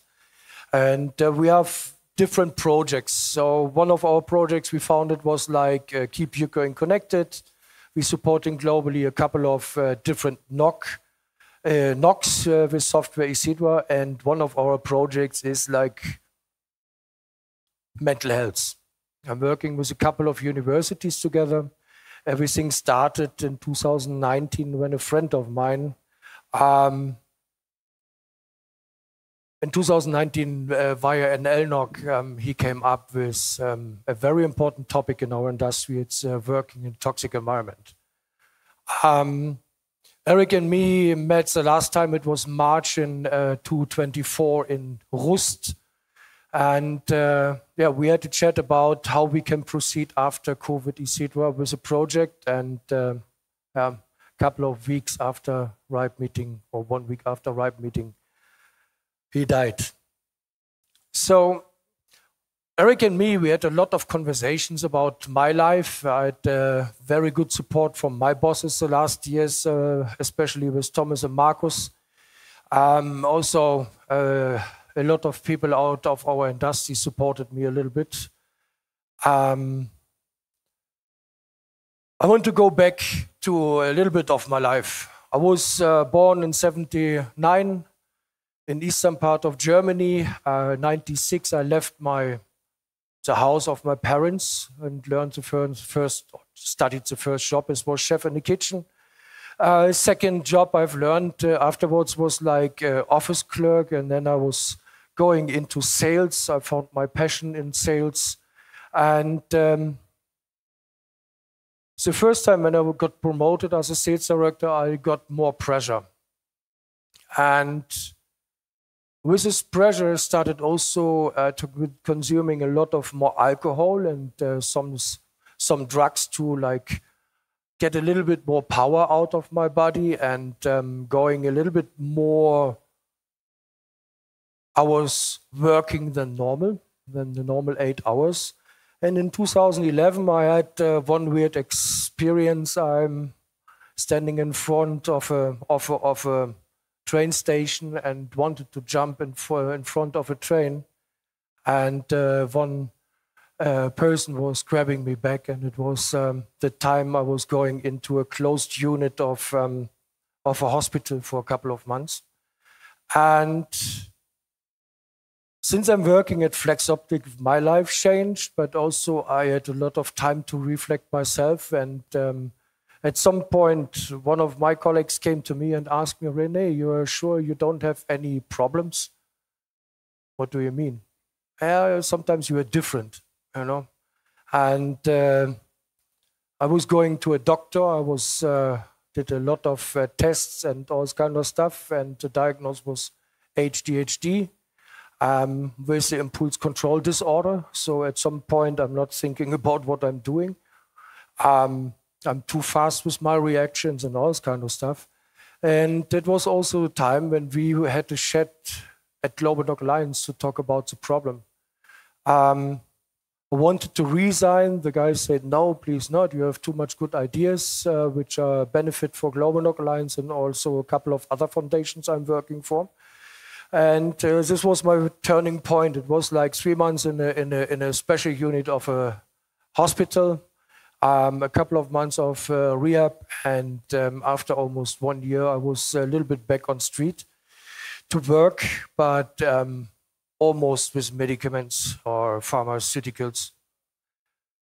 Why I'm talking? Since I'm working in our industry, a lot of things happened. A lot of things happened to me. A lot of things happened with me. And also I gained a lot of experience. And after a lot of reflection at home and a lot of reflection with my bosses, it's when you be silent and not talking about the topic, you can't raise awareness and you can't work on yourself. That's the reason why I'm speaking. A lot of people are saying, okay, when you speak open about your problems or your demotivation or burnout, you're weak. But that's wrong. I call it's a vulnerability of yourself, but only when you know your own vulnerabilities, you can work and fix it. It's the same. I had a long conversation outside. What are our real problems in our tech and internet industry? Is this? We have a fast moving forward technology, which is changing almost every year in our unit, like transceivers. COVID was also,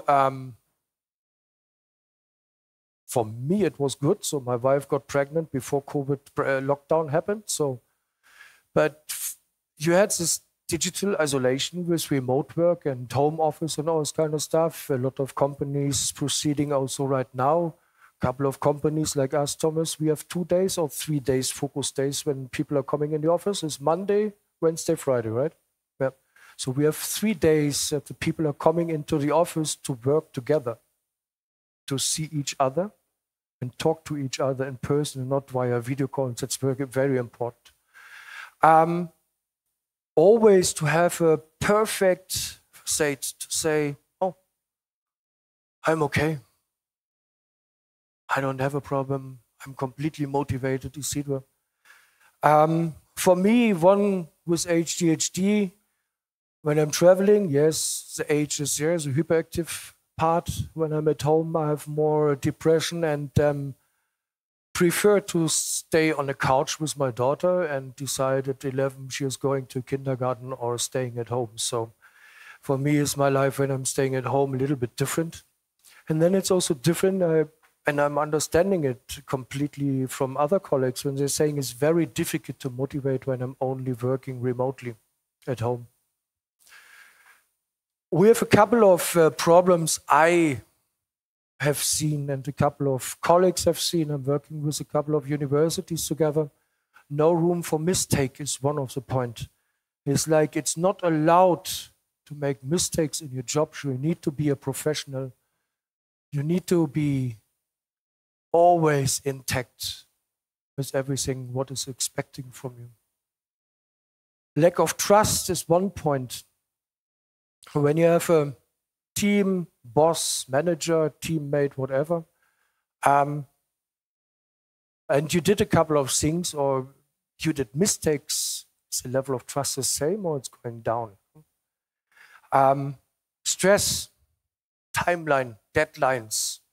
We have team members who are slightly different to each other. One is hyper motivated, one is like the middle motivated, the other one is almost-ish motivated. But they need to work in the team, but nobody is looking into how I can arrange the perfect timeline.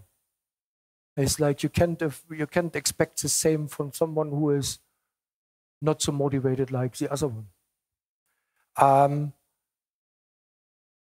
Office gossip, a very, very famous topic in our industry, is like, oh, did you have seen Alexander? He never reached the goal. He extending the timelines and the deadlines and all this kind of stuff.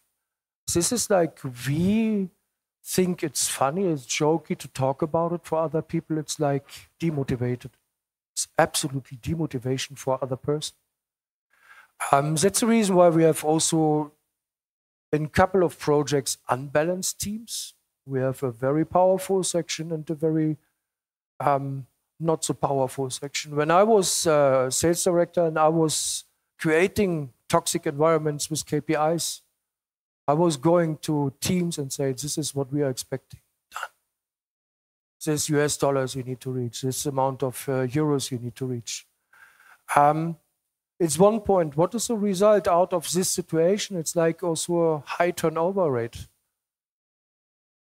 People are like a company, but leaving. They're tired of what they need to do at work. No fun, high turnover rate. Unhealthy work boundaries. It's also a good example for a couple of people. It's like when you lie to yourself and you're saying, I love my job. Who loves this job? Angela, you. Good. Thomas. Okay, I love my job. I love my job. Yeah? I love to lose my voice after 2.5 weeks traveling. But I can say I love my work and my love. Yeah. But in the end, it is like, when you say you love your work, it's like you're lying to yourself. You never stop to work. What I started after my last visit at a hospital, I'm doing like a day hospital when I'm at home to see some people and talk to them. I got a hint. It's like working in blocks. Do what you're feeling good during the day, and the evening you're doing this what you don't like. So when I'm staying at home, I have like blocks in my schedule. It's like in the morning, take my time for my daughter, waking up with her, kicking out mommy for work, so we're alone at home. And then we're going back to the couch and looking to each other and saying, hey, baby, kindergarten? Oh, no, daddy, a little bit like a nap. So we're doing a nap until 10. And then at 10, we're looking again and saying, so what we're doing is staying at home or, oh, daddy's shopping today. Okay, then we go for shopping. So, but in the evening, I'm working from 7:30 to midnight, 1, 2 o'clock to work on my emails and my stuff. So it's unhealthy. But for me, it works. It's the best way to work when I'm at home. Lack of career support is like also one of a major topic in our industry. People are working their ass off and other people got promoted.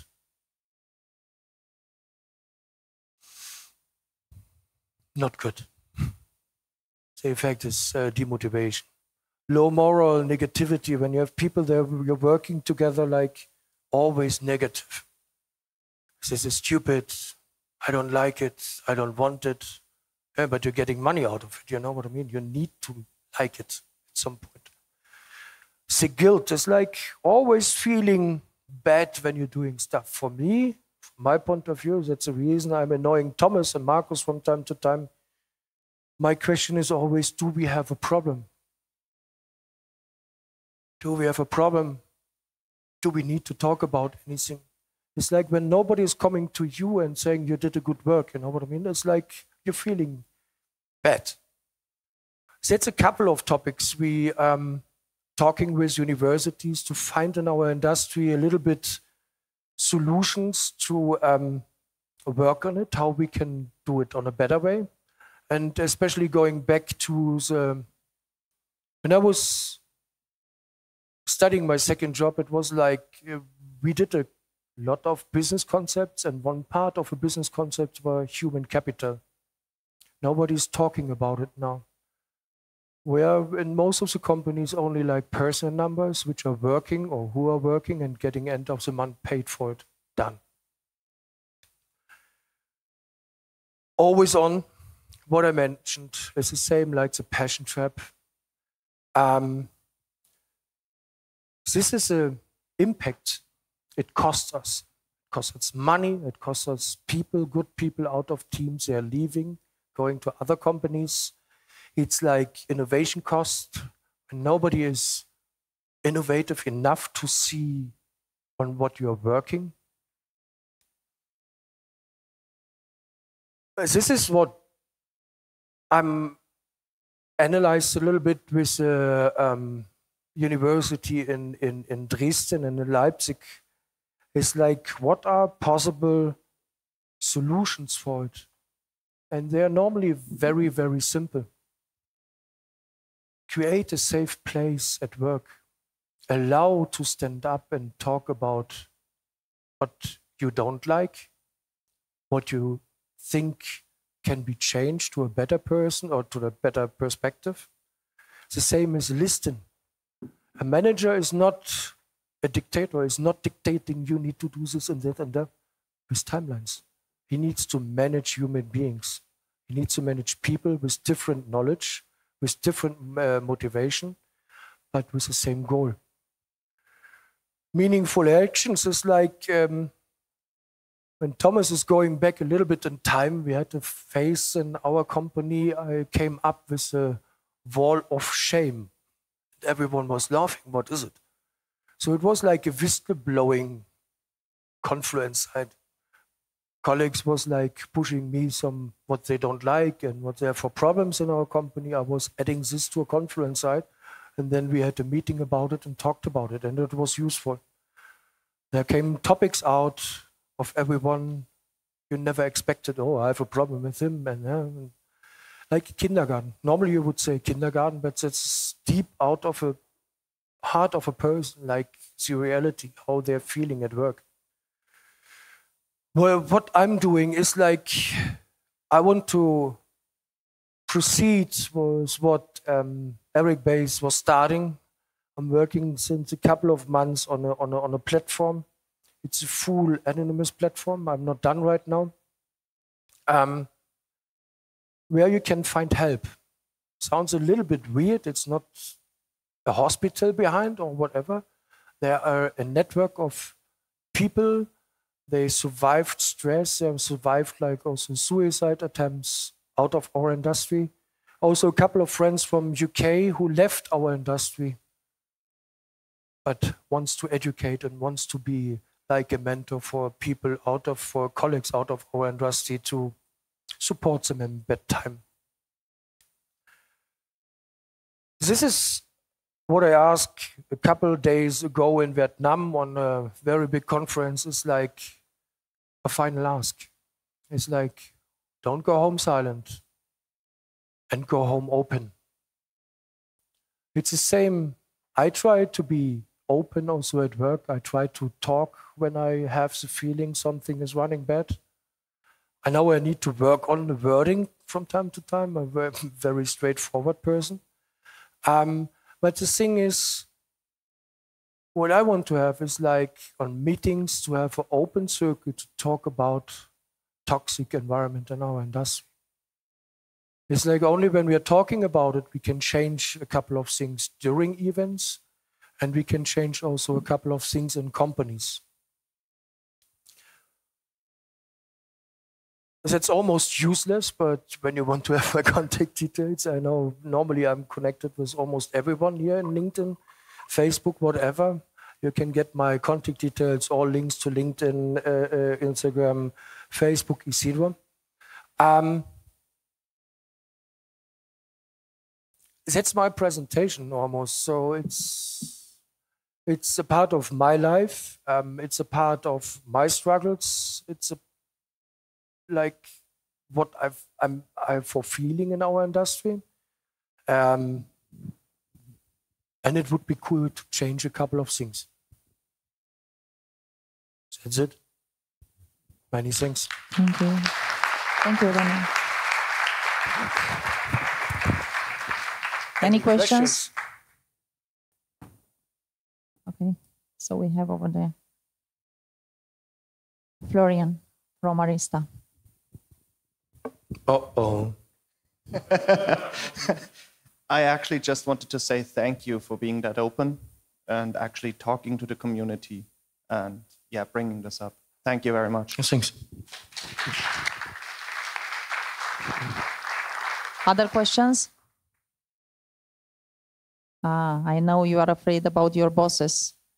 To say something. Yeah? Yeah. Thank you, Rene, so much. Thanks.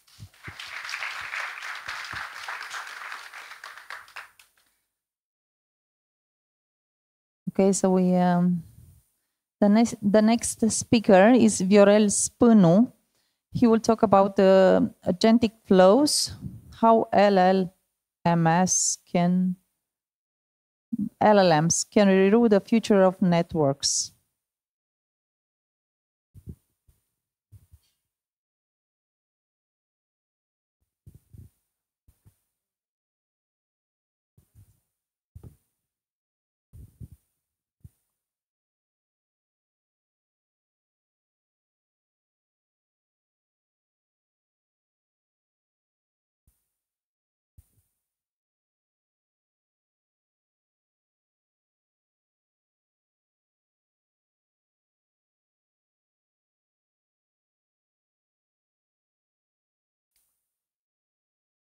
Well, for 23 years, I've been in love with writing code. Or at least I thought that I am. I really thought that writing code is my ikigai. You know, the Japanese concept where you get paid for what you love to do and what you love to do has a meaning on the world. Until November 30, 2022. At that point in time, OpenAI launched ChatGPT. And I played with it just a bit, of course, as anyone else in this room. To understand what I'm going to tell you, I need to introduce you to BrainFuck. BrainFuck is a programming language who, well, was invented for the reason to have sex with your brain, let's put it like that. What you see here is a hello world written in BrainFuck. I tried for several times during my career to learn BrainFuck. I failed. I failed miserably each time. So November 2022, I asked ChatGPT to program for me a tic-tac-toe game in BrainFuck. And it did it in one try in a couple of minutes. And I said, wow. Then, okay, I've moved to all the other technologies that I had on my to-do list to learn, and I didn't have the time to learn. Like, I don't know, at AWS, write websites, whatever, queues, everything that I want to ever learn, and I didn't have the time. I couldn't sleep for weeks at that point in time because I just spent time with a tutor who was so great at teaching me stuff and doing things. And I was scared like hell. It was like, well, for 23 years I had a job. Now I no longer had a job. There is a machine who's doing my job way better than I will ever be able to do it.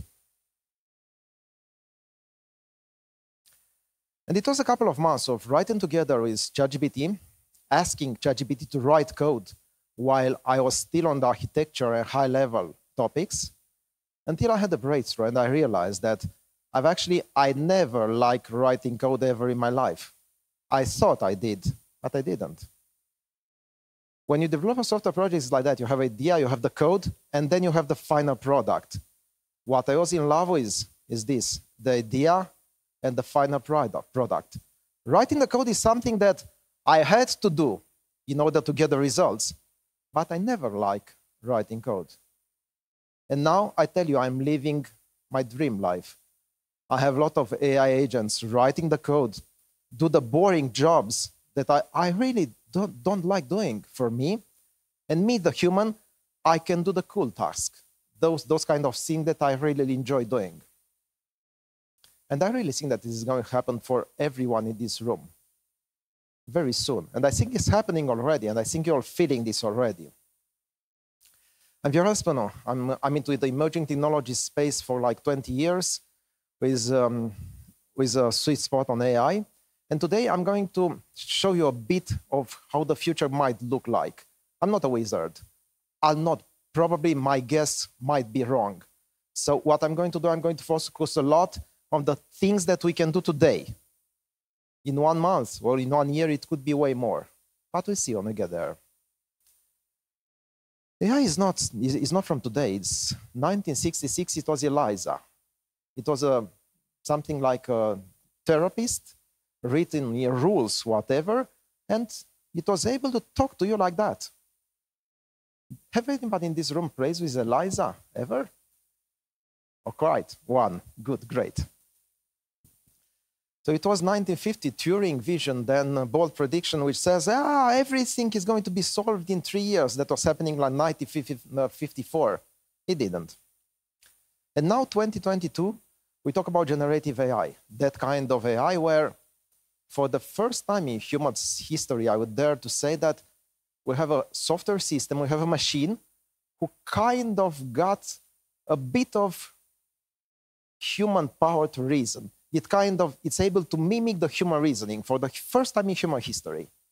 And now we're going to dive a bit deeper into how those software systems are working, because it's really tempting. You see, ChatGPT and all others chatbots are so good at mimicking the way we humans talk to each other, so that it kind of trick us that, I don't know, there is something very smart out there. It's not. Behind ChatGPT and any other AI, it's not a database. It's very tempting to believe if you ask it, give me the capital of France or give me anything, it will just give you an answer. So it's very tempting to believe it's a database. It's not a database. It's not the overlord. I hear so many times, wow, it's going to, I don't know, conquer Earth, it's going to kill us humans because it's the great. It's not. It's just numbers. And to understand that, I will just start with a very simple system. Let's say that I want to build an AI system which is able to detect fruits. Like I'm showing an image of an apple, and it's going to tell me this is an apple. I'm going to show an image of a plum, and it's going to tell me this is a plum. If I want to build that, I start with a lot of numbers.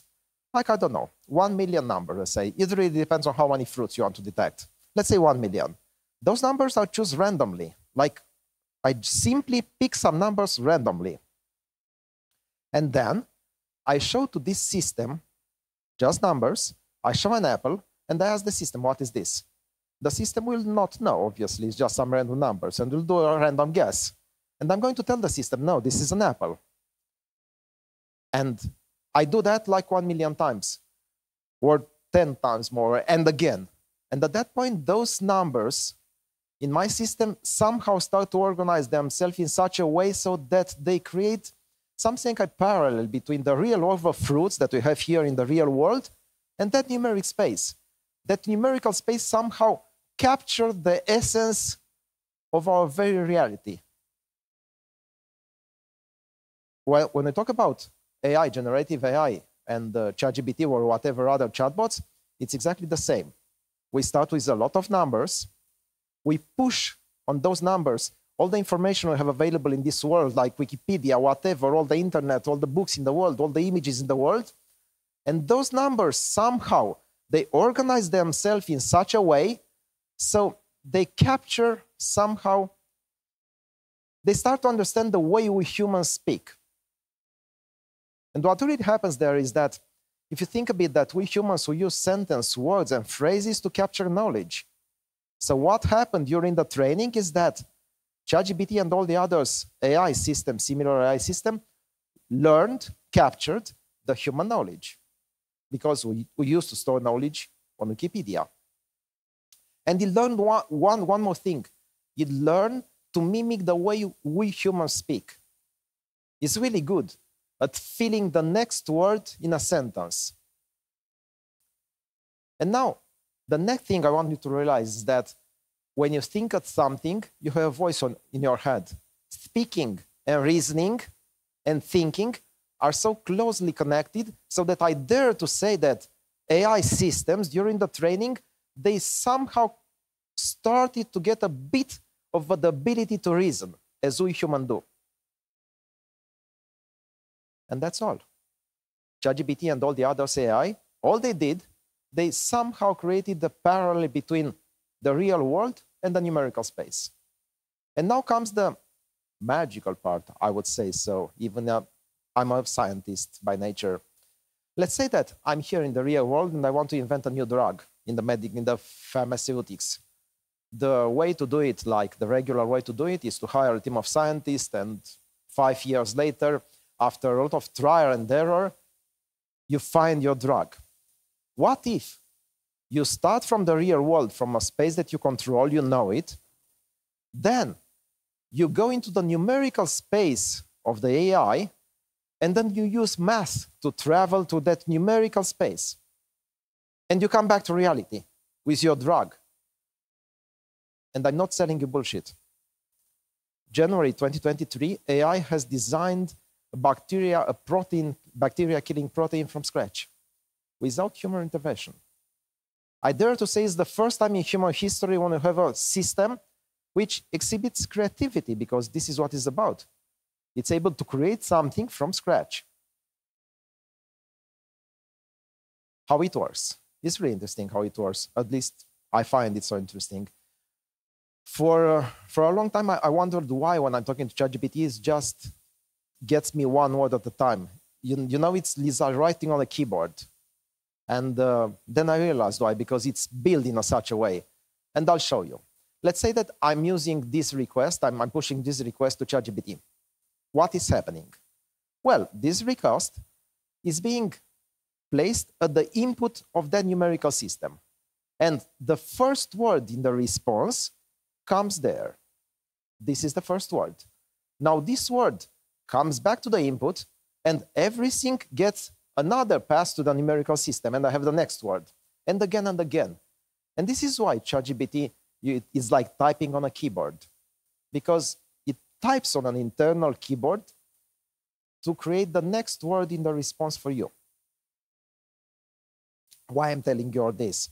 Because in order to use efficiently a system like ChatGPT or any other AI, it really helps to understand what is behind. It really helps to understand that it's not magic. It's not a system which knows everything. So next time ChatGPT hallucinates and gives you a lie, you will call it a lie, it's really worth remembering that it's not a lie.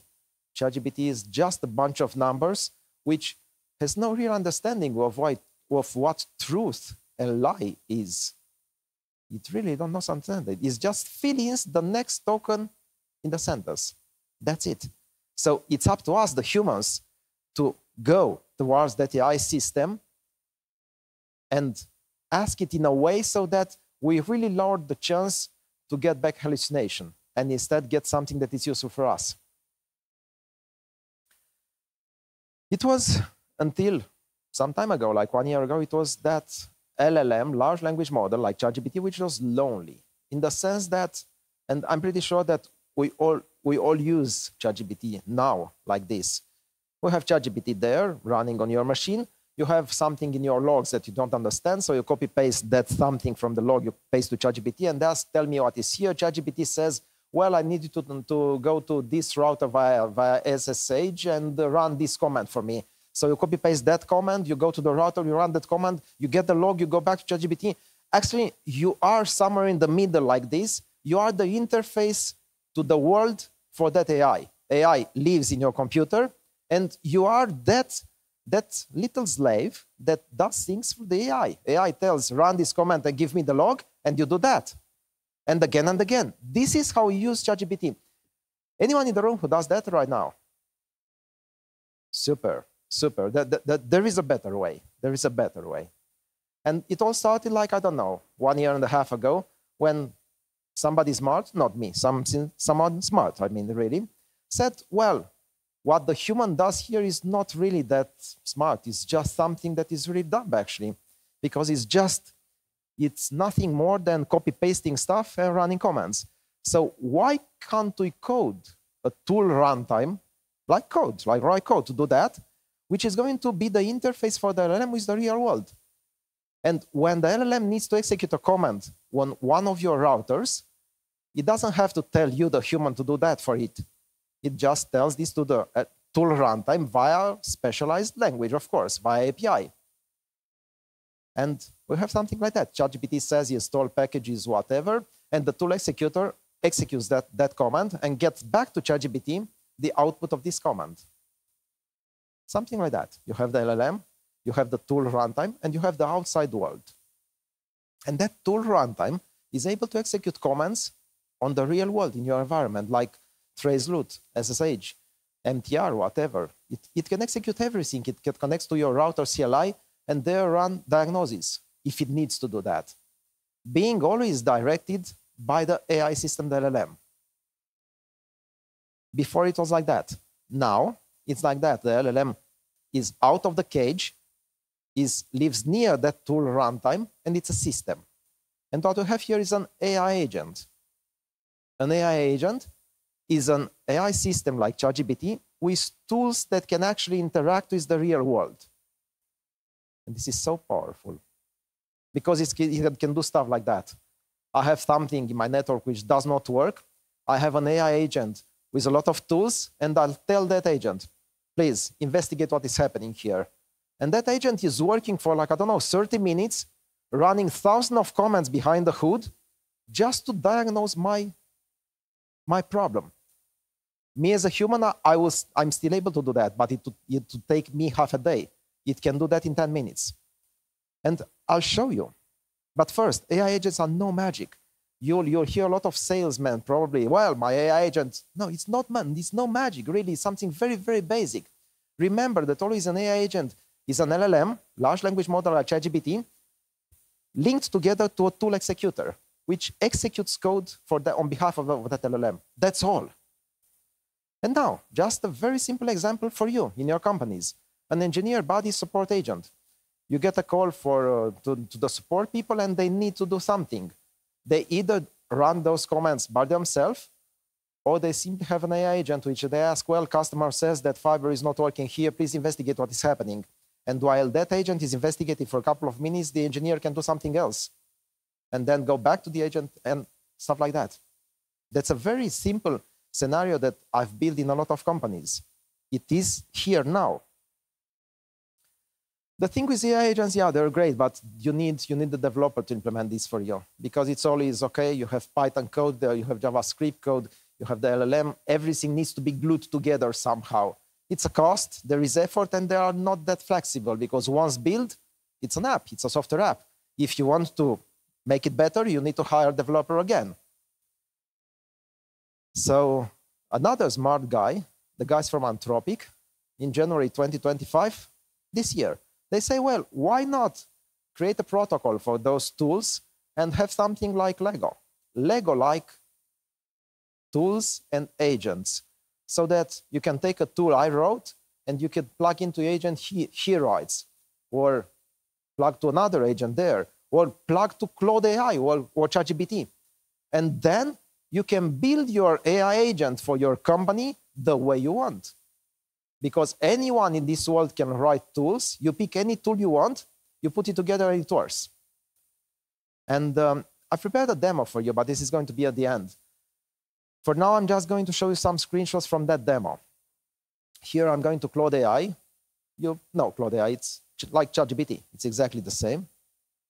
And here I have added a connector to this AI agent I've built, and you'll be able to play with this at the end of my presentation during the break. I've added a URL, and you have that URL. I confirm that I trust this connector. I hope that you're going to trust me. And then I have all these tools available. Those are fake tools. I mean, they're not interacting with the real network. There's some dummy data, there are some dummy routers, whatever. But you have those tools there.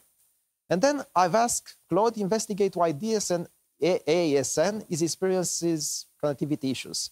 And what it did behind the hood, it ran like 10 minutes executing all those commands in a sequence. All these commands, 10 minutes, like this. It first said, well, I want to get the session for this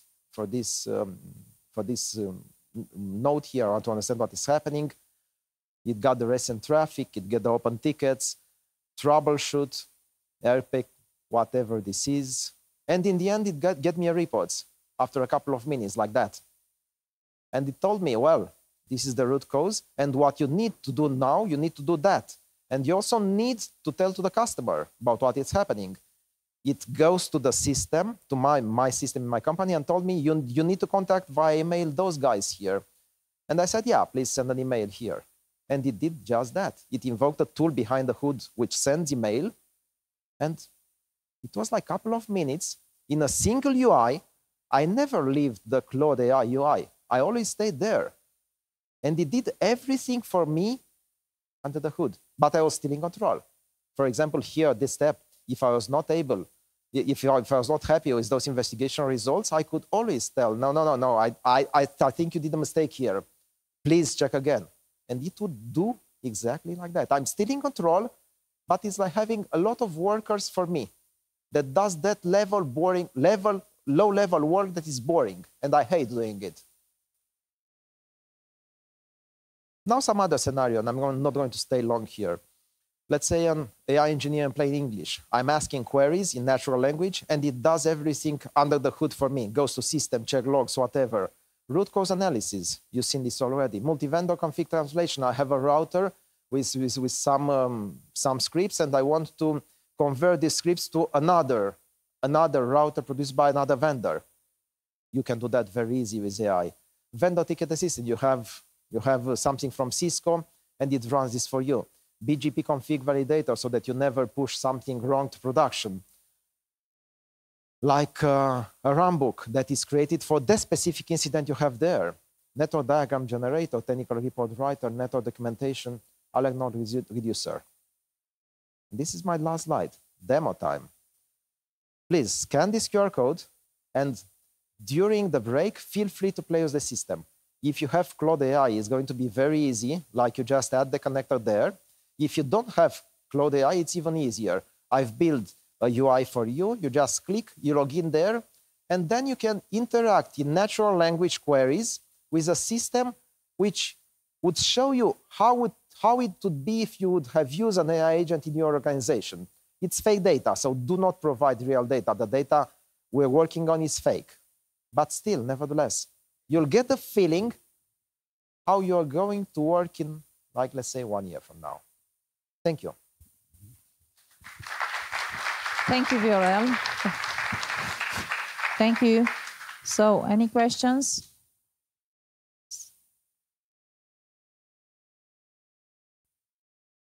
State your name and the company. Hi, Andrei from ITCare. We've been actually doing the same thing, so also using like Cloud AI, because that was the one that was performing the best way instead of like LLMs. Like ChatGPT is good to generate like general things, but Cloud AI is more like technically oriented, so it was generating a pretty good like I don't know, like reports and troubleshooting and so on. But I would say that even though that it looks like pretty easy, I mean, behind the scene is still a lot of work that you need to do, especially with the prompt. And prompt engineering is something that is getting a lot of track nowadays, even though there are not that much good prompt engineers so far. But like a single word that you change in the prompt, or a single dot, or a single symbol that you introduce in the prompt is changing completely the way how the LLM is providing you the result of the action that you want it to take. And still, there is a lot of work that needs to be done, because you were saying like you can easily convert the config, for example, from one vendor to another. It's not that easy. Usually, you can ask it to convert to Juniper, and it provides you a command line from MikroTik, for example, which is something completely different. Yeah, so there is still a lot of information that you need to provide it like as an input in order to write the right things, right, and perform the right troubleshooting. Yeah, it is just like that.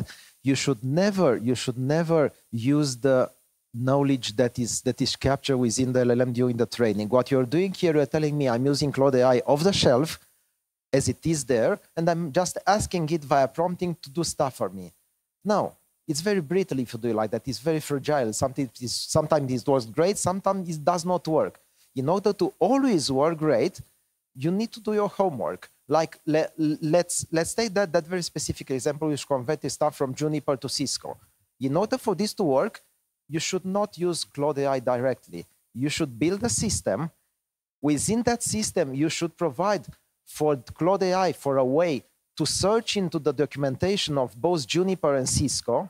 Like, for example, the easiest way to do that is to create an MCP, a tool MCP, which has direct access to the documentation of Cisco and Juniper. And then when you ask Claude to do something, you should not rely on the information that is built in during the training. Instead, Claude AI needs to go to the current documentation, to the latest documentation, needs to fetch that section on that stuff, and just do it for you. Also, behind the hood in that system you're going to build, there are going to be prompts. Yes, prompt engineering. And here is another topic. It's going to be a large answer, but it was a complex question. For prompt engineering, I don't really think that prompt engineering is the way to go in 2025. It was the way to go in 2024. Now in 2025, the way to go is to build context. Instead of writing the best prompt in the world, whatever, you need to spend time with that LLM and brainstorm with it the way you would brainstorm with me. If you would ask me to solve a problem in your company, I'm not a network engineer. I know nothing on network engineering. So you would need to teach me, to train me. Well, man, I have this issue here. It's like in your programming when you have a bug there, I'm having this thing here, and here this documentation, please read to understand, and go to Wikipedia. You would train me. It's exactly the same thing that you need to do with Claude AI before asking for an answer. You need to spend time, and the easiest way to do that is to invert the control to the AI. You need to do like that. Man, I need to work on this problem. We're going to talk, but please feel free to ask me questions until you have a very good understanding of what I need from you. And then Claude is going to ask you a lot of questions. And you're going to answer, and once you answer, your mind will get more clear. This is building context. And after 20 minutes of building context with that AI, the AI has a lot of knowledge. And at that point, if you ask the question, you will get the answer. Because the model is anchored in real data. Thanks. Other questions? Okay, thank you so much. So thanks a lot. Feel free if you have any questions. Thanks. Thank you. Okay, so next speaker.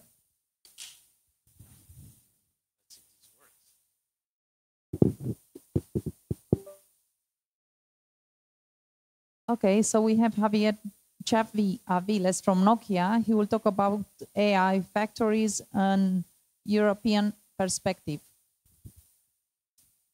Yes.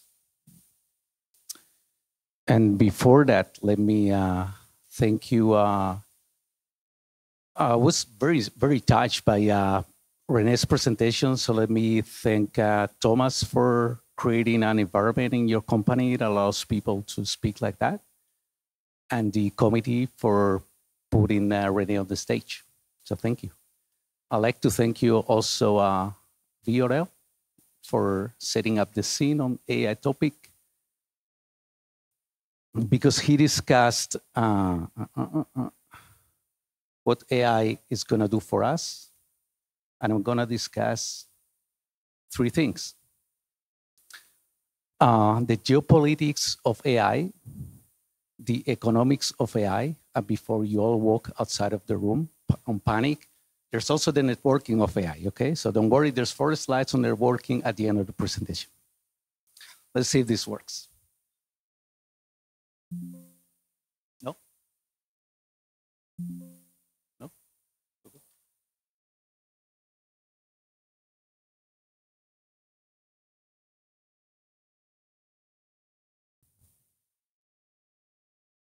Oh, the magic Angela touch. Thank you. So this is a structure, right? We're gonna first explain what we're talking about AI gigafactories, then what they are, how they're built, how much they cost, and then there's the networking part, right? How's networking impacting? How does it work in AI factories? So let me start. Why are we talking about AI gigafactories? Well, let me go back 20 years ago when we were all young and pretty, right? And the answer is we have digitalized every single aspect of our lives, not just the cool stuff that the previous speaker was discussing. We have this digitalized everything. Eh? It's the way we consume content, right? Not going to the cinema or listen to the radio anymore. It's sourcing out of the internet, or the way we interact with people via social networking, or the way we're productive with our work, or the way our companies run their data, right? And the funny thing is, listen, it's the Americans doing all of this, right? There was a glorious exception with TikTok. Next week will be American again. So 100%, right? And listen, 10 years ago, it all looked really cool, right? So we live in a very happy time. It's, Chinese are doing everything cheap for us.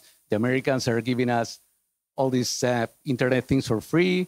Russians are giving us very cheap gas. What could possibly go wrong, right? So yeah, first one, Brexit, Trump, America first. That's the first time we start talking about strategic autonomy, right? Maybe we need to be a bit more careful about geopolitics. Second, COVID. Wow. Now suddenly we all realize we're depending on Chinese supply chain. If the Chinese stop building things because they cannot go to the factory, then you cannot order any router switcher to run your network. So strategic autonomy. Maybe we need to reduce our dependency on supply chain. And then the Russians invade Ukraine. So we start realizing energy dependency. Not energy, but raw materials, everything, right? Semiconductors, even food. So that's the scenario, just 3 years ago. And then, in a totally different, non-related topic, then this thing comes, right? On the same year, ChatGPT appears. And by sudden, right, in 2 months, it's like this, 100 million users. And this compared to, telephone, it took 75 years to reach. Even TikTok took 9 months to reach 100 million, right? And yeah, what happened now? In these 3 years since 2022, well, we are having all the people building all these nice models, Claude could be on the list, models, the people who build the models, the infrastructure where these models are built. Guess what? Yeah, we have 2 brilliant exceptions there. It's DeepSeek, that's by a period when Chinese put the entire business model in question. And we have one honor exception from Europe, Mistral. Some other smaller one, but I think Mistral is the most successful one, right? Infrastructure, all NVIDIA. Now listen, this time you could say in 2015, it was okay, we're friends with the Americans. Listen, this time, you can go and download this document. It's the America's Action Plan from July this year, right? And there's really geopolitics behind, right? It's the interaction. I'll put it global for you. I'll put it bigger for you. And says, it's written in plain English. The United States in a race to achieve global dominance in artificial intelligence. You could see it in a softer way, but I think our friend Trump likes to put it in a very clear way. So, there's a number of things, actions, you can read it. It's a very nice document. They want to lead in international AI diplomacy. What does it mean is the United States must drive adoption of their technology. That's how you achieve global dominance. All right? So that's the geopolitics. Fun, eh? Listen, Europe had taken some action. So 3 years ago, European Commission then decided to put some money into upgrading the supercomputer infrastructure in Europe, right? That's how the 13 so-called AI factories in Europe have been implemented, right? There's over there, not one in Romania, maybe in the next round. But, to realize this was on, I said, approved 2 years ago, it's not enough. It's not enough because then the Americans, you see the Stargate announcement, Trump gets AI and Larry Ellison and SoftBank into the White House, and they announced this program where we're going to build the biggest AI cluster ever, 100,000 GPUs to achieve global dominance. In parallel, the Chinese, they're doing very clever thing. They don't have access to the latest NVIDIA technology, but they're pushing to build models in a different way. So really being able to advance in the race. So it looks like it's a complete race between US and China. So, the European Commission, earlier this year, around April, came back with this plan. We need to do something. So this is the AI Continent Action Plan, has 5 pillars, and then one of them is about computing infrastructure, which says, okay, we need to build AI factories with the objective to train and fine-tune the AI models. It's 10 billion from European funds to do that. Then we're going to build AI gigafactories, and we're going to facilitate the building of data centers. Now, moving to AI gigafactories, what's that?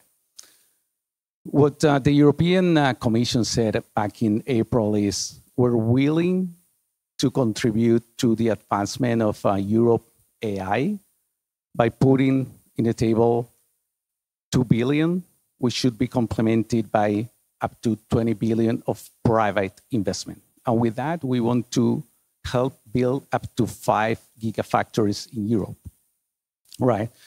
The gigafactories, they define a gigafactory like a huge cluster of around 100,000 GPUs, right? Which would be roughly in the size of Project Stargate.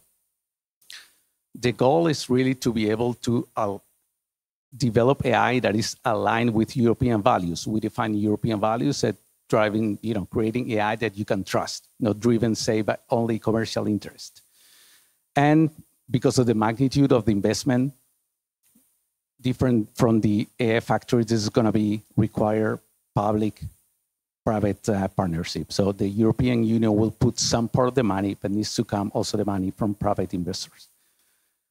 Now, there were 76 requests to build out of the 5 factories. Romania, in fact, has put 1 bid over the table. This was done by the ADR, the Romanian Digitalization Authority, right? There's bids from France, Spain, Italy, Portugal, Finland, etc. Right? So the next process, what's going to happen, there will be a formal process by the European Commission around the end of the year. Decision will be taken beginning of next year on where those 5 gigafactories will be built. So now that we know what a gigafactory is, how do we build one? Well, to build one really takes a lot of effort and a lot of parties to work together. And this is just an example from my home area, right? With the partners that we're working on in Italy and Portugal, and you can see, what you need there. You need very different pieces. You need the people who provide the physical infrastructure, right? The power, the building company, the people who provide the computing infrastructure, and this is NVIDIA for the compute. There's no other, right? I don't think AMD is even on the race. The people who provide the storage, the humble people that provide networking, right? Then you need the people who are actually provide the AI services.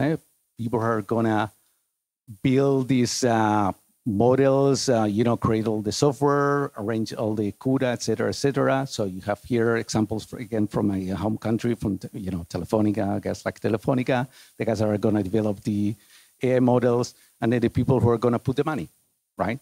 You can have investment funds, bank, Saudis, Dubai, etc., and then some national authorities, right? So now, how much it costs? The estimation, depending on who you ask, is around 5 billion and 20 billion. Imagine what you could do with that. Well, then $5 billion. How is it split? Yes, the orange part is a part that NVIDIA gets. So we're going to get 20 billion of European money. We're going to get 12 billion directly to NVIDIA, right, to build this. It's amazing, the market power they have.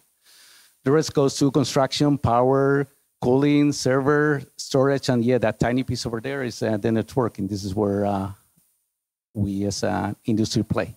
right? We like to say a very important part because they're working this, GPUs can do everything, but this is roughly displayed. Now the networking part, right? This is where the fun starts. What is different about it's, there's a bit of discussion. What is different about this AI cluster regarding to a normal data center? Is this upper part there that you say backend? The way that GPU work, it's, they work in parallel, they work in, this tensor parallelism where work is broken into pieces. They'll work in the problem at the same time.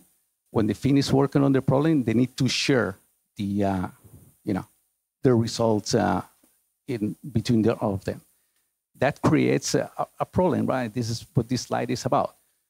It's a lot of bandwidth, elephant flows, and it needs to be really, really fast, right? Because as it says here, completion time determined by slowest flow. And when you're paying all this money for all these GPUs, you really want to be using them at 100% load, right? So this is the backend network. This is what is new in this AI cluster. And you see here InfiniBand and Ultra Ethernet, right? So what's Ultra Ethernet? Well, because you have these special requirements. These special requirements have so far been dealt with a technology called InfiniBand.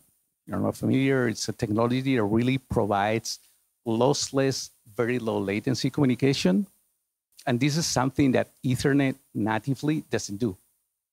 Ethernet, by its pure nature, is, you can have losses. There's a TCP over there to retransmit, and then there's no guarantees for latency.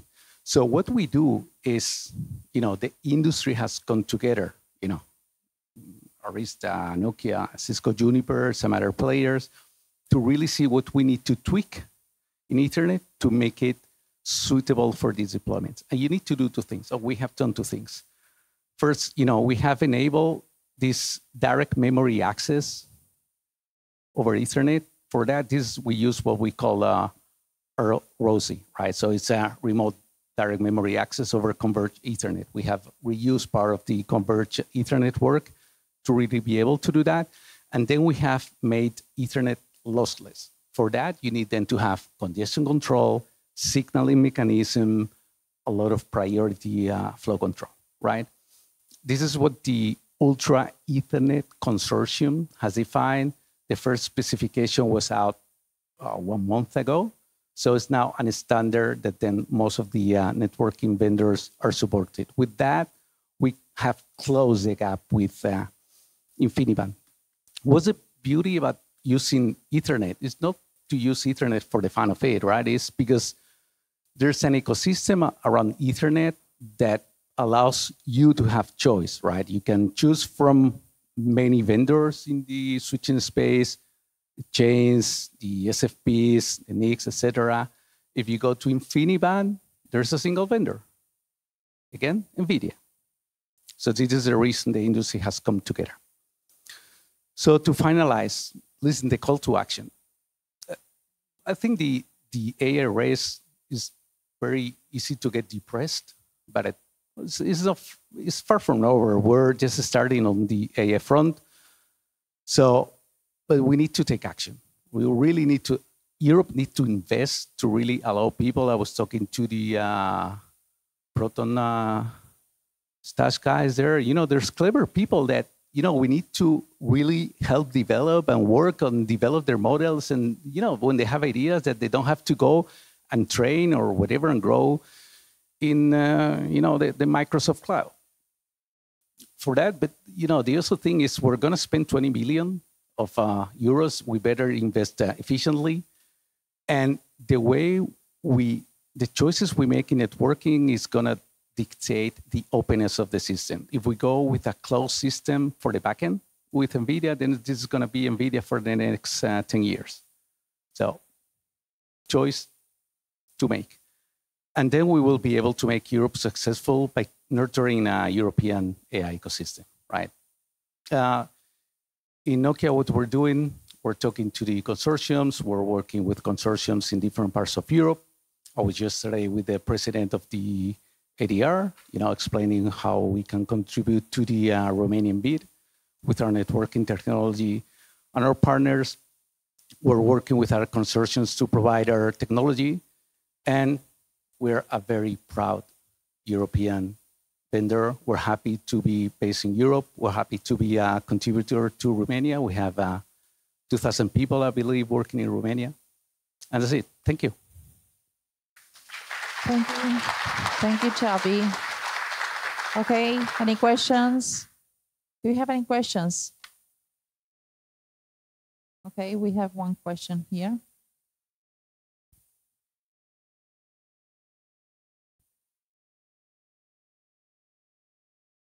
Okay, my name is Andrei. I'm from the Polytechnic University of Bucharest.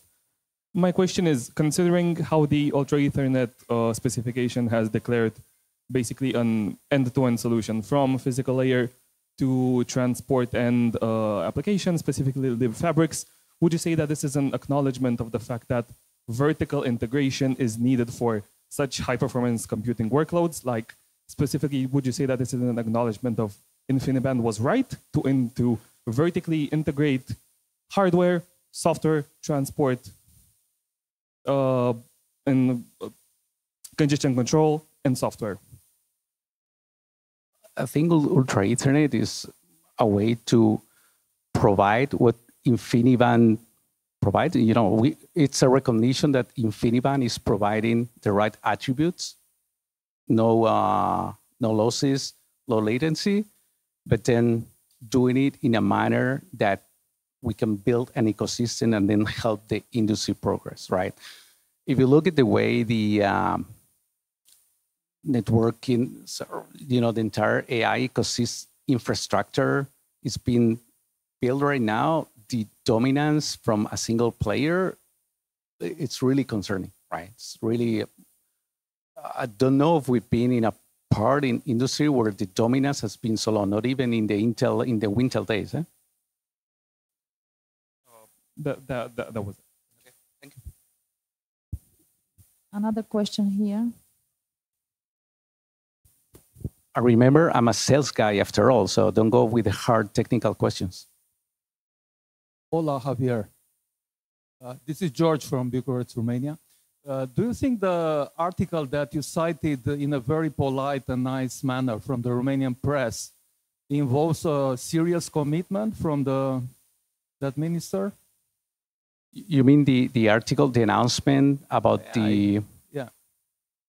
Listen, it signals a political drive, political willingness to host a very nice, important project in Romania.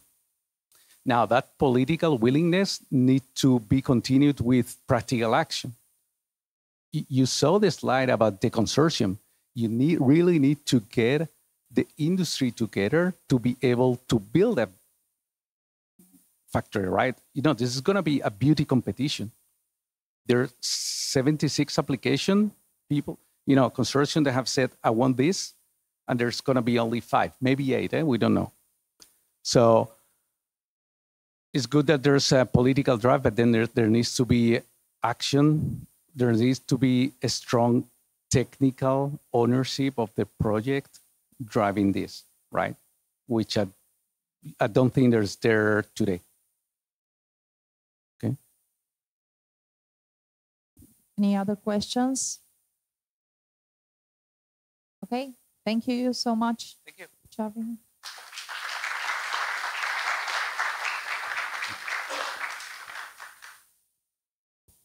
So we have the last speaker of today. Eric Băleanu will give us a short presentation about Internet Exchange updates. So he will talk about InterLAN Internet Exchange.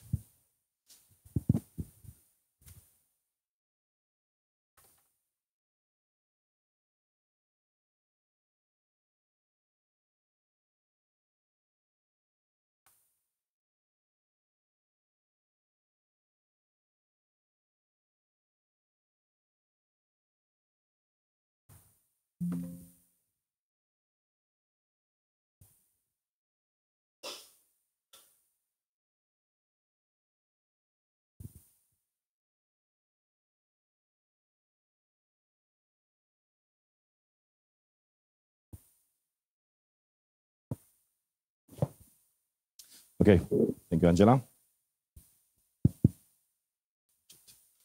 So, quick, short update about InterLAN Internet Exchange.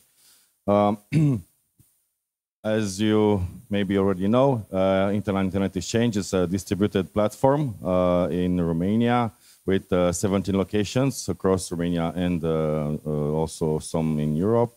We have 7 sites in Bucharest, which is the central hub for national network traffic in Romania. And also we have 8 regional facilities in Arad, Cluj-Napoca, Constanța, Craiova, Iași, Suceava, Târgu Secuiesc, and Timișoara. Also, we have 2 POPs outside the country for international connectivity in Frankfurt, in Equinix FR5, and in Sofia, in Telepoint. Our central hub is in Bucharest. We have a distributed model, and I'll explain you why. So our central hub is in Bucharest. The core point of presence are at the most connected internet data centers in Romania, NX Data 1 and NX Data 2.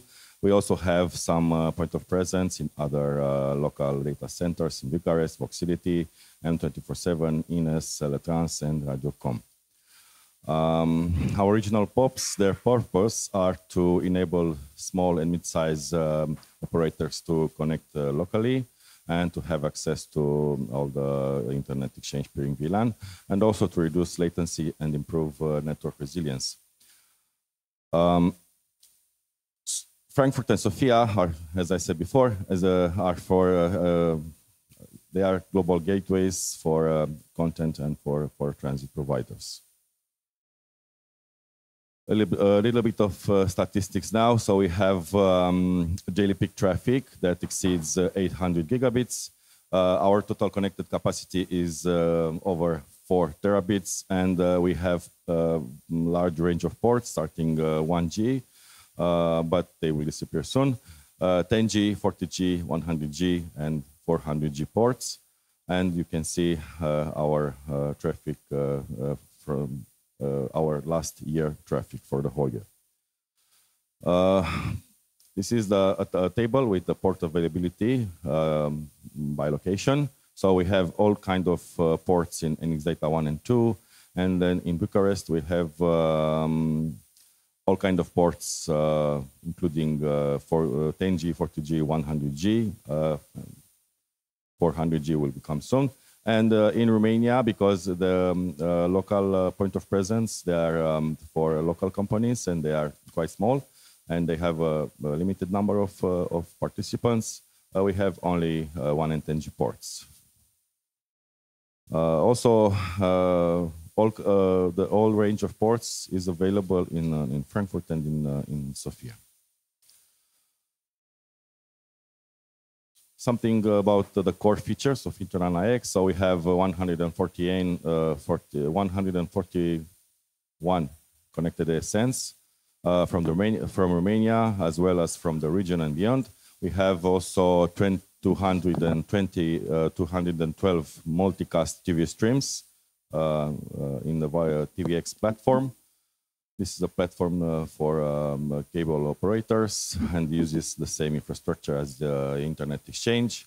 We have some DNS services, some root servers, the AS112 service, and the RIPE Auth DNS server, and along with some route collectors from RIPE NCC, from BGP tools, and from RouteViews.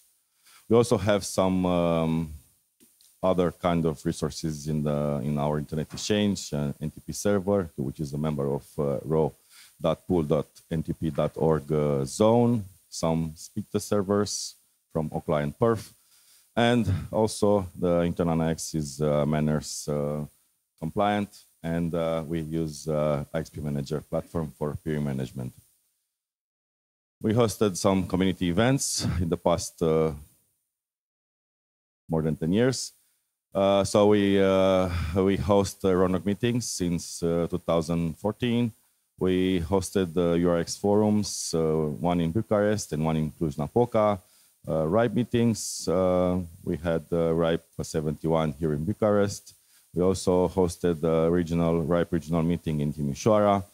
And last year, we had the Internet Measurement Day, an event organized in collaboration with RIPE-NCC, ICANN, and Internet Society.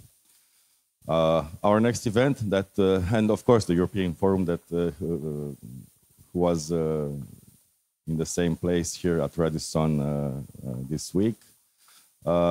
So the next event is RIPE 91. RIPE 91 will take place in Bucharest, 20 to 24 October.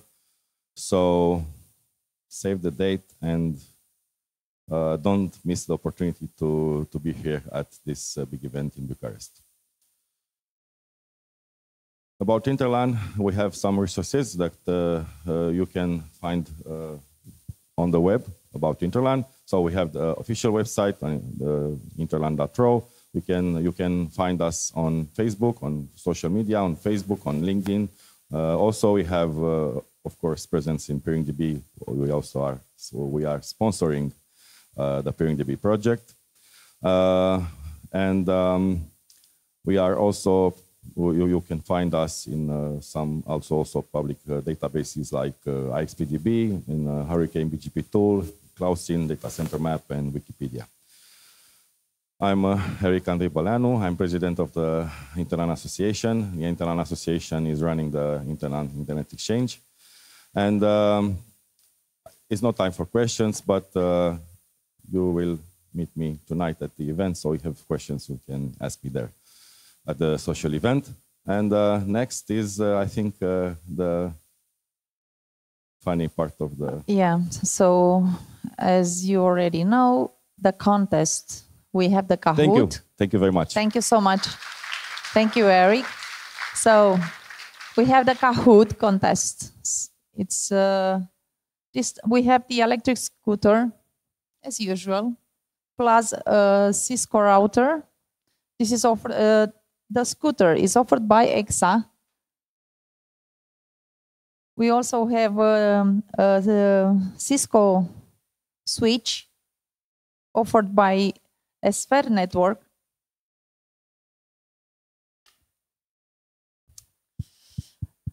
We have some other small gifts, and of course we have some other gifts. Just a second. So, hi everybody, Ciprian here from Interlink. I don't know if you've seen, we are the barista sponsors this year. So what we had a very interesting raffle, a QR code that you could register for, where we did put all the input into random.org, and we extracted a single person. We are looking for him. It's a gentleman called Andrei Ionuț Blaj.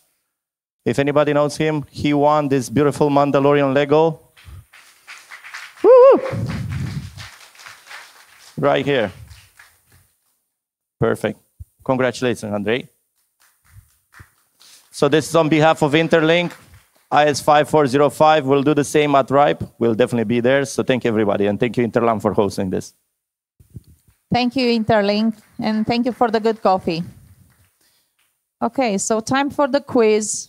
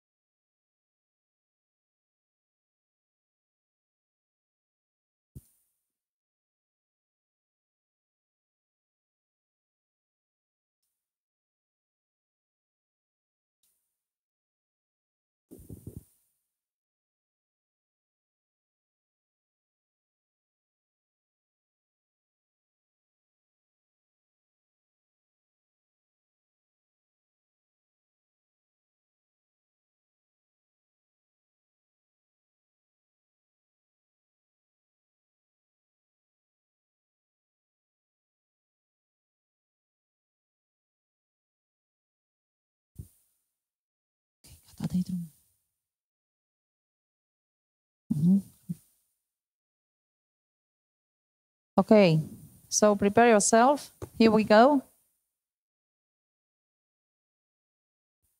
So if you pay attention and you are very fast enough, because it's not only about paying attention, be careful. So you have to answer very fast.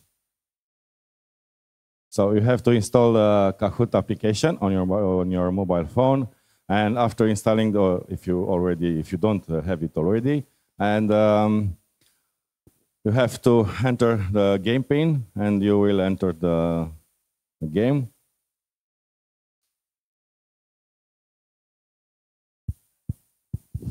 Nu am net.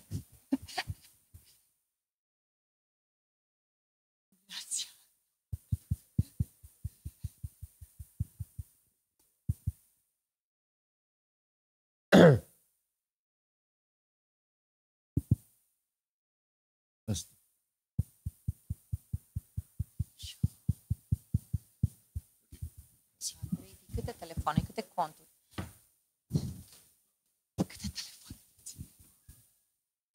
Ok, avem 35 conectați, mai așteptăm. Ok. 32 participants, so anyone is joining? 34.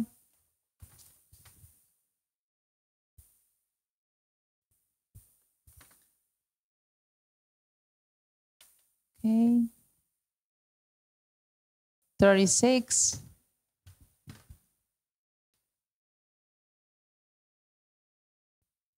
What is our capacity? 50? Mm-hmm.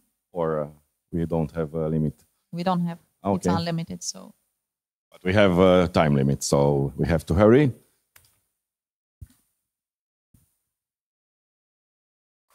Cumpăr net. I buy net. I don't have internet. I want to buy internet. So for those of you who don't know how to speak Romanian. So if you paid attention at the presentations today, you will know the answers, and you have the chance to win some of the goodies in the corner of the meeting room. Okay, so we have 42 so far. Okay, anyone else is joining?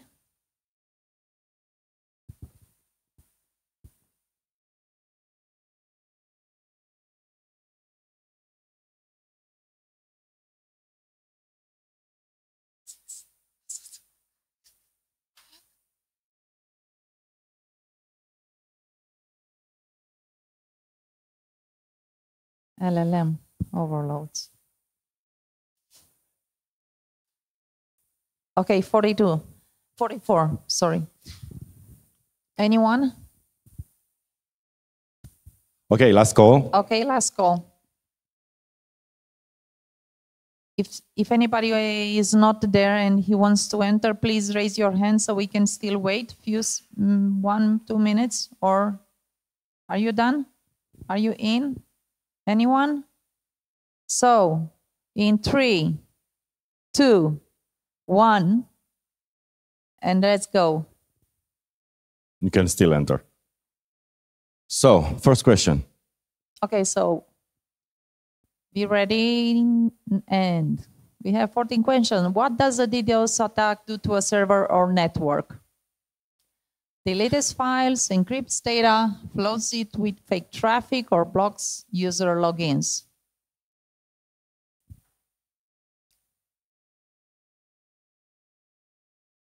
So we have all the answers. Oh, yeah. So everybody was very, very sharp and awake. Nobody was sleeping. So let's see the scoreboard. Okay, so we have Andrei. We have the first stop. So far on the first place. Next one. Second question, according to RIPE-NCC upcoming report, what is one of the critical success factors for IXPs? Using only international traffic, outsourcing to cloud providers, keeping local traffic local, avoiding regional interconnection. So what is the correct answer?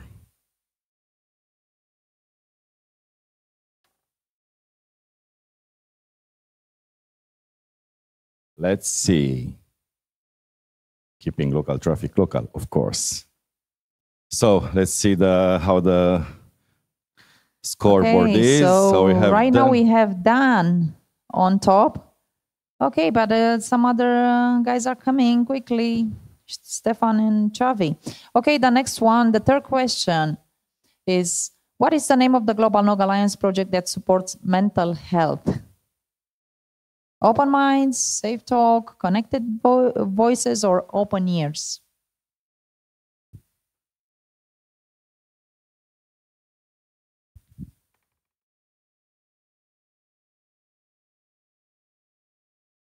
Okay. So we have the answers. Yeah, so we have few people who are paying attention to René's presentations. Okay, so it was confusing. A little bit, yeah. Stefan Rus is on top. The next one. Next question, what is the function of Smartoptics Flexponder? Both transponder and maxponder, fiber monitoring system, database tool, and AI-based router.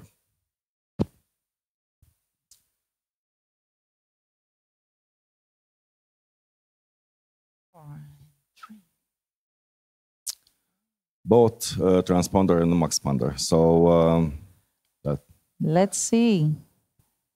Let's see how the scoreboard is now. Stefan Rus is on the first place. Done. Dan on the second place. MT on the third place.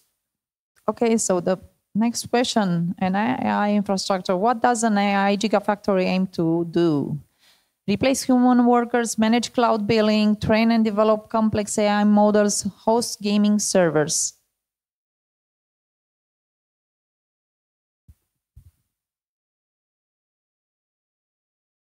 Okay, so how many of you? Nice. Cezar Petrescu is coming fast. Okay, let's go to the next question. So how much does it cost to build an AI gigafactory according to Nokia? 5 to 10 billion, 1 to 2 billion, 500 million, over 50 billion. So which one is the correct answer?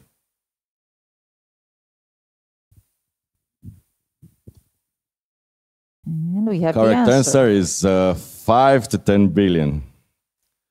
Let's see the scoreboard now. Stefan Rus. Of course, Xavi was the fastest. Okay. Okay, so the next one. So, what is the main goal of peering DB? Track submarine cables outage, facilitate interconnection related information, monitor AI development, or sell networking hardware?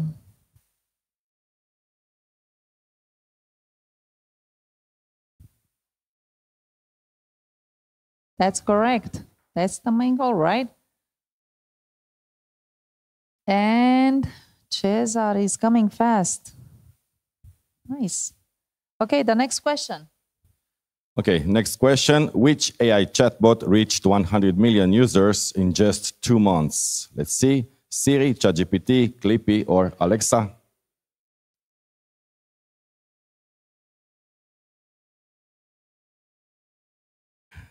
So ChatGPT, of course, and the scoreboard, it has no changes yet. So let's move on to the next question. Okay, the next question. What's the most reliable way to avoid a route leak?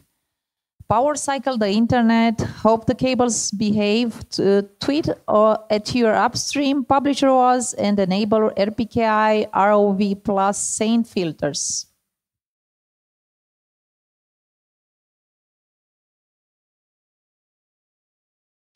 Publish ROAS and enable RPKI.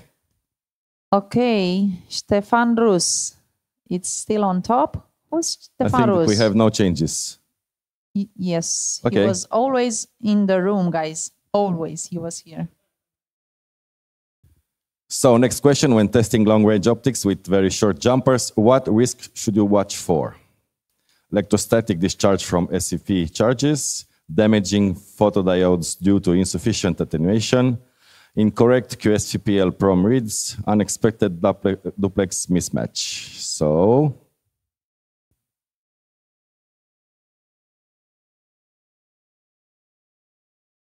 damaging photodiodes due to insufficient attenuation. So majority knew the right answer. Wow. So Stefan stays and you can there. see the scoreboard. Okay. Good one. So the next question. Which three key data sources are combined to optimize traffic and troubleshoot routing?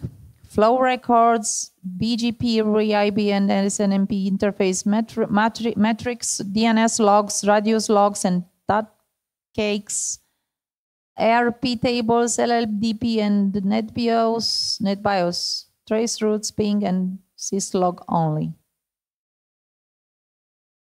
Flow records, BGP, RIB, and SNMP interface. Gosh. So, okay. No changes on the first place, it seems. Okay. But the numbers are very close, so we have 3 more questions. Which alert rule is meant to detect frequent BGP peer up-down cycles as shown on GNI network slides? So peer flapping, spot prepending, route poisoning, or BFD suppression? Don't look, answer. Peer flapping. So that's correct. But still, no changes. No changes. We have very close numbers. Okay, and, so somebody is fighting. 2 more questions. Yeah. The next one. Which misconception does NBIP urge Europe to debunk? The IPv6 is slower myth, the TLS is unbreakable myth, the IXPs are obsolete myth, the harmless DDoS myth.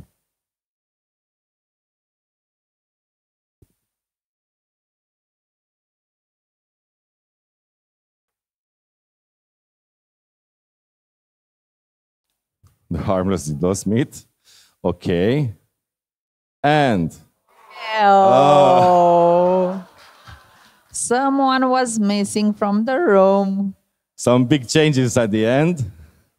Okay, so FT So we is have there. the last question next. Okay, the last one. Eric, go for it. What is the typical MTTR cited for a single subsea cable fault? 7 days, 4 to 12 hours, 90 days, about 40 days. Let's see. Now, About okay. 40 days. And take it slow, take it slow. Let's see the podium. And Let's now see. On the 3rd place is we have Xavi. Xavi. 2nd place, Cezar Petrescu. And the first one to win is Nu am net. I don't have internet. I don't have internet. Who is I don't have internet, please? Come on, come on, come on, Bogdan. So, Well, congratulations. well done. Thank you so much. Okay, so we are going to give the prizes now. So the first place is the electric scooter offered by EXA Infra. So we have Isabella here. She will offer the prize. Of course, you have to also take a ride. You just take a photo, of course. Just take it, sit there. Really? Okay. You already got one. So he will, okay. He's already having one. Last time, okay. So this time, okay, please. Yeah. Stefanos. Yeah, come here.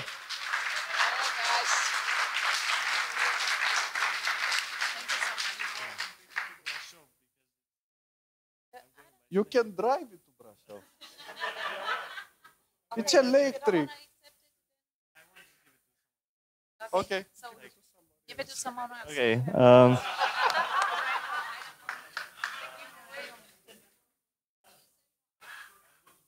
I will give it to Andrei. Okay.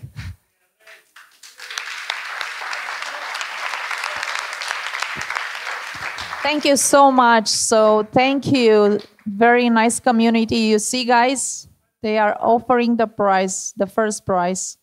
Okay, come here. Take a picture. Isabella, we thank you so much for the prize.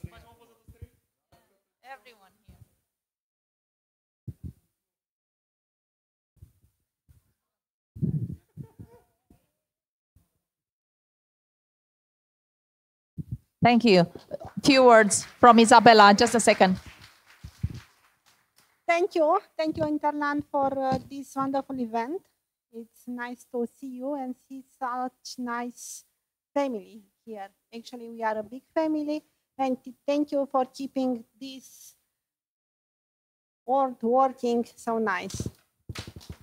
Thank you so much, Exa, for the prize. Okay, take your prize. Where are you, Andrei? Don't leave. Take your prize. You'll get also the... Don't leave. You will need to take the charger as well and some other stuff, okay? So the second... For the second place, the second place. we Okay, had Cezar Petrescu. Cezar Petrescu.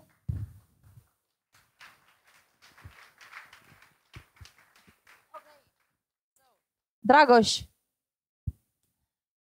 The prize for the second place, it's a Cisco switch offered by Esfer Network. So we have here Dragoș Beșleagă, and he will give the prize.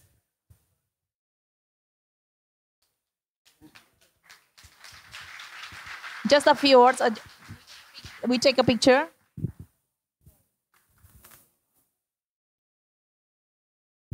Few words. Bună ziua, numele meu este Dragoș Beșleagă și reprezint compania Sphere Network din Germania. Ne bucurăm să participăm și să fim alături de comunitatea și evenimentul RONOG an de an în calitate de sponsor. Dorim să mulțumesc în primul rând organizatorilor pentru că fac posibil acest eveniment care aduce împreună oameni, tehnologii și noutăți din domeniu.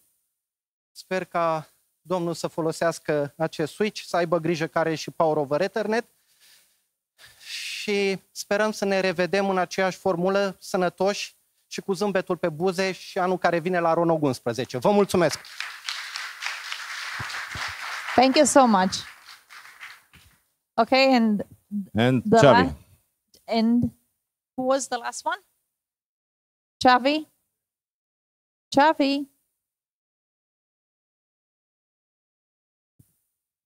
You have a jacket? First of all, I want to say I'm really gladful I didn't get the Cisco router. I was really scared. You are really close. You are really close. So it's a jacket, and you want to give it, offer it to somebody else, but you have to. If I can, I will give it to Andrea, who has been so patient, asking for the presentation many, many times. So if I can, I will give it to Andrea. Thank you. Thank you. I already have one, so I will give you to another one, but thank you very much. I appreciate it. Well, since Eftimios was so close to getting this, so as a consolation prize, I think if you're okay. Eftimios? Yeah? You almost did it, so.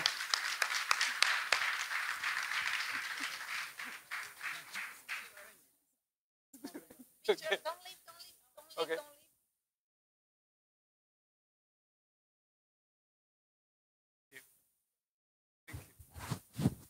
Thank you so much, guys. So now,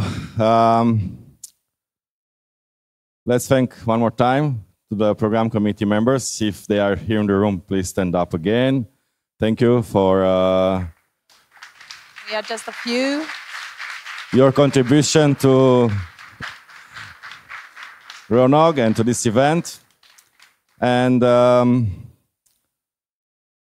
Also, we want to thank to our sponsors, our diamond sponsor, ZNet Global Network, platinum sponsors, IPXO, the Internet Society and the Internet Society Foundation, gold sponsors, CData, Flexoptix, Recorded Future, Smartoptics, TP-Link, silver sponsors, EncryptNet, GNM-IX, Nokia, RipeNCC, Starbit, bronze sponsors, Sphere Network, Genie Networks, IP Host Data Center, M247 Global, NX Data, RETN, Salumanus Telegroup. And peering social event, InterLAN-IX, streaming sponsor FiberX, networking coffee break sponsors Epsilon CH Root, barista coffee sponsor Interlink, raffle sponsor EXA Infrastructure, digital visibility sponsor Viva Telecom, connectivity sponsor Infinity Network, meeting tool sponsor NixCZ, and our media partners Afor, Daytrend, AG Press, Biz, How About Tech, IT Mania, Media Blog, Media Express, Pulsul Tehnologiei, TechZilla, Datro, Ziarul Pozitiv, și and the host of this event, the InterLAN Internet Exchange. And again, special thanks to Internet Society, RipeNCC, and UX. And of course, we would like to thank you for being here. And of course, as this is the anniversary edition, we invite you all to come tonight for the social event at Moki. We start at 7:30. We also have 2 shuttle buses. They will take us from the hotel to the Moki. So at the registration desk, you have already the schedule with the buses, departing and also returning. But one last, please, kind request is to take the photo group. Thank you all.